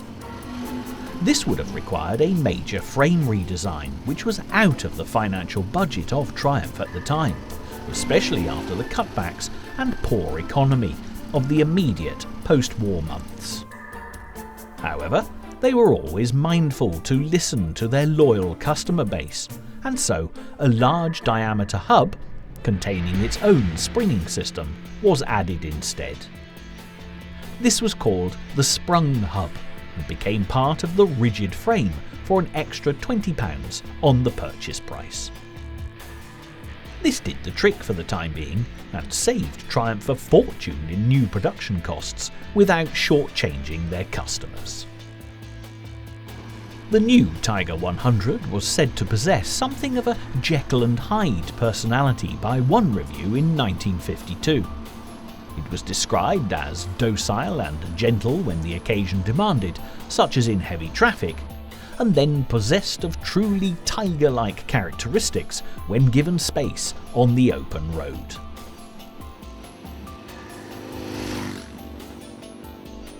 Another change from the 1939 model we saw earlier is the changing of position that takes place for the instrument dials. A fork-top headlamp nacelle now replaced the tank-top instrument panel, which had been such a significant design of the earlier Triumph Tiger 100. The tank-top parcel grid was put in place of the old instrument panel on these new models. The comfortable riding position of the Tiger 100 is indisputable, with the rearward sweeping handlebars, the close-set footrests, and the large twin seat providing all the ease with which to endure long rides in the saddle. This was helped by the reduced size of the tank, even though the capacity had been increased to hold a hefty 4 gallons, ensuring that the rider's legs weren't in direct competition with the oncoming wind. The Tiger continued to roar and prowl through various little changes as the years went by. A pivoted rear fork finally replaced the patented Sprung hub in the late 1950s to allow more movement at high speeds, and a twin carburettor head was also added. The new light alloy cylinder head lost the parallel inlet tracts and became much more splayed. This was to replace the pre-unit construction of the pre-war model. You can see that the engine and the gearbox were no longer separate entities and were now produced as a single union. This of course made the later Triumph Tiger a much faster machine, heading up to 150 miles per hour at best. The Tiger had come a long way from the days way back in 1937, when Edward Turner, the designer and director of the Triumph Company, had dreamt of creating a twin-engine machine that was no bigger in width than the popular singles. This he did, whilst also managing to make it £5 lighter in weight, but only £5 more expensive to make. From the outset, the Tiger 100 was designed for people with a limited budget and was user-friendly as far as the mechanics were concerned. This became a rare occurrence as time went on, as later machines had different specifications, as designers and directors cared less for their customers and more for their turnover. This motorcycle, now of pensionable age and just as feisty as it always was, is still giving pleasure to thousands of riders, just as it did back before the Second World War. The post-war Tiger 100, with the many redesigns and modifications, were undoubtedly faster and better at road handling, but they were beginning to lose that stylish edge. They were also becoming, odd as it may seem, less reliable because of the quality of bought-in and non-Triumph components like electrics and carburettors used in the construction. The quest to maximise profit and to cut costs saw the steady decline of these proud beasts.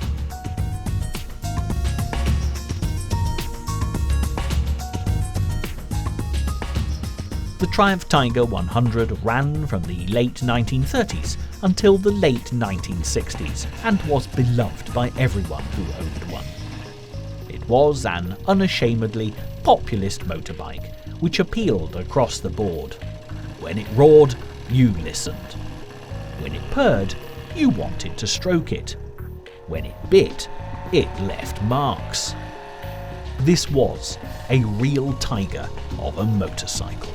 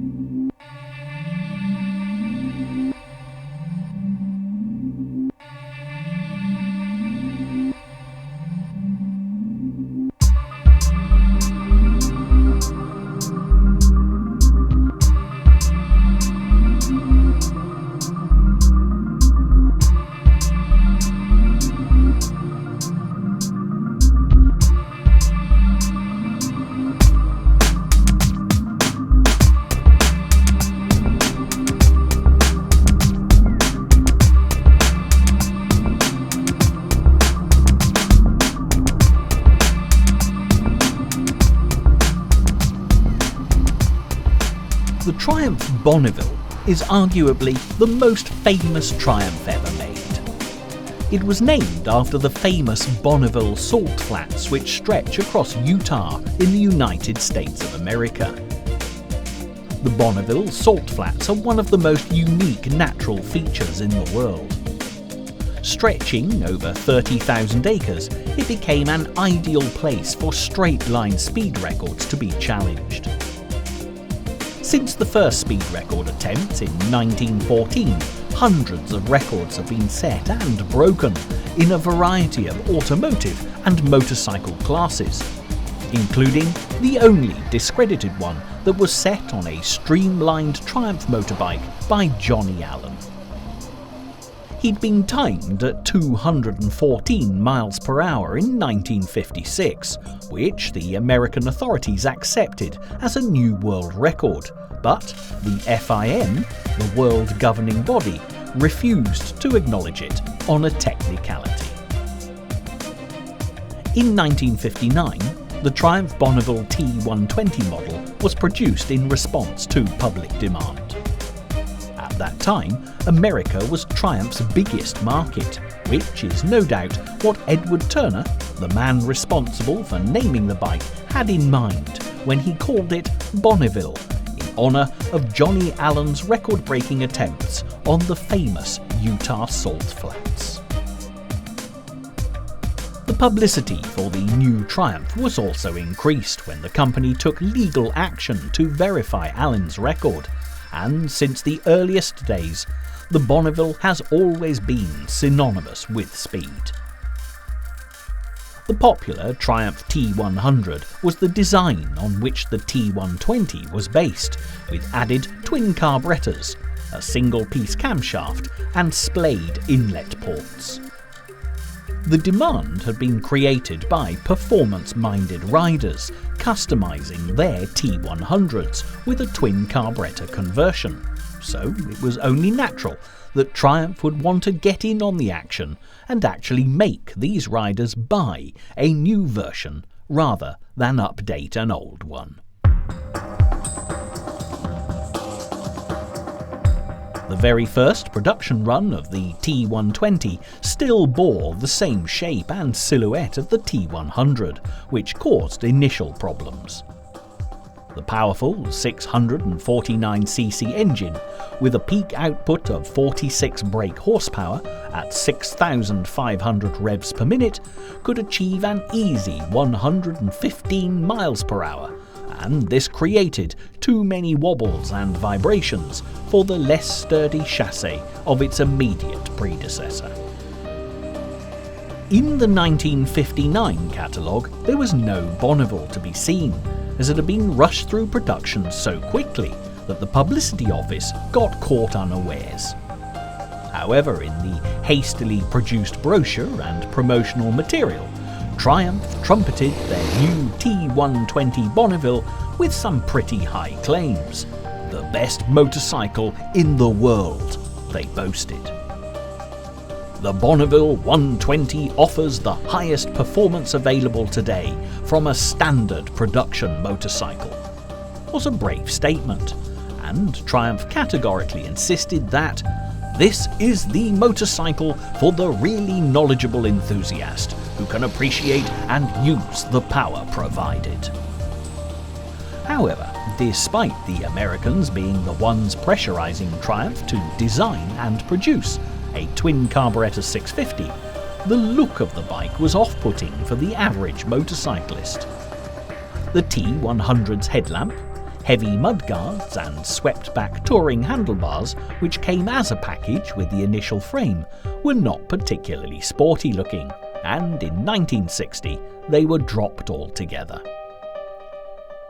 The frame was revamped with a twin cradle design and new forks, sportier mudguards, a separate headlamp was added, as was a better saddle. The 1960 T120 Bonneville was the real deal, and made the cash registers ring at a respectable £285.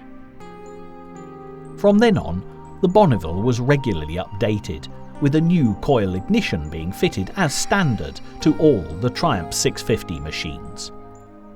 The most notable addition to the Bonneville T120 was a unit construction engine and gearbox, which set them together rather than making them separate. This made a more compact power unit with which to outclass its rivals. The top-notch performance and assured handling of this speedy machine, combined with its lightened weight of 400 pounds when dry, was the key to the Bonneville's continued success. The sales statistics alone suggest that this was the ultimate bike to own throughout the 1960s. Riding the bike is a pleasure and joy, with one reviewer comparing it to the controlled elegance of a dressage horse rather than the skittish danger of a wild stallion. The rider's perspective is totally uncluttered, with no indicators, no switchgear, no mirrors flapping about, no dials or digits or flashing warning lights. A simple pair of clocks and a great shining headlamp are all that's needed on this classic motorcycle. Throughout the production history of the Triumph T120 Bonneville, it was raced with great success all over the globe, broke world records for speed, and was a permanent fixture on the winner's podium at the Isle of Man TT race. In fact, one of the most memorable appearances was by a Bonneville TT special in Las Vegas, USA. This was the bike that super stunt star Evel Knievel used in his attempt to jump over the fountains at Caesar's Palace Casino in 1968. After successfully clearing the 151 feet of fountains, he lost control on landing, and his injuries put him in a coma for a month. In 1971, this great motorcycle was replaced by a larger 750 model, the T140 Bonneville, consigning the T120 to the history books. But this is nevertheless a classic motorcycle that will never be forgotten.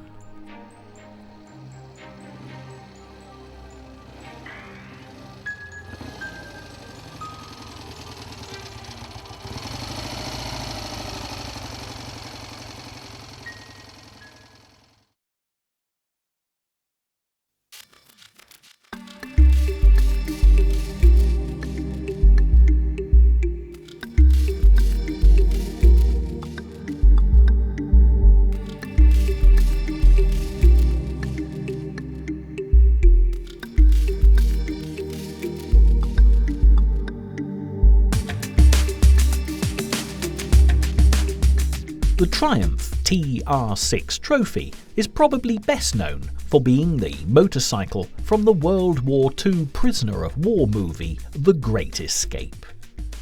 It was the high-flying machine, a 1961 model, that almost allowed famously cool film legend Steve McQueen to avoid recapture after escaping from a prisoner of war camp. In real life, Steve McQueen owned 200 motorbikes, and Triumph was one of his favourite manufacturers. In 1961, Triumph launched the TR6 Trophy, which was an upgrade from the sporty 498cc TR5. Whereas the TR5 was designed primarily for racing, the TR6 had a distinct leaning towards the open road rather than the oval racetrack.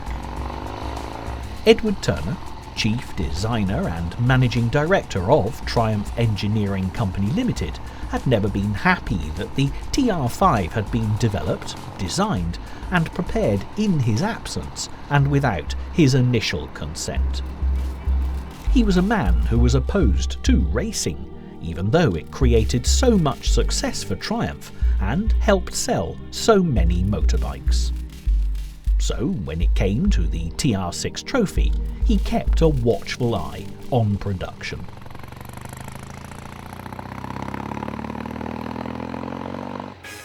Essentially, the TR6 Trophy was almost identical to the popular Triumph Bonneville, but this new bike had a single 30mm carburettor instead. Although the Bonneville outsold this new version, popular opinion amongst classic bike enthusiasts today suggests that the TR6 was actually the better machine. They cite the sleeker and more stylish design, coupled with the low revving flexibility and the cleaner carburation. 2 years later, in 1963, the TR6 Trophy, along with the different engine-sized Triumph Bonnevilles, became a one-unit machine, with the construction of a combined engine and gearbox, instead of them both being separate, and it also received a new coil ignition too. In the USA only, Triumph released a TR6 SC, which was specifically designed to race in the desert. This was another favourite of Steve McQueen's, who was an experienced and successful desert racer in his heyday. The TR6 twin-cylinder, overhead valve, 4-stroke engine had a capacity of 48 horsepower at 7,250 revs per minute and was air-cooled. It had a high compression and 2 gear-driven camshafts with dry sump lubrication. This chunky motorcycle also had pressure-fed big ends and a 4-speed gearbox with a chain-driven transmission. A new alloy cylinder head was fitted and 2 exhaust pipes swept up into one silencer. Criticism has been levelled at the TR6 that, of all things, the silencer works too well. The irony. Instead of hearing the throaty, tiger-esque roar of a 650cc engine, the rider hears a gentle kitten-like purr. The frame of the TR6 is a cradle type with a swing-arm rear suspension. The fuel capacity is 18 litres, that's nearly 5 gallons. The weight of the bike is an impressive 420 pounds, and the top speed is just over 100 miles per hour. That's with a good tailwind and a rider who's lighter than a bag of feathers. As with all Triumphs, the road holding at high speed is exemplary, and the expanding front and rear brakes do the job they're designed for with expert precision. In 1967, larger valves from the Triumph Bonneville motorcycle range were fitted onto the TR6 trophy bike, as was a new exhaust camshaft with a slightly wider single carburettor. The reason behind this was simply to give the rider of the TR6 a smoother glide over the tarmac at low speed, but with a beefy and much improved acceleration when speed was a necessity. The energetic horsepower was sparked off at easily accessible engine speeds. One Triumph motorcycle expert was quoted as saying that this was bringing the revs flooding in at a tweak of the grip. The new and revised power delivery made this a landmark model for Triumph, and it was one of their most suitable machines for 2-up motoring because of that very attribute. The production of the Triumph TR6 Trophy ran right up until 1983, but by then it had been sadly neutered by a reduction in engine size to 600cc, and these were never as popular. There were many variants of the TR6 during its years in production, but it essentially stayed looking the same. The thick saddle seat joining to the classically shaped fuel tank and the sleek, elegant styling of the exhaust all make this unmistakably a Triumph.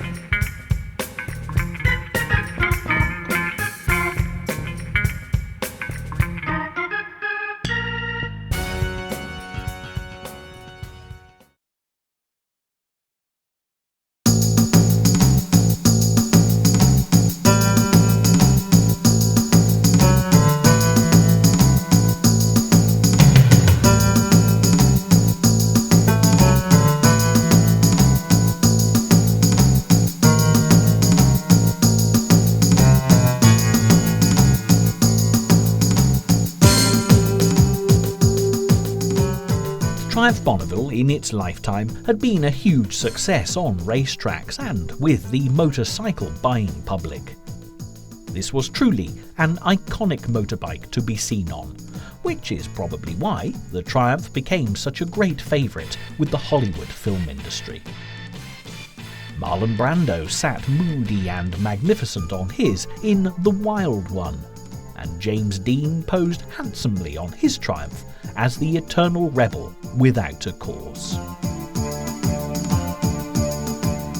After the huge success of the Triumph T120 Bonneville, which was based upon a pre-war design but gradually updated to keep up with each modern piece of technology, the Triumph company decided to produce a bigger and bolder version of their most popular bike to date.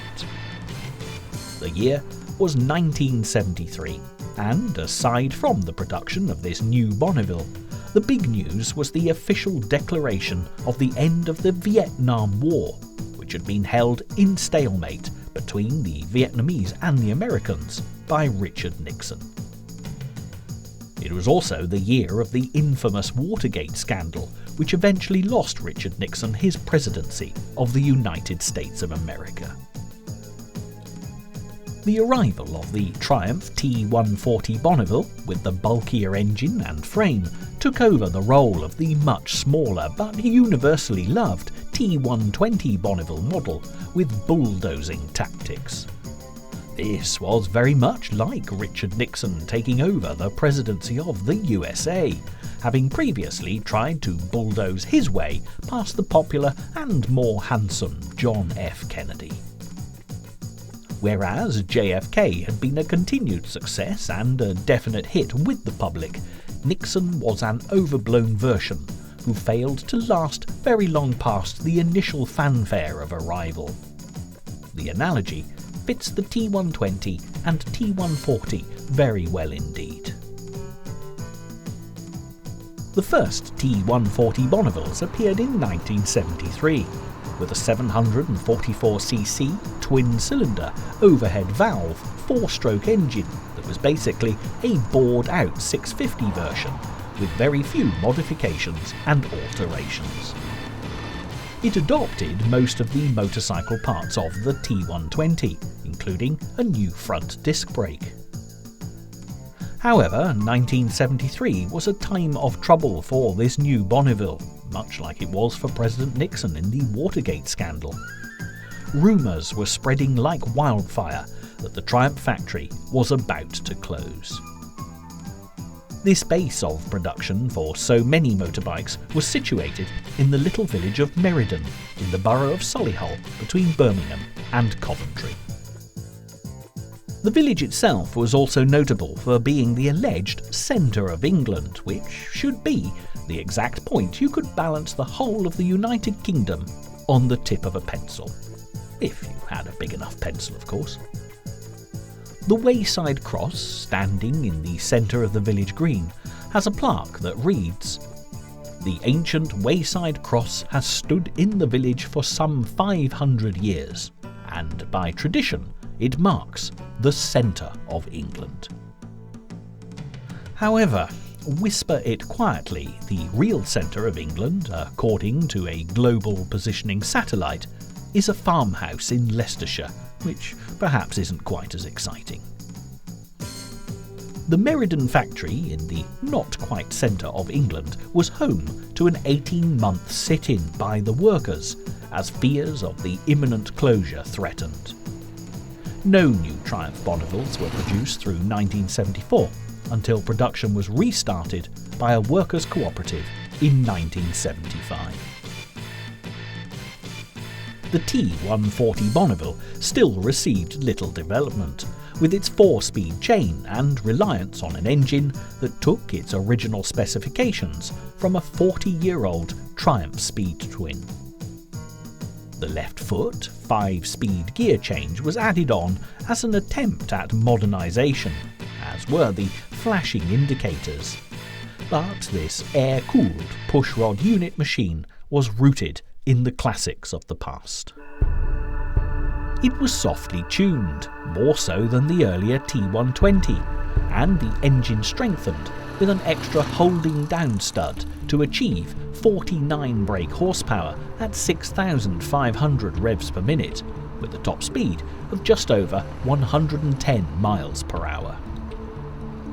Sadly, with this increased speed and horsepower, the vibrations from the parallel twins were considerably more noticeable, and this meant that people still preferred the earlier T120 Bonneville, which was still being produced alongside its successor. Because of the troubles at the Meriden factory and the lack of money for redevelopment, the T140 Bonneville was struggling up its own Mount Everest wearing sandals and a bikini. It didn't stand much chance of reaching the top, which was a pity, as it was as aesthetically pleasing a design as the T120, and by the late 70s was a reliable and powerful ride. There was even a limited edition Jubilee model built in 1977 to mark Queen Elizabeth's 25 years on England's royal throne. These limited edition T140 Bonnevilles were handcrafted in silver and chrome, with red, white and blue stripes. Special commemorative badges were placed on the tank and side panels too. The accompanying Triumph brochure for America stated that only 1,000 specially customised Bonnevilles will be offered in America. We invite you to be one in 1,000. The T140 Bonneville struggled on through liquidation of the company and a successful takeover by private businessman John Bloor until 1988. This butch and beefy machine was the powerful but often overlooked big brother of the Bonneville range and deserved, but rarely got, the classic accolade of its predecessor.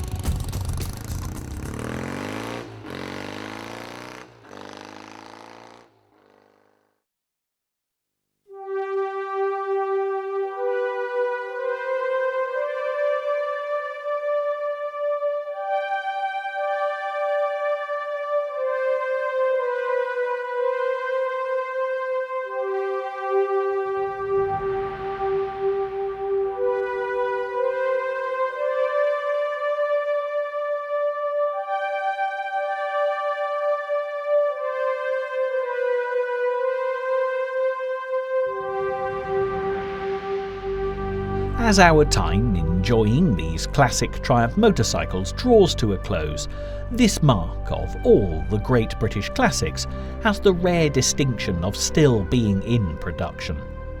There's over 100 years of history behind Triumph as a privately owned British company, and that same philosophy, responsible for the creation of such iconic motorcycles as the Bonneville, Rocket, Thunderbird and Tiger, is still very much alive and well, and manufacturing motorcycles that will become the design classics of the future. The principle is the same as it's always been, with a steady commitment to producing unique motorcycles that are distinctive in looks, design and performance. Whichever model is chosen, a vintage or modern Triumph will deliver a great riding experience through the fusion of a well-balanced, easy-to-handle chassis and strong, flexible engines. Nevertheless, however laudable such principles undoubtedly are, in terms of the British motorcycle industry, this is far from being rocket science. There were many of Triumph's contemporaries who were equally as innovative and produced, some would argue, much better motorcycles. Why then did Triumph survive, while such great names as Norton, Vincent, Royal Enfield, BSA and Ariel fall by the wayside? It's a fascinating question, and to find the answer we need to look at three major incidents in the 20th century that quite literally changed the world. The First World War, fought between 1914 and 1918, forced the fast-developing motorcycle industry to put any innovations on hold. The armed forces required thousands of motorcycles, and reliability combined with durability was far more important than speed and performance. Manufacturers that rose to the challenge flourished, and the Trusty Triumph was no exception. It's interesting to note that before World War I, the Rex was known as the king of motorcycles, and the British company that manufactured them was much larger than Triumph. However, Rex did not secure any military contracts and consequently struggled for survival in the post-war years. Undoubtedly, the years after World War I were the most innovative and successful that the British motorcycle industry would ever know, and Triumph went from strength to strength. But just as the world of commerce was getting back to normal, the Depression hit, and the British motorcycle industry once more faced a drastic fall in sales. Many companies ceased trading, but Triumph, along with the reduced number of motorcycle manufacturers who survived the Depression, forged ahead competitively. Triumph had weathered the storm, and when World War II broke out in 1939, the company once more turned to military contracts for the 5-year duration of the hostilities. Again, it was the motorcycle companies that produced machines for the armed forces that strengthened their positions, and BSA were able to take over Triumph in the early 1950s, due in part to their wartime successes. Ironically, it was Triumph that survived, whilst BSA, along with associated motorcycles, failed to stand the test of time. When Rudyard Kipling spoke of triumph and disaster in the same breath in his great poem If, his words had an appropriate resonance for the Triumph Motorcycle Company. Triumph had stood so close to disaster throughout its more than a century of trading, yet each time it has survived. The motorcycles featured in this programme are a tribute to that endurance, because at the end of the day, with a name like Triumph, perhaps failure is simply not an option.